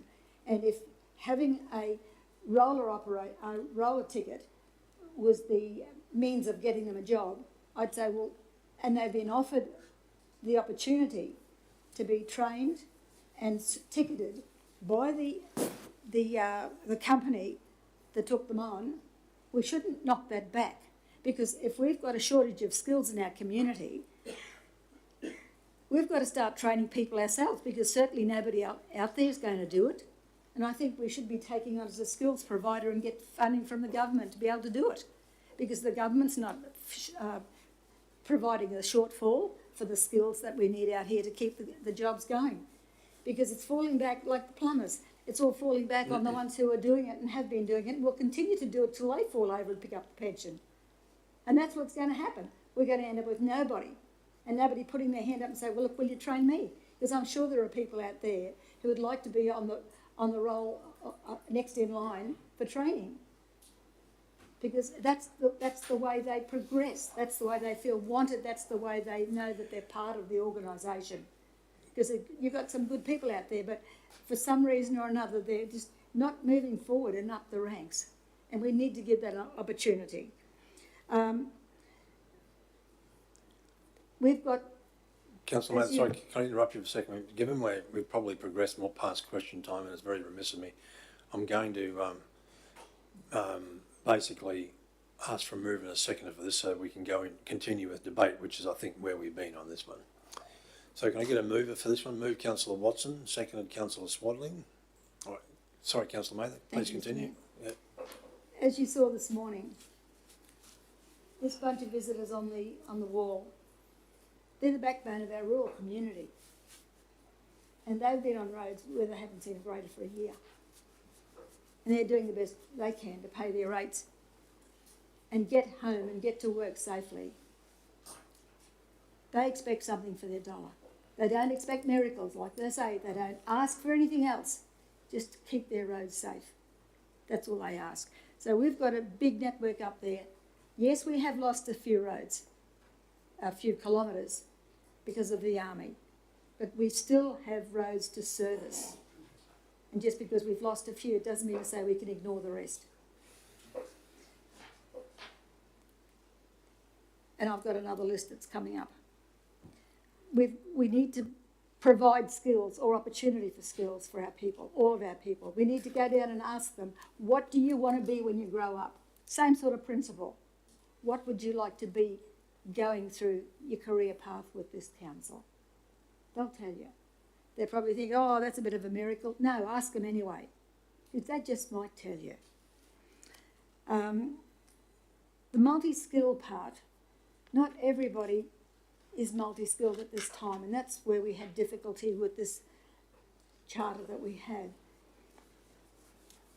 Some people were overly skilled in that one, but there was something in the middle that was missing, and there just weren't enough people to fill that gap.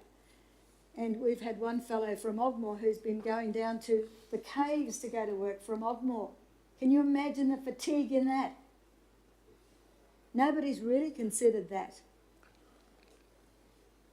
And these fellows have been working up, the caves people have been working up at Stanage Bay. Councillor Mather, I'm going to have to basically... Oh, Mr Mayor, if you ask me to do a job, I'll tell you what the job's all about and I'll tell you the degree of difficulty and I'll tell you how to fix it. Well, I think it's an unfair comment for you to say that the officers haven't considered the distance travelled by particular staff. I'm sure they do. And I'm sure they've attempted to accommodate that. Well, I hope so, Mr Mayor. Well, I'm fairly confident, Councillor Mather. I hope so, Mr I just Mayor. think that's a very unfair comment to make. Well, I'll withdraw if you think it's unfair. No, you've already had a say, Councillor Watson. I just want to talk about something that's happened in that meeting. All right, I'll give you a bit of leeway. Thank you. Just quickly. Councillor Friend, you're next after that. There was another meeting later on with Christy. This reminds me of when we played cricket. You've got to have a junior team to get to a senior team. And there was more conversations about the possibility of trading in the future so that in years to come we will be able to build teams to be able to grade and do all the other things which Christy's going to look after and everything else. And that's all I want to say. Thank you. Councillor Friend. Mr Mayor, thank you so much. I've listened to my fellow councillors here. One thing Councillor Mather mentioned, which was of a concern to me, that the applicants were in their 50s. In April, I'll be 57. I'm quite capable of learning something new. I'm quite capable of even undertaking physical work as well. So if a person doesn't have their roller ticket, how long would it take to obtain a roller ticket, say, for example? Thank you, Councillor Friend. We did have a good chat about that. It didn't... The applicants who we looked at in the review, I think from memory one was 64 and the other one was 67. So they weren't in their 50s, they were in their mid to late 60s. That did not come into the officer's assessment when we did the preliminary interviews, but we did raise it when we had a chat to the councillors in the working group. So to your question, some of the applicants didn't have all the tickets, so we did have a good discussion around how long it would take to bring them up to speed, get the ticket and then become competent. And we spoke about what we, Cale termed, the A team or the premier team out in the furthest part of our district, because they need to be multi-skilled and they need to be self-starters, I guess you'd say. So by the time we thought by the time we trained them and then we made them competent and then they're away, that would take at least 12 months. And I'll just leave it at that. Yeah. Thank you. You've clarified it perfectly for me. All right. Any other questions or comments, councillors, before we... I beg your pardon? Yes, go councillor. Sorry, mate. I'll come back and see. I don't like putting up a problem unless I've got an answer. The only answer I can see at the moment is that we need to let the public know what's happened so that they understand. And while we are missing a gang, and that's really what we're doing, and like I said, we've had people up there with skills. And one fella's applied 3 times and he's got all his planned operating tickets and his grader ticket. He's not even going to get a look in. And yet they're the sort of people we're looking for. So I can only think the only solution at the moment, Mr Mayor, we're going to have to supply that void with contractors until such time as those roads are at a standard that we can manage them ourselves and bring in contractors when we need them. That's the only solution we've got. And train people up through the ranks. That's all, thank you. Thank you. All right. All right, I'm giving people a second chop of the cherry here, but... I do apologise, I'll be quick. Thank you, Mr Mayor. I just want to clarify a couple of things. During the conversations, obviously, there was discussions around workplace health and safety and exactly working on roads, side of roads, and the qualifications required with that, but also that we looked at the qualifications of a grader ticket versus a grader ticket on a mine site, where they're not doing certain types of... And there is training for that, and I understand that. But I mean, this just wanted to clarify some of those issues around what we talked about, in particular around working on live traffic on the road. Okay, thank you. All right, Councillor Watson, did you want to wrap up at all? Well, we're in debate now. Yes. Well, we can at the moment. I just want to give Councillor Watson the opportunity to speak to it I'm- first. Look, just quickly, I'm satisfied that we've done everything we can do, and I think we need to move forward. By the way, it was always said that if ever suitable people come around in with Marlborough and that it will still be able to be there. Sorry, I'm all over the place. But the depot's not actually closing. It'll still be used. It just won't have people stationed there all the time. So the depot's not going to close, but it means that if there's a growth up that way and all of a sudden there's people everywhere up there, well then we'll be able to field from that area. So I think it's time we have to move on. Thank you, Councillor Watson. All right. Anyone speaking against? Yes, Mr Mayor, I'm not going to support some of those. All right, thank you. Anyone speaking for? Councillor Friend? Thank you, Mr Mayor. For the whole time within this tenure of council, I have fully supported doing everything to keep the Marlborough Depot staffed. I have seconded it, I have backed, I've spoken for Councillor Mather's past motions to keep the depot opened. I don't want to see this closed, and as we've heard, it's not closing. However, I cannot ignore the overwhelming evidence of the lack of experience and willing candidates to apply for these positions. Previously, I have asked for and suggested incentives and training options. I understand that the applicants that did apply were not experienced with plant competencies, and the applicant with the greater competency was unable to answer basic questions. This to me is disheartening for the community of Marlborough. I've had to weigh up what is more important for our Shire, having a crew that come in and know how to do the job, or one that keeps the Marlborough Depot opened, however, have little competency working on public roads. And I believe safety is paramount to all road users. The liability to council is a primary consideration also. And I believe that after 14 months of recruitment attempts, it's now time to realise that the crew in Marlborough is near impossible to obtain. On the basis of safety and the motorists on the northern roads, I don't believe I have a choice but to concede and vote for the officer recommendation. And I want to let you know, genuinely, that this has made me personally feel very disappointed. Thank you, Councillor Friend. Anyone speaking against? Oh, I thought you just said you had spoken. Can we move that box on the side?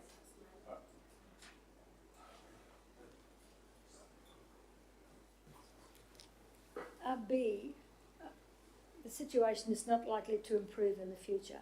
We don't know that. That's a negative statement. We don't know that. Council repeals its relevant decision 15th of November, noting it cannot be properly implemented. I don't want to repeal anything at this point because we are still trying. If somebody comes up, we might just have those people available. We don't know. I don't want to rub anything out that still has a possibility. We understand the situation at the moment, Mr Mayor, but you know, when you've got two negatives there, and yes, we can take whatever steps are necessary. I don't have any problem with that. I don't want to repeal anything. If we've still got the depot open, there's an opportunity, and the one above it's negative, Mr Mayor. And Mr Mayor, the previous speaker said that one of the candidates couldn't answer basic questions. That's hearsay. It's in the report, That's hearsay. Councillor. We weren't present, depending on what questions you ask and in what manner. It's in the report, Mr Mayor. Okay. Yep, thank you, Councillor. Sorry, I'd say. All right. Finish, thank you. Thank you. All right. Anyone speaking for? All right, Councillor, are we happy to wrap up? Councillor Watson, you want to wrap up? All right, thank you. Well, we'll close debate. We've got a mover in Councillor Watson, a seconder in Councillor Swaddling. Everyone understand the resolution? All in favour? Those against? Carried.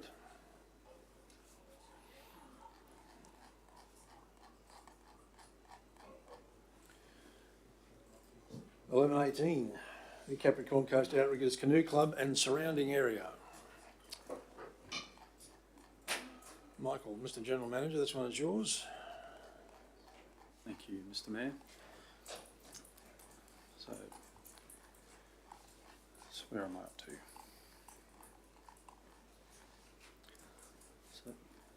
community engagement on this topic was held on Sunday the 23rd of July,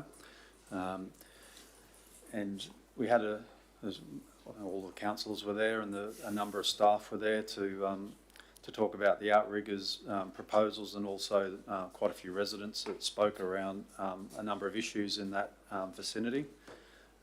In the report, I've listed the main topics for discussion and some commentary there. The previous resolution of council was to conduct the community engagement, also to consider a budget to undertake a master planning exercise. So the resolution, or the officer's recommendation here, is to note the feedback from the community, which I've attached to the report, and inform them of the results. And my recommendation is to consider some budget in the 24-25 operational plan to consolidate all of the current ideas and infrastructure ideas that we have in our Forward Works program into a master plan, and then also build on the master plan to address some of the issues in the foreshore area, that part of the Lammermoor Beach. So I'm happy to take questions. Thank you, Mr General Manager. Councillor Friend. Thank you, Mr Mayor. Thank you, Ms Criderman. On page 1061, we talk about traffic volume.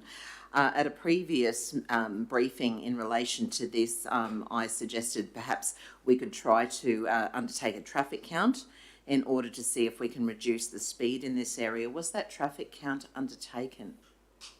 Thank you, Councillor Friend. No, I don't believe a traffic count's been undertaken, but following on from that discussion, I did ask our traffic engineers to review whether it's possible for council to implement a temporary speed reduction as a trial. So preliminary investigations are that we are able to. We just need to work through some of the finer details with our Transport and Main Roads colleagues and the 3E committee, just to confirm that we're not going to do anything untoward. Certainly. But it's more promising than not that we might, if council will bring that back to the table, and council may be able to introduce a trial and see how that goes with the speeding and antisocial behaviour. Sure. And this is the TMR3E committee, is that correct? When do you next meet with them? I'm not sure. I'll have to take that on notice, Sure. but I'm expecting that our staff will talk to the relevant staff and provide me with a bit of a summary that I can bring to a briefing session, hopefully before a 3E committee needs to meet. That's awesome, because we do go into caretaker mode on the 29th of January, so it would be great if we can get the trial happening before then. That's just an idea. So on page 1062, we talk about pedestrian safety and crossing the road. So when will the concrete splinter island near the service station be constructed? Do we know as yet? Thank you, Councillor. So business case has been developed, and there's 3 stages to that. I'll have to take it on notice as to which year in our Forward Works program the first stage has been allocated, but it's obviously subject to budget deliberations. But I'll find out where we've identified it, and then council can discuss that in the new year when we start looking at the budget. Yeah. Certainly. Last question.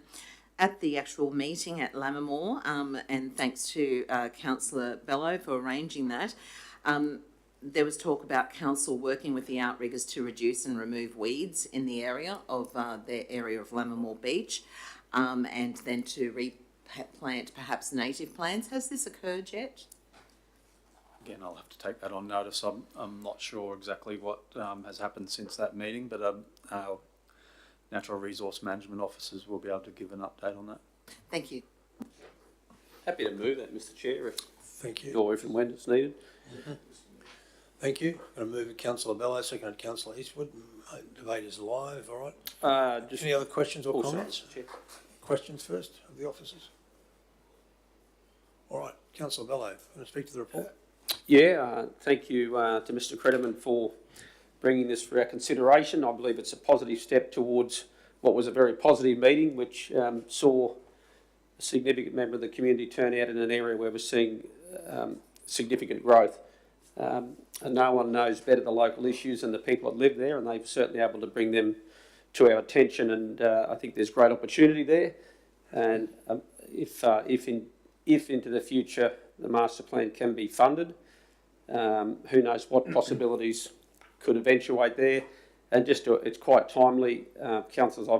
I believe I forwarded you an email from the outriggers, which I only received yesterday, which was quite timely, given that they actually have undertaken some weed management there. They're very excited that they're able to do that, and they're looking forward to a second working bee where they aim to undertake tree planting and beach restoration in conjunction with further weeding efforts. Landcare's involved. They have identified that they'd like to try and get water to that area there, which was supported by Landcare. So have a look at that email. That'll inform you a little bit more of what's going on there. And I commend this motion to the table. Thank you. Just a quick question to Councillor Bello, if I may. I can't find that email. Do you know when you actually sent it in relation to the email from the outriggers? I thought I sent it about 20 minutes ago. Perhaps I didn't. But to you, Councillor Friend, I've just sent it then. Awesome. Thank you very much. And the rest of them can wait because Thank you very much. And just for your benefit, Mr. Chair, I think I will include that into Molly and executive support. Thank you. So, just so the minutes are complete. All right. Anyone speaking against? We're happy to go to the vote on this one. Councillor Beachwood, do you want to talk to it first? Oh, just really quickly, Mr Mayor, I actually did note some of the work that's been done on the foreshore there. It is a very important, I guess, area for both physical and emotional and, I guess, mindfulness.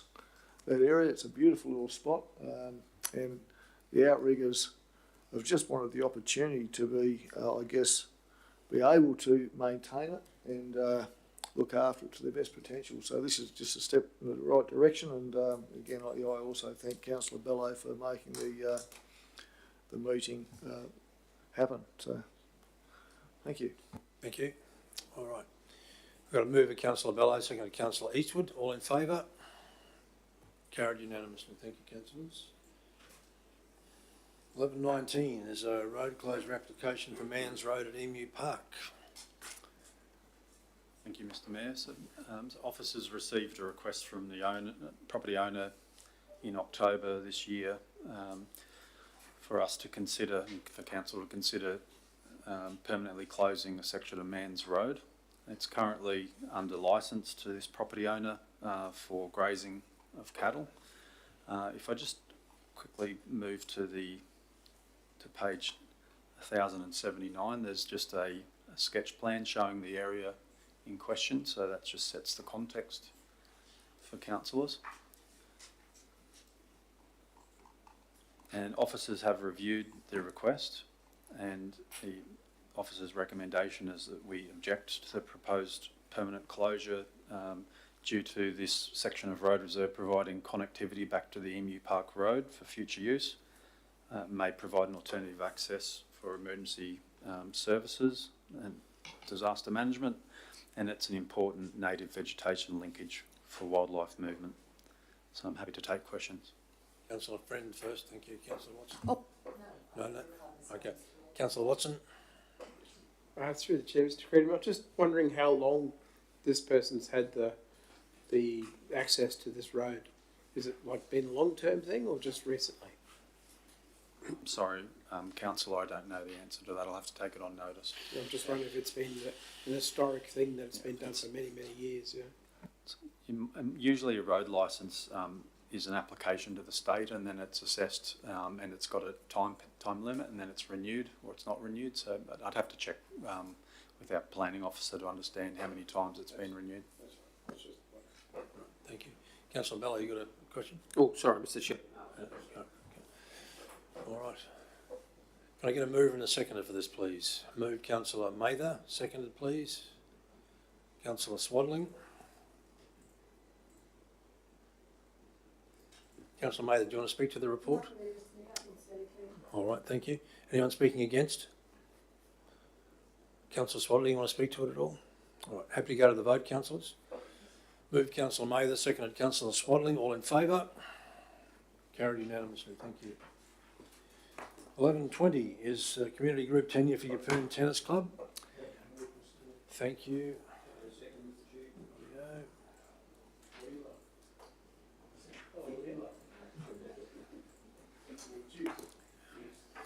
Councillors, I'm just wondering, do you want the officers' report? We did have a fairly detailed report on this at the briefing session. We've got a mover and a second. Are you happy just to go to the vote on this one?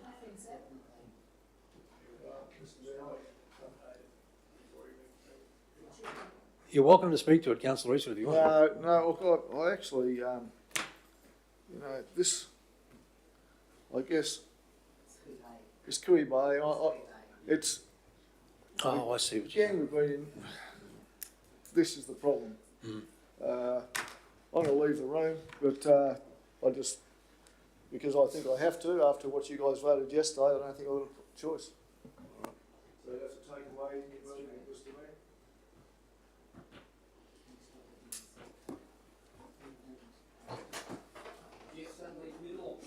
Okay. All right, we'll change the mover and the seconder then. Can I get a mover and a seconder, please? Councillor Mather, thank you. Councillor Watson, seconding.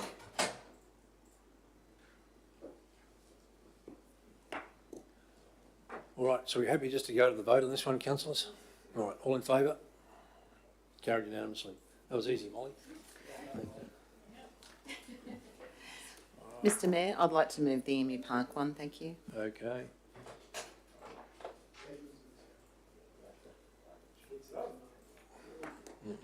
Can I get a seconder, please? Councillor Swaddling, thank you. We're up to 11:21, gentlemen, which is the Emu Park tenure renewal, Emu Park Golf Course. We've got a mover and Councillor Friend, a seconder Councillor Swaddling. Councillor Friend, do you want to speak to the report? Just very briefly, thank you, Mr. Mayor. I fully support the Emu Park Golf Club tenure in the understanding that Council has recommended 10 years, which is the maximum that they can offer. This golf club is progressing with a new committee that is dedicated to advancing this club, with new members signing up, and as we acknowledge an influx of new residents, more and more members are signing up. The club has been operating at this base since late 1971, and they have absolutely proven themselves to be consistent and stable. Council is very proud of their achievements to date, and personally I'm thrilled that we are offering a lease agreement for the next decade. Thank you. Thank you. Anyone speaking against? Councillor Swaddling, do you want to speak to the report? Are you happy to go to the vote on this one, Councillor? I'll speak for it, Mr. Mayor. Yes, I think this is a great step in the right direction. It gives them the ability to be able to move forward and plan. And they're a great club, and they bring a lot to the Emu Park and the greater Capricorn Coast community. Thanks, Councillor Eastwood. Okay, we've got a mover, Councillor Watson, beg your pardon, Councillor Mather. No, where am I? Councillor Friend. Oh, sorry. Geez, Luce, you make it hard. Mover, Councillor Friend, seconded Councillor Swaddling. All in favour? Carried unanimously. Thank you, councillors. Thank you. 11:22, councillors, is proposed trustee lease to the Bureau of Meteorology for flood equipment upgrade at Yamba.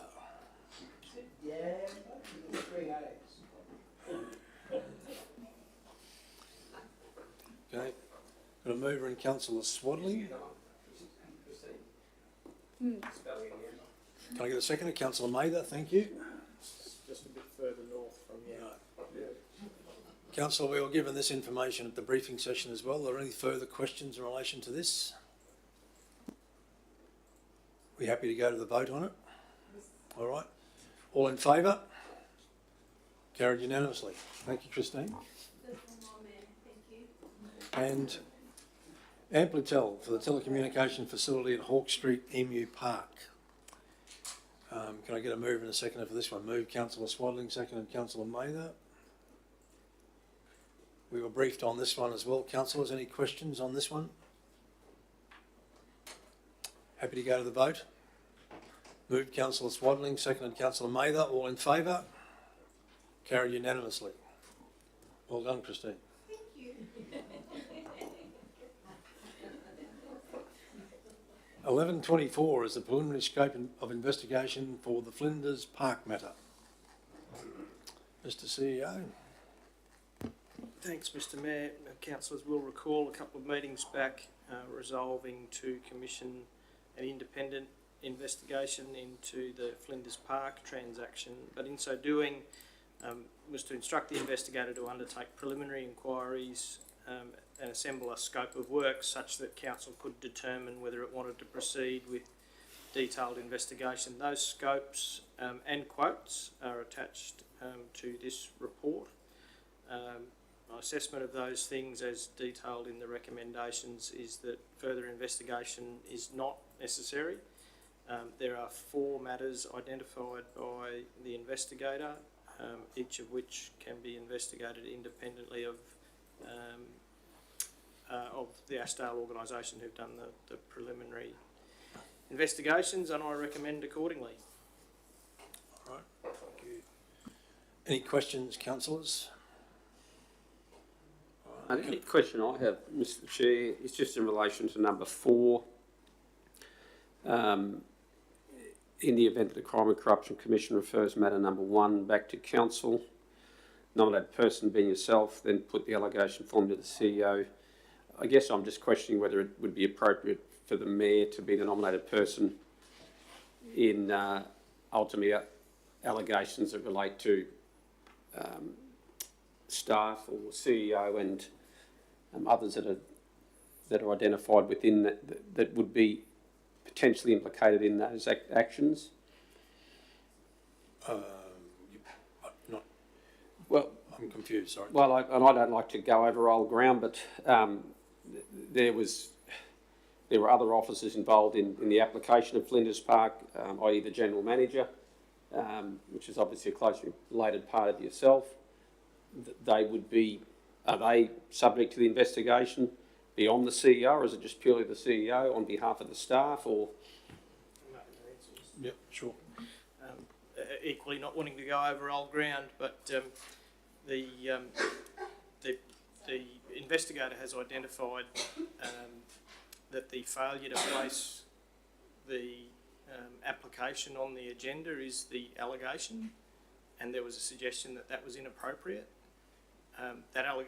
It's the CEO alone who is responsible for assembling the council agendas, so it would be the allegation is against the CEO, against me. So purely that in isolation is the only allegation that has been would be up for investigation. That's what the investigator came back with. Yeah.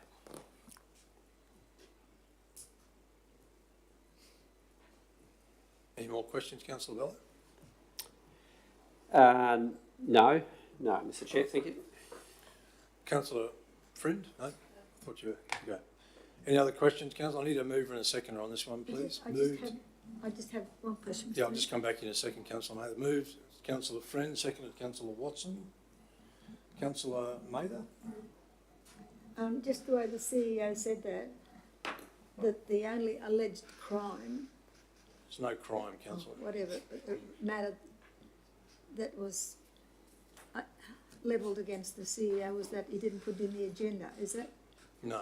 Was that? I'll get you to explain that again, Mr CEO, please, if you don't mind. I hadn't heard that one before. I possibly haven't heard it before, Councillor Mather. I'm not sure if you participated in the interview process, but from the battery of interviews that the investigator did, there were 4 allegations identified. They're attached to your report. There is one allegation against the CEO that not including the application as an attachment to Councillor Bellow's notice of motion to the July meeting was inappropriate. I haven't been afforded the opportunity yet to respond to that allegation, but the allegation is published, and through an abundance of caution, I have, because of the term inappropriate, I've self-referred the matter to the Crime and Corruption Commission. I fully anticipate it will come back to us for investigation, and therefore have taken the steps of recommending to the council what would happen then, and presumably I'll be afforded the opportunity to respond to that at the time. So they're saying, Mr. Muir is saying that you should have notified. Sorry. But I didn't attach the application to Councillor Bellow's notice of motion, and that was inappropriate. The application to go to the state. For the road closure? Yes. Yes. So that was, you didn't attach the road closure application I to can read it for you if you like. No, I just want to get it right because I've just. It's sort of. Council officer inappropriately failed to provide councillors with adequate details of a road closure application regarding Matthew Flinders Drive Road Closure Reserve, which had been submitted to the Department of Resources on 4 July 2023 prior to or during the council's ordinary meeting of 18 July 2023. That is the suggested allegation to be explored further. It's up to the council whether you do so, but I've probably taken it away from you a little bit by self-referring the matter because of the suggestion that it was inappropriate. Well, I don't have a problem with you referring it, but I was part of an interview, and I could categorically say that I wasn't aware of it either, but I didn't get any notification. So where does it leave me? And if you did a notice of motion and didn't get an application attached to it. That's what we're saying, Councillor Mather. The reason the CEO is referred, because that allegation has been made, that the councillors should have received a copy of the application. The councillors. The councillors. That's the allegation. Well, I still haven't got a copy of it. No. But that's the reason for the referral. Yes, and if it was to go to Councillor Bellow, we all should have got a copy of it, if that be the case, because I wasn't aware of it. Thank you. Through the chair, Mr. CEO, are you saying that the allegation in this particular report by the independent investigator came back with a number of suggestions? First and foremost, because you as the CEO, with all of the delegations, did not, and you're in charge of the agenda, did not actually attach a copy of the actual road closure application in its entirety to as officer commentary to Councillor Bellow's notice of motion, then it may have been remiss or inappropriate that you didn't attach that.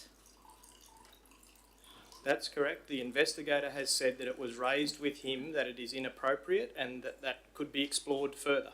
And what you've done as a CEO is you've basically, and I'll use a colloquial word, you've jobbed yourself into to the Crime and Corruption Commission because you're being transparent and open.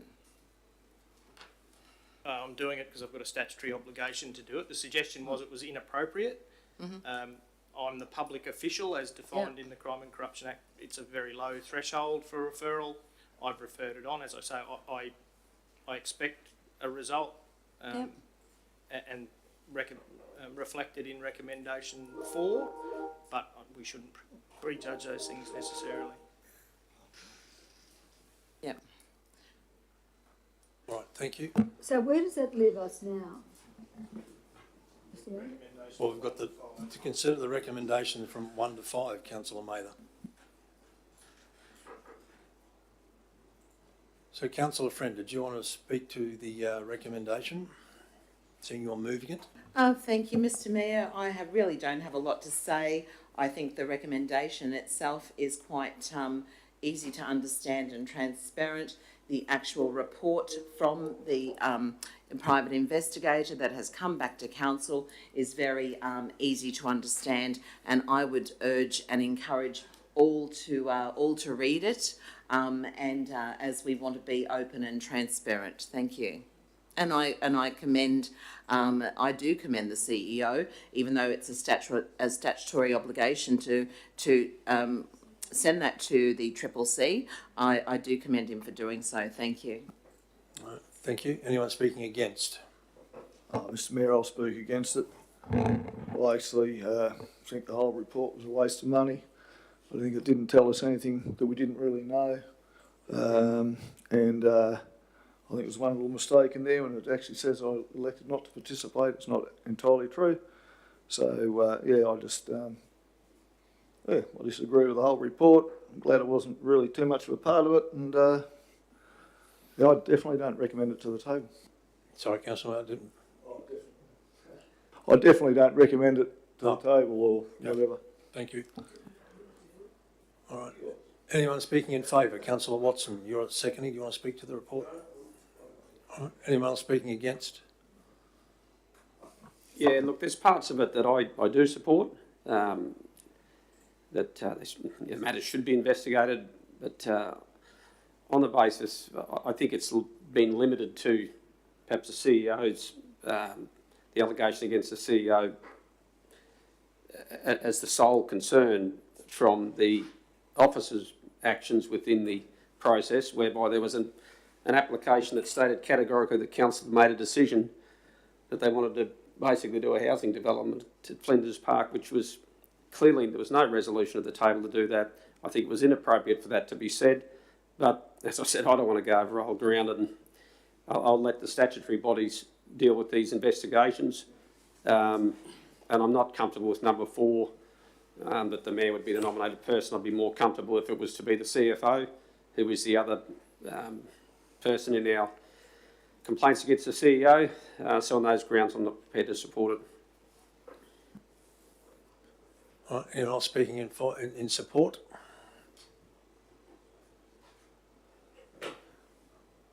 Okay. Happy to, Councillor Friend, do you want to wrap up? No, that's fine, Mr Mayor.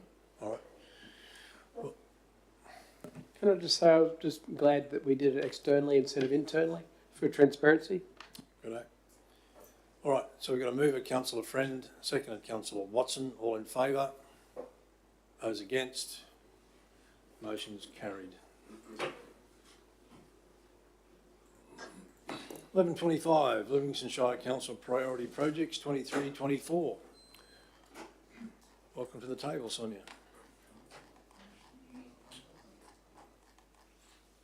Good afternoon, councillors. This report was presented at the briefing session in November. There has been one slight change which you would have had the opportunity to look at, and that was to the maritime infrastructure. The report has come back and we've just updated it to reflect those recommendations which were in the Maritime Safety Report for future infrastructure. The rest remains the same, and just asking for councillors' support. Any questions? All right. Can I get a mover and a seconder, please? Moved Councillor Eastwood, seconded Councillor Swadley. Councillor Eastwood, did you want to speak to the recommendation? No, just to say good work from the officers, Mr Mayor. Thank you very much. Anyone speaking against? Councillor Swadley, you want to talk to the recommendation? Just another good report put together. Yeah, Mayor, well done, team. Thank you. Happy to go to the vote on this one, councillors. We'll wrap up. All in favour? Carried unanimously. Thank you, Sonia. All right. Yesterday afternoon's items before we close the session. Will do. Urgent business. We've got that matter, Mr CEO, from this morning's deputation. Yeah, do you want to do those before the carryovers from yesterday? Yes, I will. Thank you.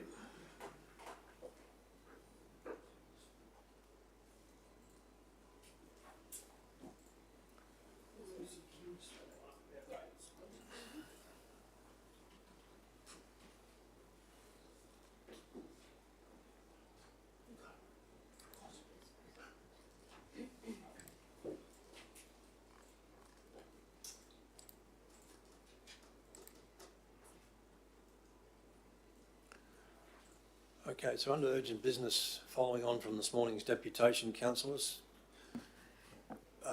Councillor Friend? I'll move, Mr Mayor. All right, thank you. That one, Lou Geddes et al. Be thanked for their deputation. You're seconding, Councillor Mather? Yes. Right. Be thanked for their deputation and suggestions to councillors regarding rural rates. And 2, Mr Geddes be advised that alongside earlier commitments to exploring rate capping, Council will also commit to a review of his suggestions for both banding and rates in the dollar for rural properties, noting though that reductions in revenue from these categories will need to be made up by increases in others. Moved Councillor Friend, seconded Councillor Mather. I have a question. Yes, I will, thank you. Any questions? Councillor Friend. Thank you, Mr Mayor. So my question here, do we need to put in within the budget deliberations 24-25, stipulate a time, or is the intention to take it back to the officers to work on something immediately? Because my understanding is we can't change the rates at this stage until we adopt them again next year. That's correct. So may I add an addendum that it be included in the 24-25 budget? Yep. Deliberations. Subject to reviewing his suggestions for both in rural properties in the 2024-2025 budget, comma, noting though that reductions in yada yada yada. I don't think that's, appropriate, Mr Chairman. Why is that? That we do that anyway. We do that anyway. Because that will put the fair guilt onto them, thinking, oh, well, we're going to have to put it on somebody else. That's right? It's a shortfall, that's unlikely to be given. It's a matter of being fair. I understand that. But I just don't think, obviously, talk about it. But I don't think All right. it's a good idea to put it in the Well, Councillor Friend, as the mover, are you happy for noting though that reductions etc. be removed from the? Yes, let's just leave it because I'm sure that that discussion will happen within the budget deliberations. All right. Yes, will. All right. So just remove that last part of that sentence. Thanks, Lucy. From noting forward. Yep, perfect. Yep. Mr Mayor, can we put a 3 in there to give a copy of the resolution to Stephen Andrews, the member for the Mayor? Because he came down to advocate for them as well. Yeah, that's fine. So we put that a copy. Let you know what we're doing, so you Yeah, a copy of the resolution be provided to the member for Moranny, Mr Stephen Andrew.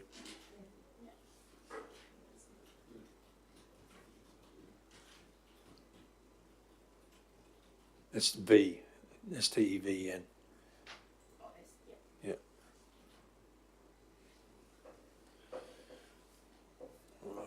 You happy with that, Councillor Friend? Yes, thank you. Yes, thank you, Mr Mayor. It's singular, just Andrew. Andrew. Yeah. Yeah.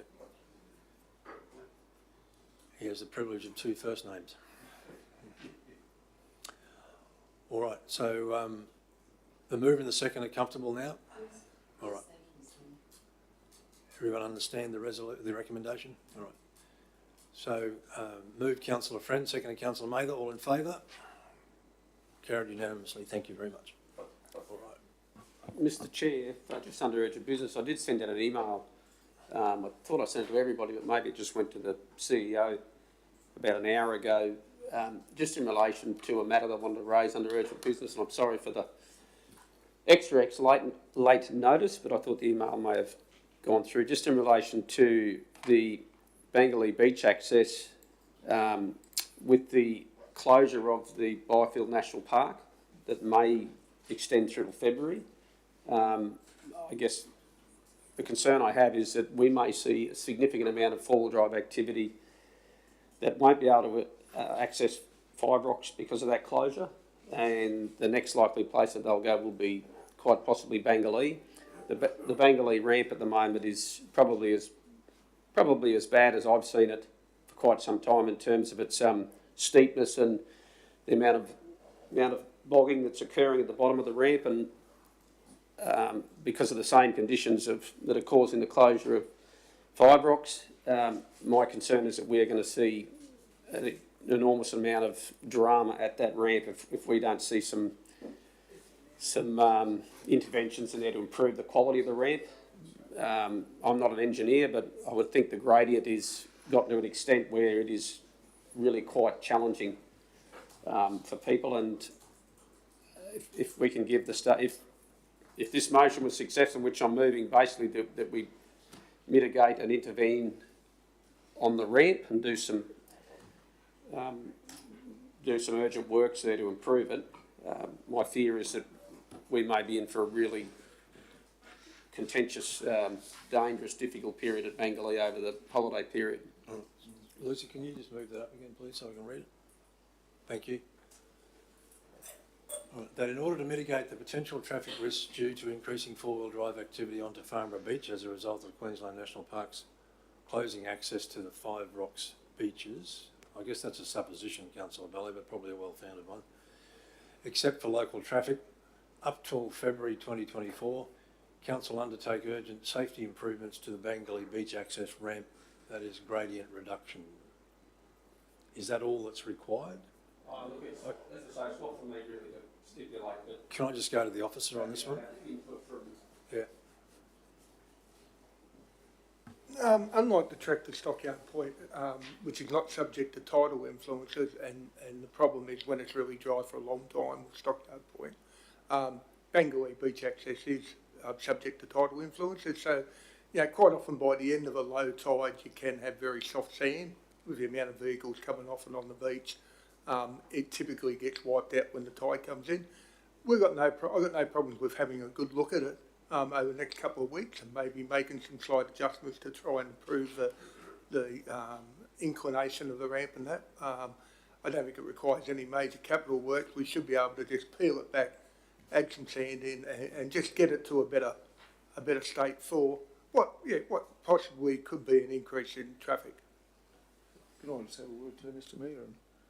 Is there a question, Councillor? Oh, not so much a question, Mr Mayor, but we've just had some really big tides, which do bring the water level up and actually harden the ramp off a little bit. But even throughout those tides, I was actually coming off the beach after mackerel fishing last week, and there was a fellow in front of me that was absolutely bogged to his axles. Now, that can happen to anybody, but particularly on high tides when the last bit gets really soft. And it's after that guy unfortunately passed away there, people are hesitant to winch and to pull, especially when somebody is that bogged. I had I had to winch him off because I was running for the doctor, and I spent 3/4 of an hour winching this guy off. I had to anchor myself to another vehicle so this guy could get a vehicle and a boat. And this guy knew what he was doing too. It was just that it is that bad at the moment. It just and what happens if it just gets left like it is? The frustrations that can happen on a Saturday or a Sunday when you get lots of people turn up there, people lined up, people losing their tempers, unfortunately. It'll just be great, and I thank you that you are going to have a look at it, Jeff. But that'd be fantastic, just to do what you can do. Yeah, we'll have a good look and do what we can do under maintenance, even if it means extending the boards a little bit. I'm not quite sure what approvals we would need to anchor them, but we'll look at possible solutions to overcome the worst of it. All right. Well, Councillor Bella, can I make a suggestion? If we just take off gradient reduction, because that'll open the officer's ability more, I think, to have a look at some remedial action rather than just concentrating on gradient reduction. Because it could require more sand being brought in or whatever, you know. So. Yeah. Yeah, no, the only thing I'd ask Jeff is if you send an email out to let us know when you're going out there, because I would appreciate being able to have a look at the see what you propose, and that'd be great. All right. Moving Councillor Bello. Yes. Seconding Councillor Eastwood. All right. Any questions, councillors? Happy to go to the vote? All right. All in favour? Carried unanimously. All right.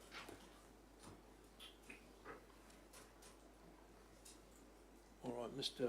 CEO, we'll go back to the noms carried over from yesterday. 10-11. 10-10's been scrapped. Sorry, 10-10 was withdrawn, yes. 10-11. Righto, we've got to find it now.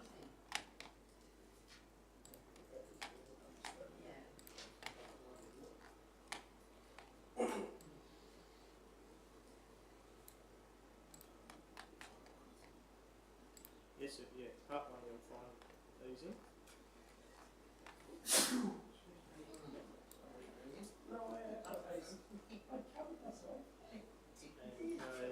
page 71.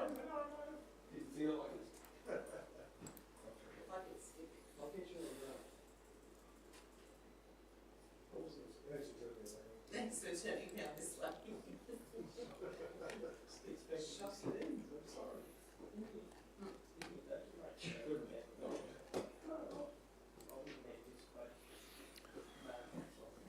All right, so this is the notice of motion from Councillor Mather in relation to the old roadhouse at Kunawara. And the recommendation is that due to the seriously dilapidated state of the old Kunawara roadhouse on the Bruce Highway, Council forward a notice to clean it up within 30 days or fines will apply. Couple of questions, Councillor Mather, and this one, my understanding is, were you aware that this has already been dealt with by the officer? I think there were some notices of motion, notice of motion, sorry. There were some notices sent to the owner about cleaning this property up, Mr CEO? There's been some contact made, Mr Chairman. I'll just go on to sit down, but maybe Greg will go and join us and elaborate. All right, thank you. I can say that while I was out on the patio for lunch, I found that a notice had been given to them more recently. I wasn't aware of that. Right. But, Greg can Thank you, through the chair.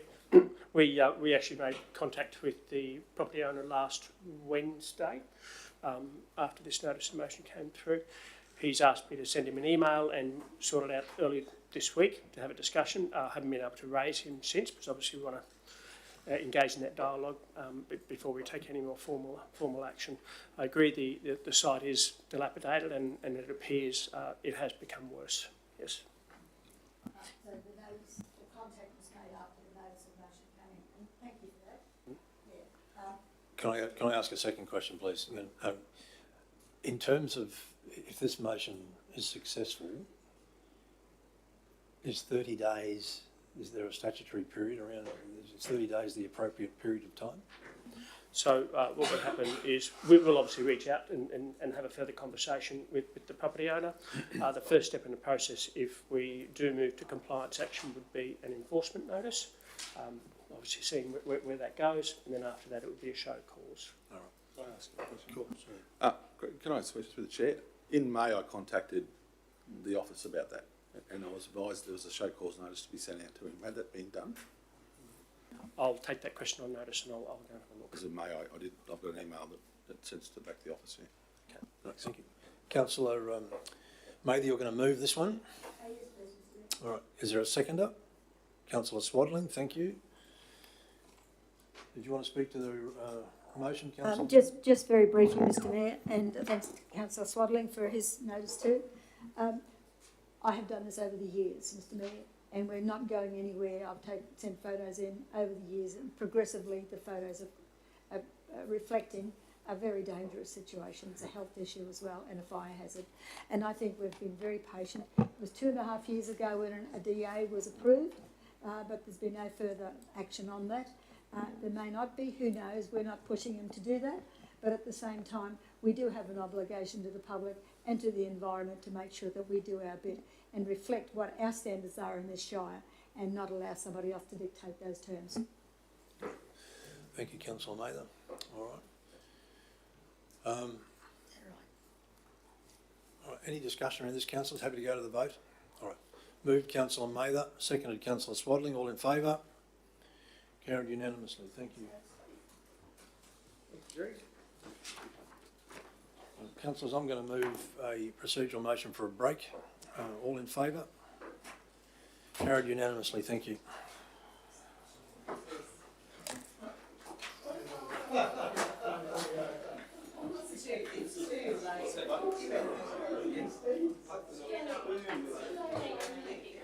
They're getting easier too, I think.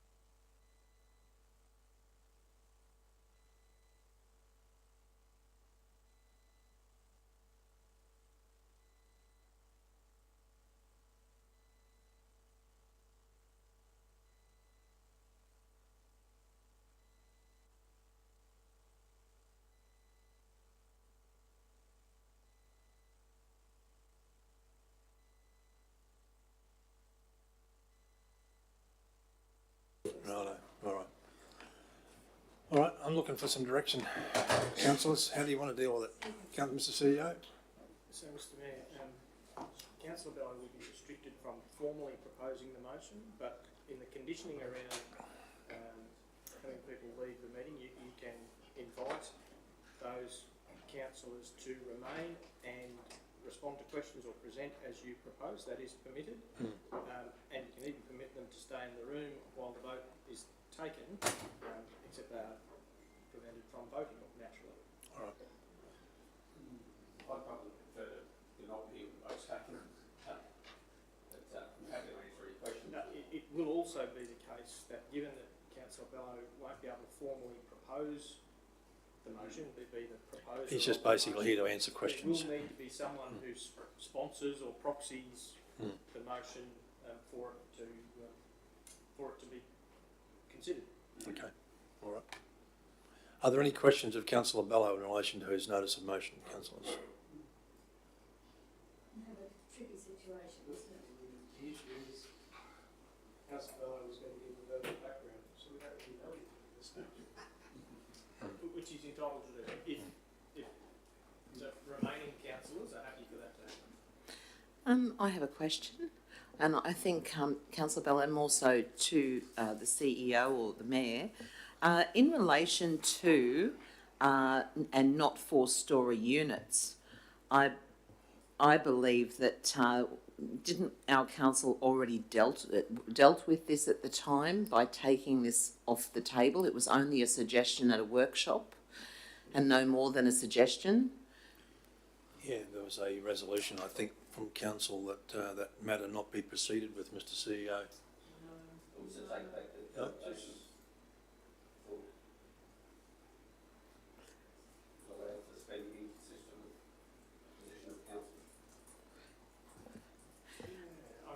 Certainly hasn't been advanced, but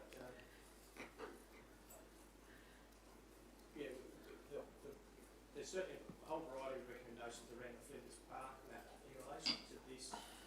Perhaps there was a broader resolution. I'll just have to check that. Because if there was a resolution, which I can't recall there ever being a resolution as such, I believe that it was just a suggestion and it's gone nowhere and it's going nowhere. All right, well, that's what we're just trying to find out, Councillor May. All right, well, are there any questions of other questions of Councillor Bello?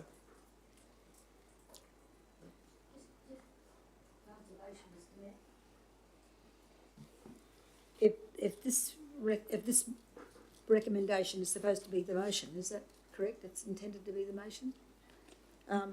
I was just going to suggest, for clarity, add a couple of words in there. In line with the 21 report, which identified green space, not knowing what the green space was, I was just going to put in there consisting of the old tennis courts.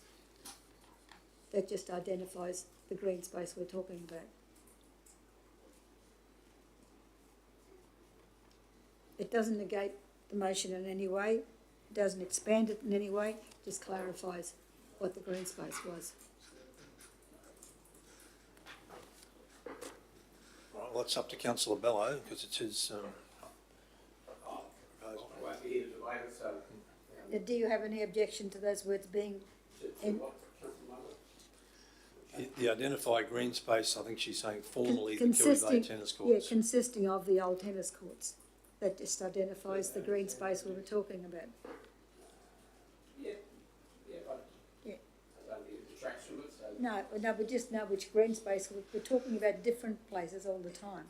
This just identifies it, that relates to that one.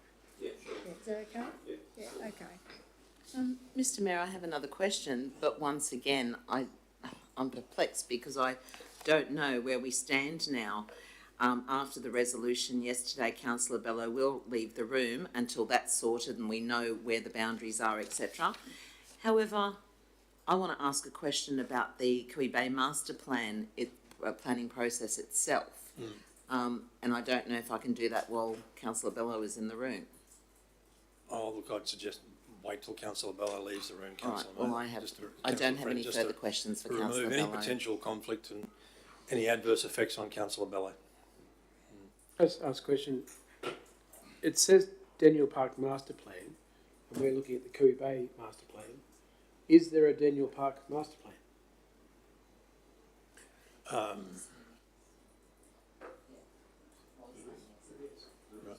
Not adopted, but in existence. Yes. Okay.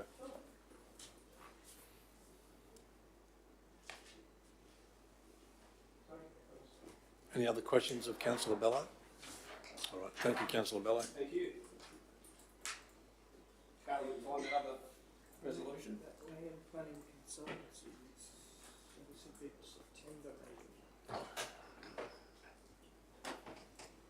meeting. Councillor Friend, your question is? Thank you, Mr. Mayor. My question is that, well, first and foremost, I don't believe there was a resolution about any four-storey units in this space. There was just a suggestion at a workshop floating around an idea. Secondly, when it comes to the Cooey Bay master planning process, will this area be included in the Cooey Bay master plan, or does it need to be included in the Daniel Park master plan that both haven't been adopted? I'm just thinking that, you know, because if it is, then we can take this to the community and ask for their suggestions. And I'm not talking about a four-storey unit block. I'm talking about suggestions of that space. Yep, thank you. Molly? Thank you, Mayor, and thank you for the question. When Council resolved recently to undertake the Cooey Bay Master Planning process involving community consultation, the Engagement and Events team took that as to mean everything within that map, and that includes the Daniel Park Master Plan and the multi-sports precinct area. So the engagement plan that's being built currently from that resolution includes all of those things, including consultation on not only the overall plan, but the elements within it, including what we have for Daniel Park. So that's already part of the planned engagement. Through you, Mr. Mayor, when the Year 7s came here from Yeppoon State High School and made all those wonderful suggestions of another skate park and my favourite, a trampoline park, that's my fave, and all of these other wonderful suggestions, are they going to also be included as part of the community engagement? I know we're talking about the master plan shortly, and I get that, but it really does, you know, reflect on this. Thank you again for the question. Yes, that will be included alongside things like our sporting needs analysis, top 10 priorities, other community consultation that we've undertaken that lends itself to this area. So for instance, in the sporting needs analysis, one of the top 10 priorities is around more basketball facilities, whether that be half court, full court, etc. Then we also can include the evidence and the responses from the Year 7 students, and that would help us build some of the options for community to look at to occur within the community, the Cooey Bay Master Plan. Thank you. Any other questions, councillors? So I'll just read the recommendation that in acknowledgement of the significant amount of community consultation, you stay at the table, Molly. And council resources already invested into the Cooey Bay Master Planning process over approximately 6 years. Council moved forward in line with the 21 report, which identified green space consisting of the old tennis courts adjacent to Daniel Park and not four-storey units. All right. Just a question to yourself, Mr. Mayor and Mr. CEO. If this was to be approved, does that mean that that site could not be eligible for, say, you know, kids' sports or a new skate park, or it means that it remains a green space? We can't do anything with it. Is that correct? And once again, I'm not talking about development. Yeah, I wouldn't have interpreted that way, Councillor Friend. I think the intent of the motion, without speaking for the author, is to make it very clear that when we consult on this thing, the original concept for Daniel Park was to be what's presented as part of the consultation, and not for a development proposal on that site. If I, again, I can't really speak for the author, but that's how I would interpret that. All right, can I get a mover and a seconder for this, please? Move councillor Mather. Is there a seconder? Okay, it lapses the one of a seconder.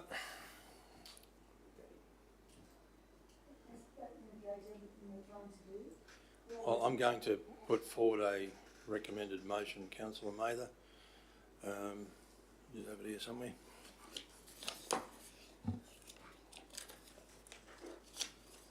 Now I've lost it.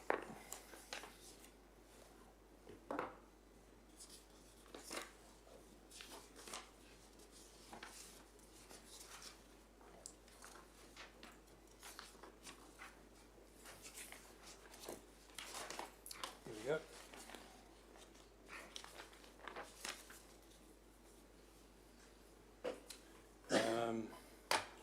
I think I sent you a copy, Lucy, in case this happened. The one I sent last week. That Word document? Yes, thank you.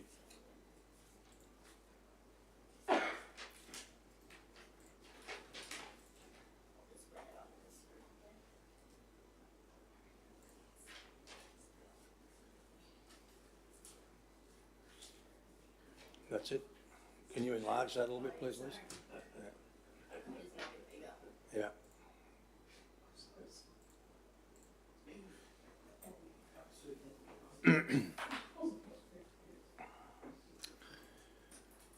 Okay, so the motion I'm putting to the table, councillors, is that lot 10, lot 11 and lot 18 on the respective survey plans, which are those blocks of land that were formerly the Kiwi Bay tennis courts, being 27 to 31 Matthew Flinders Drive, Kiwi Bay, and council-owned land, be included within the Kiwi Bay Master Plan engagement process to determine the community's preferred use of these lots, and 2, a wide range of community input be sought to determine the most preferred use of these lots.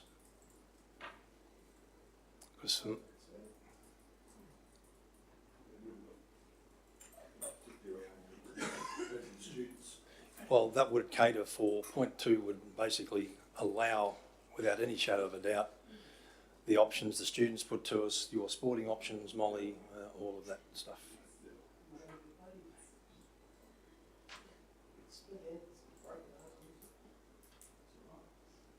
And Councillor Friend's trampoline park.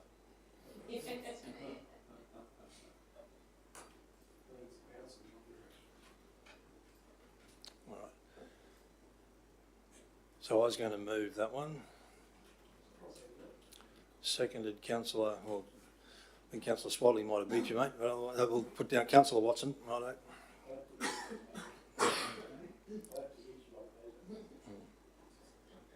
All right. Councillor May, the question? You look like you're going to ask a question. I'm thinking of the question. Right. No, I was just debating a few words in the first one. Mm-hmm.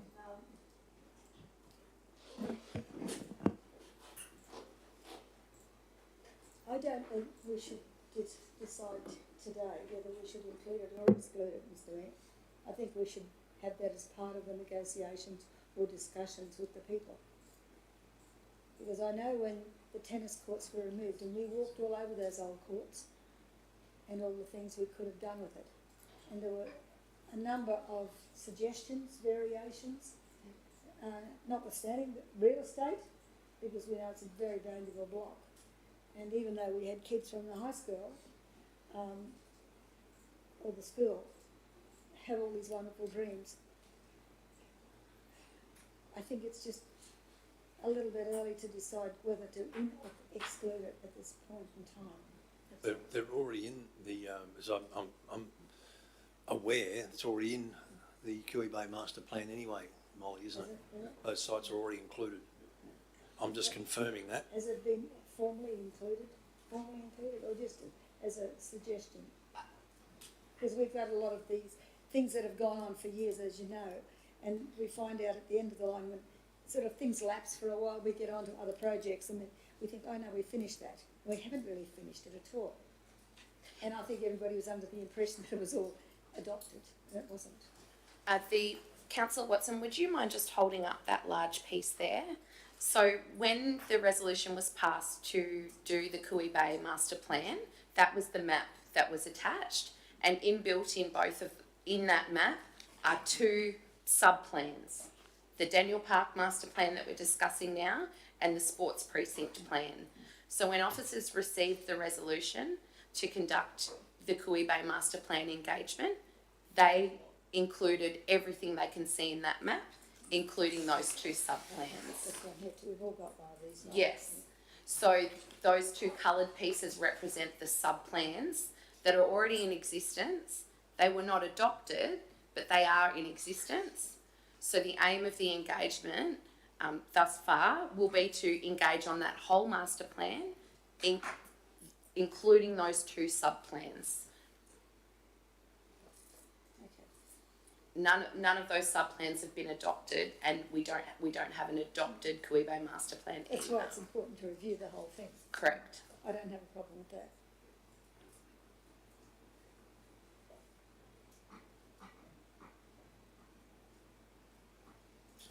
All right, any other questions, councillors? Happy to go to the vote on this one? Move myself, secondly Councillor Watson. All in favour? Those against? Carried. Mr Mayor, did you want a procedural motion to give it to item 10-14? Right, yeah. Councillor Eastman is out of the room. Righto.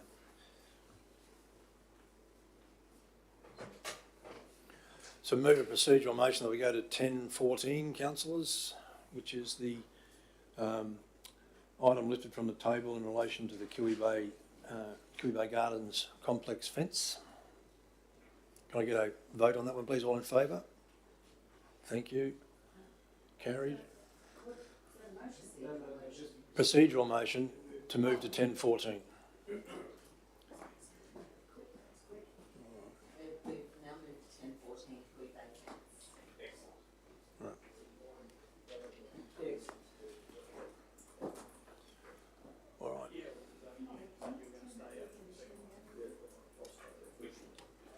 I think Carly requires to declare it, which actually we've been very slack on live that they have been.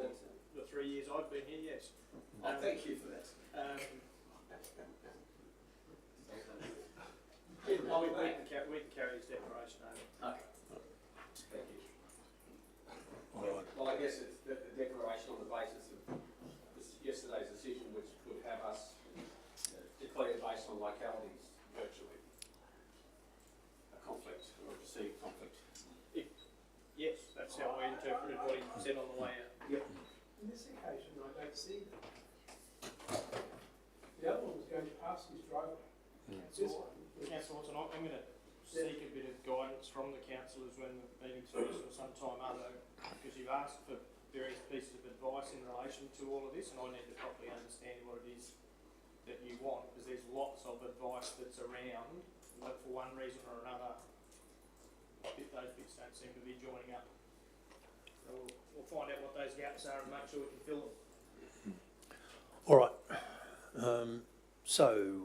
We've got a recommendation from the officers in relation to this one. Jeff, any questions on this one, councillors? We were given a briefing on this at the briefing session. Yes, thank you, Mr Mayor. Through you. Thanks, Jeff. So we're talking about the Cooey Bay Garden fence. Now, I can see the councillor recommendation, the original, that's been lifted off the table, and also there's an officer recommendation. So are we going to be dealing with the councillor recommendation first, and then if that falls over, then the officer's recommendation? Is that how it works? I'm happy to go to the officer's recommendation first, councillor. Okay, so the officer's recommendation. All right, so let's have a look here. What have I got? So who owns the actual land, the drainage reserve? So state owns it, but a council in trust. So it's in trust to us like all other areas of in trust, and we look after it. That's true, yes. Okay. All right. All right, thank you. That's all I have for questioning. All right. Any other questions, Councillor Watson? I'm just wondering, does it have to be fenced at all? Because it doesn't, does it? No, that's why when the updated fence was brought to our attention between the drainage reserve and the road, we've removed it. The initial development application did talk about a fence between the Cooey Bay Gardens property and the drainage reserve, which went in the wrong place for whatever reason. My recommendation is to not pursue that. Should Cooey Bay Gardens choose not to put a fence up, it shouldn't bother council. Have they asked for the fence for any particular reason though? Because it was already there, or is it safety or something like that? They have mentioned safety, yeah, people coming onto the area. They basically, the previous fence created exclusive use, so no entry to anyone onto that drainage reserve. It effectively gave the appearance that it was all their land. Jeff, or anyone, are we aware if children live there and play in that area? Do we know? I don't know. I don't know. I don't think so, but I don't know. Do we know who actually built the fence in the first place? Because they were told where to put it, and somebody put it in the wrong place. Yeah, it was an approval development for the fence to be erected. No idea why it was put in the wrong place, whether it was unintentional or intentional. We didn't put it there. No, council didn't. It was the developer's requirement. Yeah. That they've been using that space all this time. Look, I don't have a problem. If they put the fence up, I don't mind if they put it back where it was, as long as they maintain that area. Because otherwise we're going to have the maintenance job. That's my concern. Yeah, the maintenance would be rather minor. It's a drainage reserve which communities are talking about, parks are talking about servicing probably 4 times a year.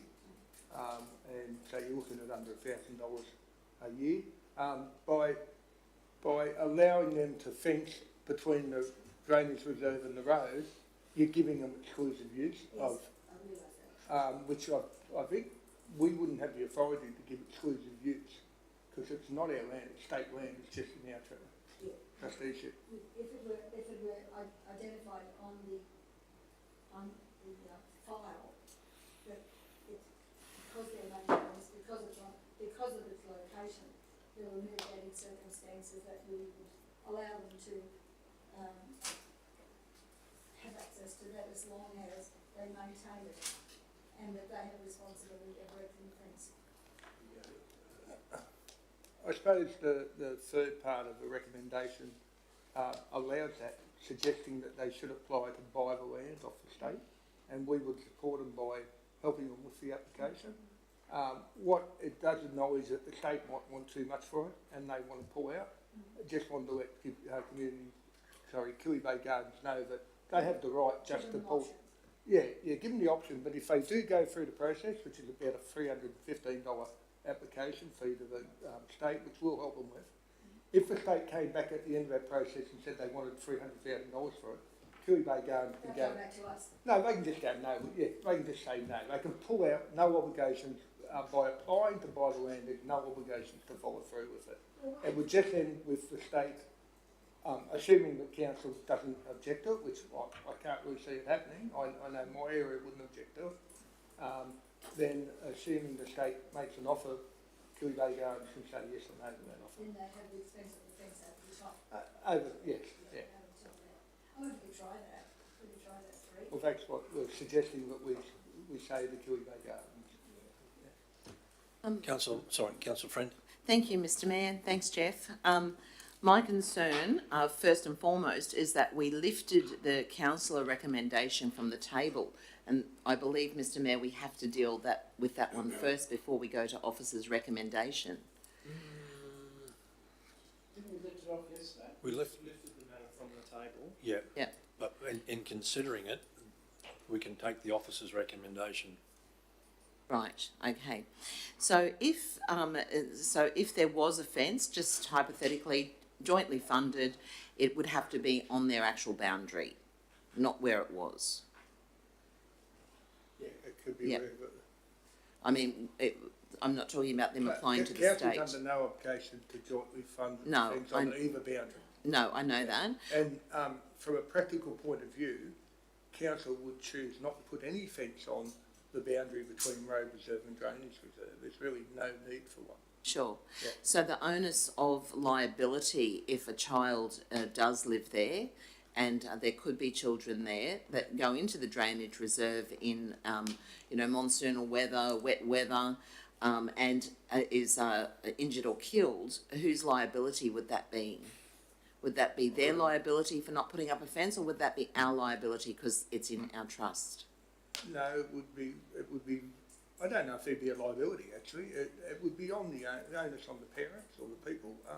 There's no, originally in the development application there was a requirement to fence it. It was put in the wrong place, which has now been dismantled. It basically reached the end of its life. If they want to choose to secure their property like any property owner, they could fence it. I don't believe council should follow up on a development condition from 25 years ago that was never really put, it never went to fruition because the fence was put on the wrong boundary. So I think it'd be hard for us to say, you have to put up a fence on your boundary based on the original development approval. That'd be unfair. But should they choose to, it's their responsibility, as it is with anyone who adjoins a public reserve, be it road reserve, drainage reserve, park reserve, yeah. We're happy to move, councillor. Okay. Yeah, you can ask a question. Yeah. Is there an avenue for these people to take on the lease? Not buy it, just take on the lease. Is it a peppercorn thing that we could give them, or? We mentioned that last time, didn't we, Michael? It's not you in an urban area. Yeah. It would, if they really want the land, and whilst it's a drainage reserve, when you look at it looks like at some stage it's been filled and all the rest of it. So it's not an area that gets inundated. It might in 20 years' time with global warming, I don't know. But it's a drainage reserve which appears to not be too much of a drainage issue as it currently stands. But the land around it and the table drain to the road, yes, it can be tidal at sometimes, yeah. Especially to the south of it, yeah. All right, councillors, are we done? We've got a mover in Councillor Mather. Can I get a seconder, please? Councillor Watson. All right, Councillor Mather, do you want to speak to the report? No, I think we've done it once, didn't we? All right. All right. Are you happy? Sorry? Yeah. Councillor Mather, you don't want to speak in support of it? I will, Mr Mayor. Okay. We've got legislation to tell us what we can and can't do. We have a moral obligation to tell us what we should do. Although we like to be all things to all people, this is one that the law says that you can do certain things, but we're going to refer them on to how they can acquire what they want. But it will cost them. Otherwise, it's going to cost our ratepayers. And we're not in the habit, and I've tried, let me tell you, I've tried to co-fund a fence because there was public activity on the other side.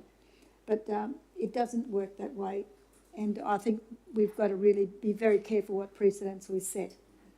And they do have some options, and no doubt they can come back to us if they find the natural resource conditions are too onerous. They can always come back to us. It's not to say we're going to change our mind, but we just might find another way of doing it, that's all. Thank you, Councillor Mather. Councillor Friend, you're speaking against? I am, Mr Mayor. I do have my concerns. So 25 years ago, the original developer constructed this fence well outside the property boundary. We're aware of that. And for 25 years, council did not have to place the body corp, or did not try to place the body corporate under compliance to relocate the fence. I can only assume that having this fence was beneficial to both parties, as the body corporate kept their side of the fence mowed and attended to.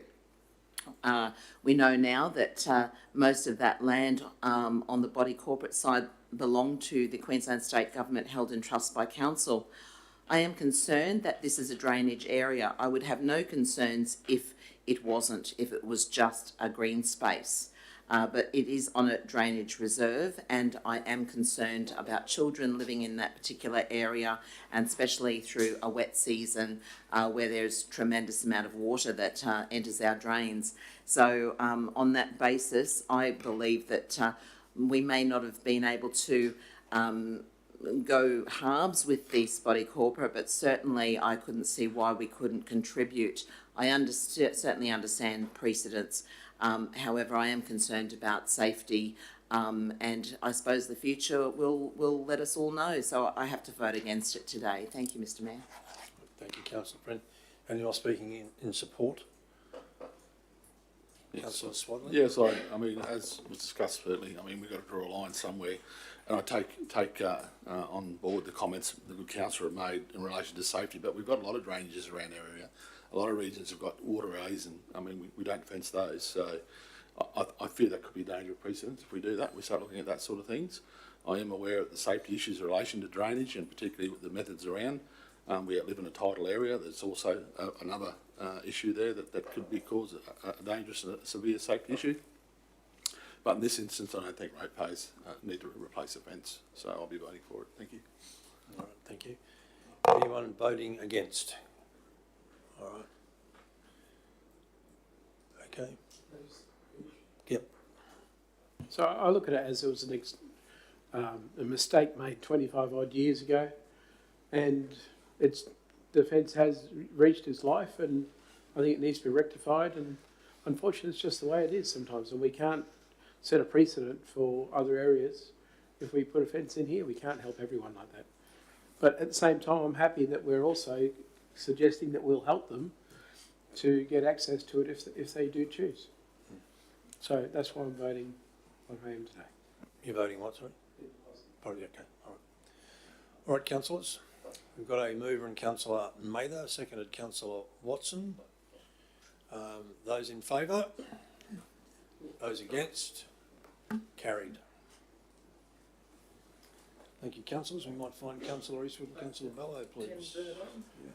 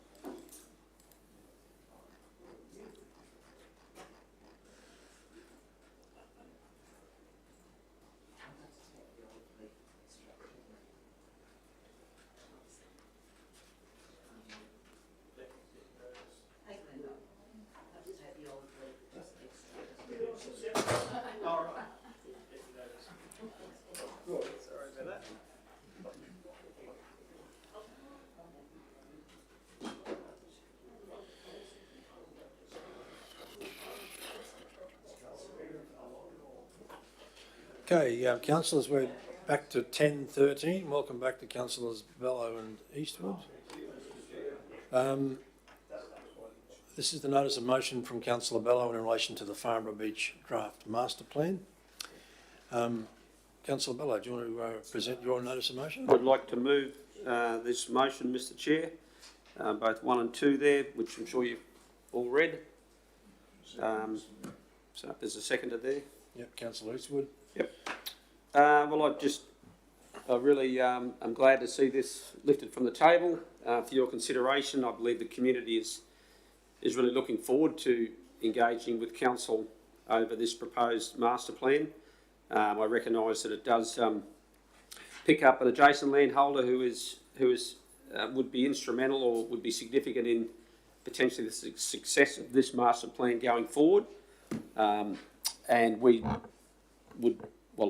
I would certainly welcome their feedback through this engagement process, and recognising the contribution that they've made over many years, especially with the road that has been in many ways treated like a trunk road from the roundabout all the way up to Sandy Point Road. that the public have been able to have full access to for many, many years. And that particular back road is identified in this master plan as a critical link up to Sandy Point, which is one of the most beautiful recreational areas in terms of coastal ecosystems. And with the growth of our community, I believe that this plan captures the most sustainable way forward to move. So without going on too much more, I present it to the councillors for their consideration. Thank you, Councillor Bello. Any questions, councillors? All right. Councillor Mather? Just an observation to see that the private landowner was amenable to that plan being released. I think that makes all the difference too. Well, certainly will garner my support in this one, because that was my only concern last time, Councillor Bello, was about that consultation with the major landholder, and now that that's been done, I think that's a good step forward. We're happy to go to the vote on this one, councillors. We've got to move. Councillor Eastwood, you want to speak to it? Oh, yes, Mr Mayor. Look, lots of work's been done on this plan by the committee and by the officers. And it's now time for it to go to the public for some consultation, scrutiny, and to get it all, make sure that we've got it all worked out. And it's great to see so much participation in caring for this asset. Very excited. All right, thank you. Move to Councillor Bello, second to Councillor Eastwood. All in favour? Carried unanimously. Thank you. And 10:15 is from Councillor Friend, which is lifted yesterday in relation to the Byfield Footpaths Forward Works Program. Councillor Friend, would you like to speak to your notice of motion? Yes, Mr Mayor, I certainly would, and I also reserve the right to wrap up as well. So thank you for lifting this from the table. We've been briefed that there are constant requests for footpaths, and most notably in the Yeppoon and Emu Park area. If council were to construct all of these requests, it would total approximately $26 million. In this briefing for the path prioritisation modelling, we learnt that any Byfield footpaths are not at all in council's forward works, full stop. We learned that the pathway ranking system is based on 5 criteria: safety, lifestyle, location, cost and population. If we look at population, it is understandable why the footpath prioritisation is and will always be Yeppoon and Emu Park centric. However, almost 4 years ago, we said to the voters within our Shire 1 Livingstone, we placed emphasis on our smaller communities to make sure that they were heard and valued. So part of this prioritisation was cost to council. Let's all acknowledge the rate base in Byfield who have diligently paid their rates to council over the last 20 years, receiving very little services in return. Lifestyle and location. Byfield is heavily promoted as a tourist destination, beautiful drive, and Capricorn Enterprise, who we are the major partner, consistently promotes this beautiful area, and indeed council also promotes this area on Facebook and social media. We look at safety. The Byfield State School, located opposite the bus stop, is a thriving small school run by the Queensland Education Department. Students, teachers and staff have no safe pathway to the Raspberry Creek Library. These rankings must be considered. Mr Mayor, as I said, I reserve my right to wrap up, and I ask my fellow councillors to consider carefully this important footpath, stage 1, from the Byfield Master Plan. All right, thank you. So we're going to move Councillor Friend, seconded Councillor Eastwood. Anyone speaking? Sorry, are there any questions of Councillor Friend before we get underway? Councillor Watson.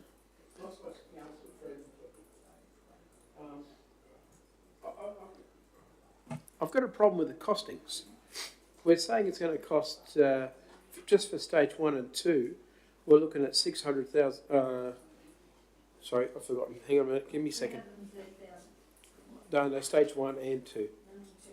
Hang on a minute. I'll just call it back up again so I can see it. Sorry. This is still stage 1. Yeah, I know that. But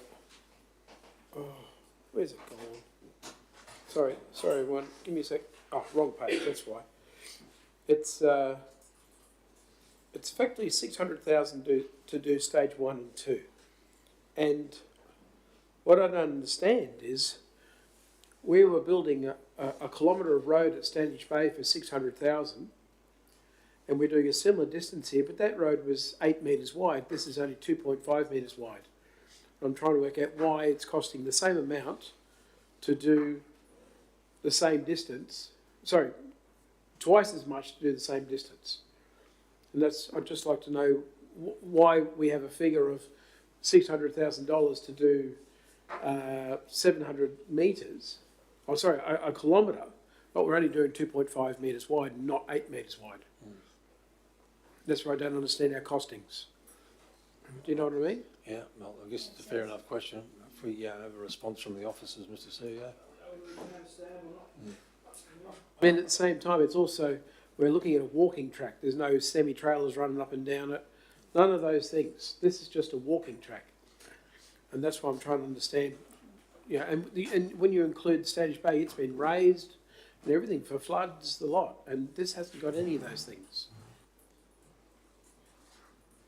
Okay, thank you, Councillor Watson, for the question. It is a bit difficult to answer completely because at the moment the concept for Byfield footpath is a line on a plan, and when the designers do their estimates at line on plan, which is concept stage, we have our standard unit rates that we apply, and then because there's so many unknowns with ground conditions, we add 40% generally for the concept estimates, whereas the comparison of the Standish Bay Road project was the actual final cost.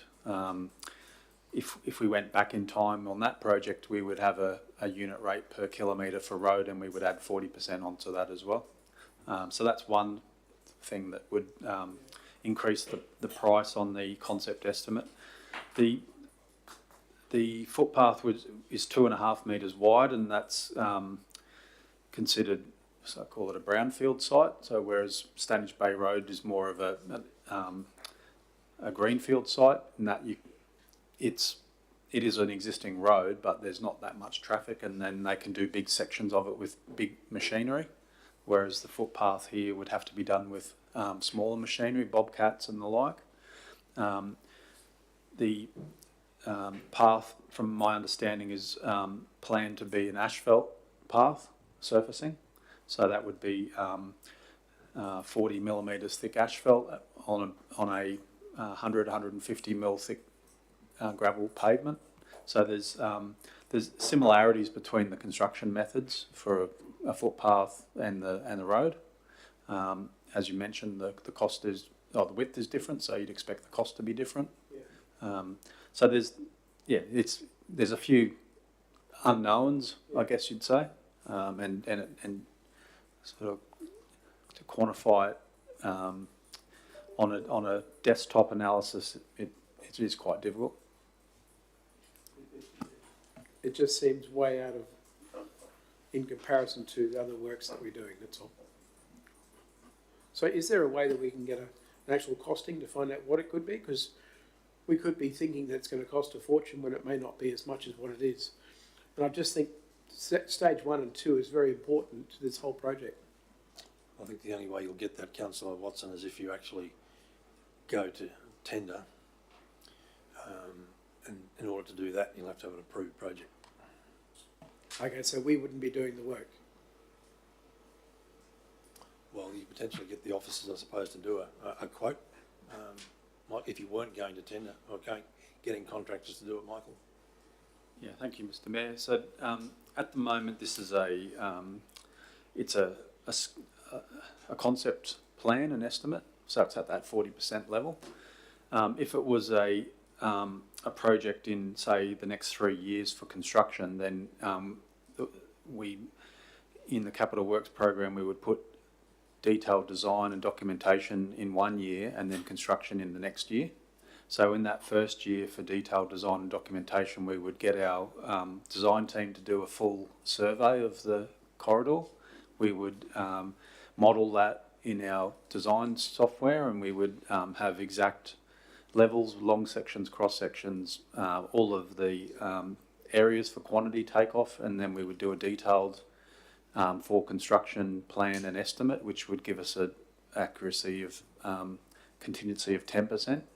So that's how we narrow down from concept through to preliminary to final detailed design, and that would give us a shovel-ready project, which at the moment, because it's so far down the ranking in our prioritisation model, we haven't done any of that work. It's just a concept master plan from a number of years ago.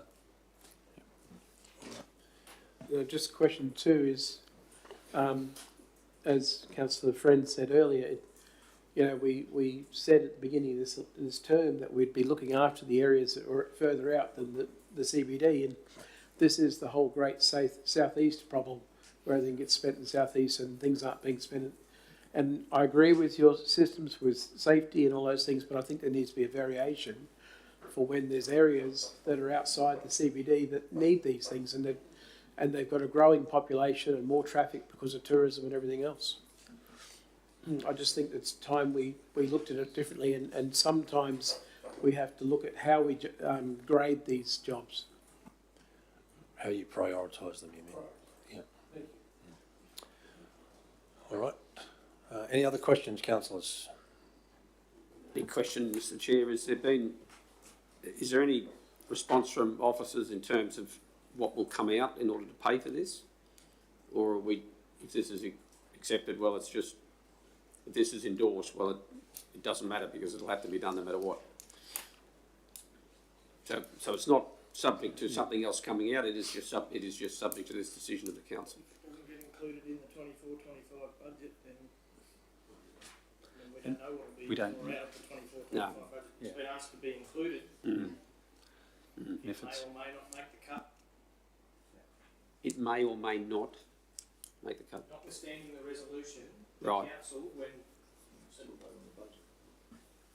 notwithstanding any resolution that says something be included in the 24-25 budget, the council at the time can overturn its own decisions because it might have other priorities at the time that it can't reconcile to do that. This will require us to present it in the 24-25 capital program. Whether it's included or not will be up to councillors at the time. Right, okay. Okay. Okay, Councillor May, the question? Yes, Mr. Mayor. Do we know if the Army still uses the blue route? They do. Why can't we ask them for a donation? Because they're not using the footpath. I know that, but the kids have to get off the road because of them. The footpath is the safe access for the children. Well, It's worth a try I'm anyway. taking it offline, Councillor May, I'm happy to ask. But, Yeah, but I mean, it's not... not going to include it in this resolution. No, I understand that. Yeah. I understand that, but I just ask because it's another avenue where we've missed out on a lot of funding from the Army, and this is maybe one way we can get something back. All right, I'm happy to ask the question, Councillor Mather.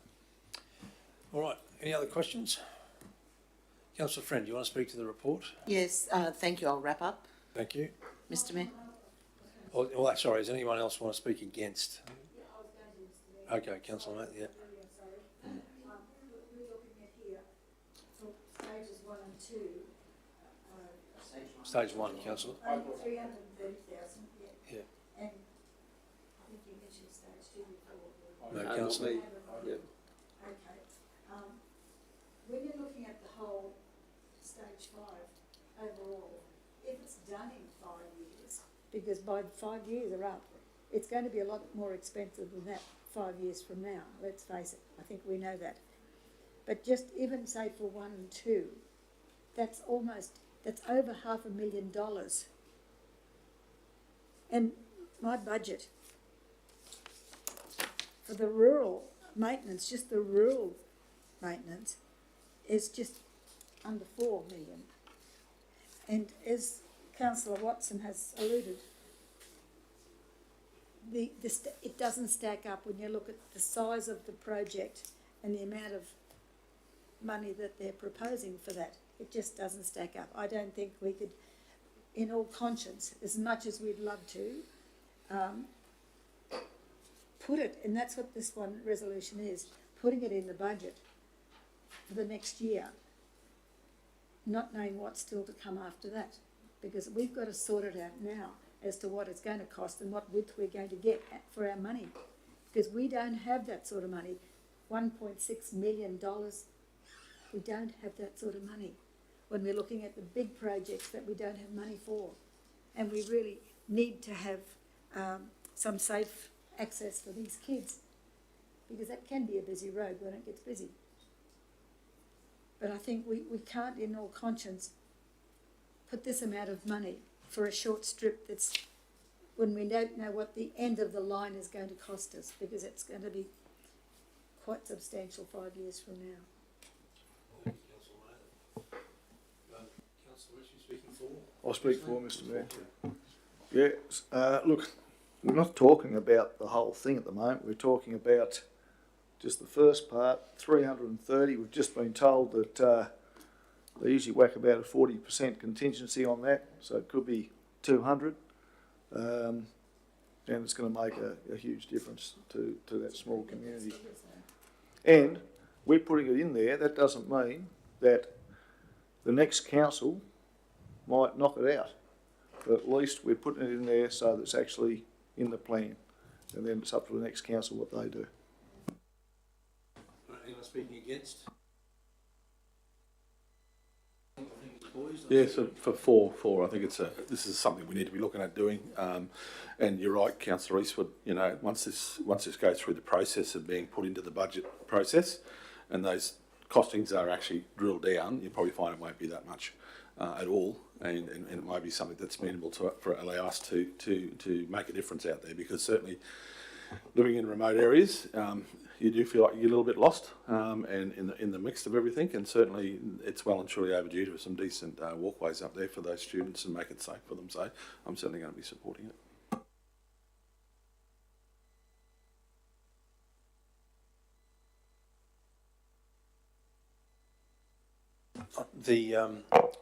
The issue for me here is a couple of things. One is, well, the issues are a couple of things. One is the good people of Byfield have spent a lot of time working with us in terms of coming together and putting together a master plan for Byfield. And I think that effort needs to be recognised.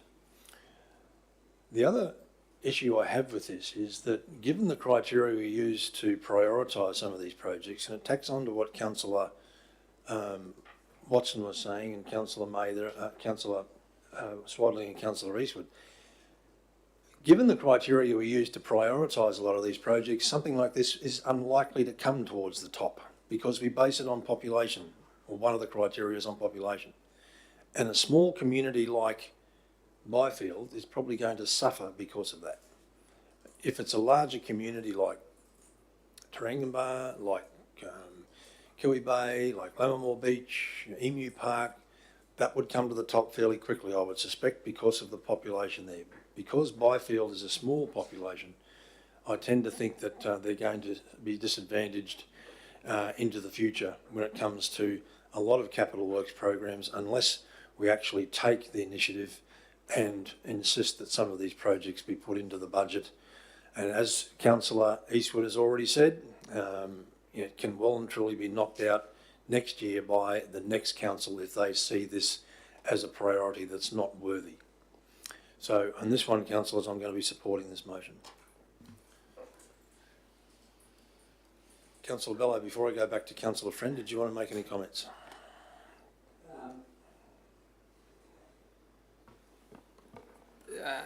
Yes, I will make comment.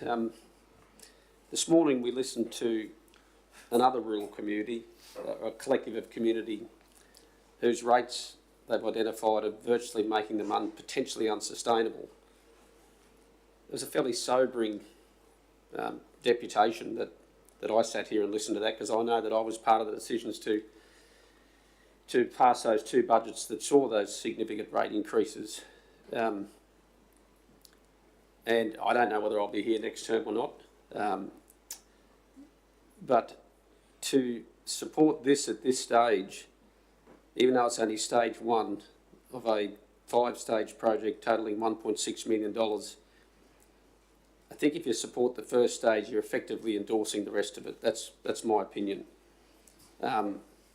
And I acknowledge the work of the reference group and absolutely take nothing away from them. And I think they would be cheering to the rafters if I suspect this will be supported, because there's been many communities advocating for desperate projects from Keppel Sands to Saanich Bay, but we don't have the money because we have a methodology that is robust and has been put together with the best intentions to try and spread that budget as far and wide as it can go to where the needs are. I would have liked to have supported this, but listening to those farmers this morning, I can't in good conscience effectively commit $330,000 into the next budget of council at this point in time, and know that those rural farmers would be potentially contributing a significant amount of that budget towards this project. So on those grounds, I'm not prepared to support it. Right. Thank you, Councillor Bello. Councillor Friend, you to wrap up, thanks. Thank you, Mr Mayor. Just to discuss a couple of things first. First and foremost, thank you, Councillor Bello. I believe that as council, we look at our whole community. I was most certainly moved by the farmers this morning and their rates and their issues with the rates, and this is why I proposed to move that motion in urgent business, and the Mayor was kind enough to allow it. However, looking at this Byfield footpath, it is purely stage 1, and even though the concept plan has 5 stages, there is no commitment to continue with the 5 stages, but it is important to get the stage 1 going. So over the last 2 years, possibly about 2.5 years ago, councillors met with the residents of Byfield, and at the time there was much frustration in the community over a previously promised footpath. From this meeting, the Byfield Reference Group was formed, consisting of a number of key residents, councillors and council officers. Through this engagement and many meetings, a Byfield Master Plan, concept plan, I beg your pardon, was formulated. Over many months this plan was discussed, dissected, reviewed and settled upon. Staging the footpaths in this plan seemed to be the most appropriate, taking into consideration the costings. There was talk of grant funding under the Principal Cycle Network through Transport Main Roads. This was a 50-50 funding. At the time there was talk of it. At the 7th of November briefing, we were informed that this funding is better suited to areas of Emu Park and Yeppoon. So councillors, we need to have this stage 1 of the Byfield footpath concept plan placed into the forward works. Because of the effort and consideration, the residents that attend diligently the Byfield Reference Group are not discouraged. The reasons I previously stated, because of the reasons I previously stated, and we need to enact this concept plan that's been drawn up. I believe we are not a council of false promises and of false hope. We are a council that must stand with the people and students of Byfield for stage 1 to be placed in the forward works. Thank you. Thank you, Councillor Friend. All right, debate is now closed. Councillors, got a move of Councillor Friend, seconded Councillor Eastwood. All in favour? Those against? Motion's carried. Thank you, councillors. All right, that wraps up our general business, Mr CEO. It does indeed, Mr Mayor. It's just a few closed session items to go. All right. So can I have a motion to move into, move Councillor Mather, seconded Councillor Eastwood. All in favour? Yeah. Thank you.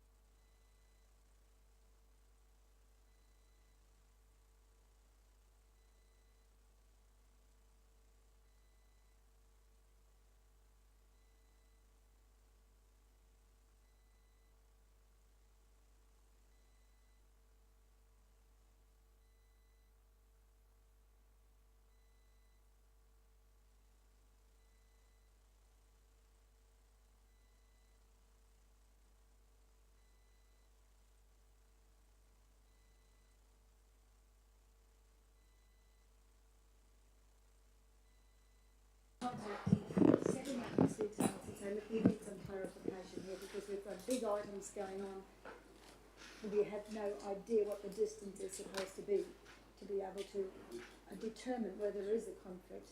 We don't want to. We'll just close the meeting and take your question. So I'm just wondering.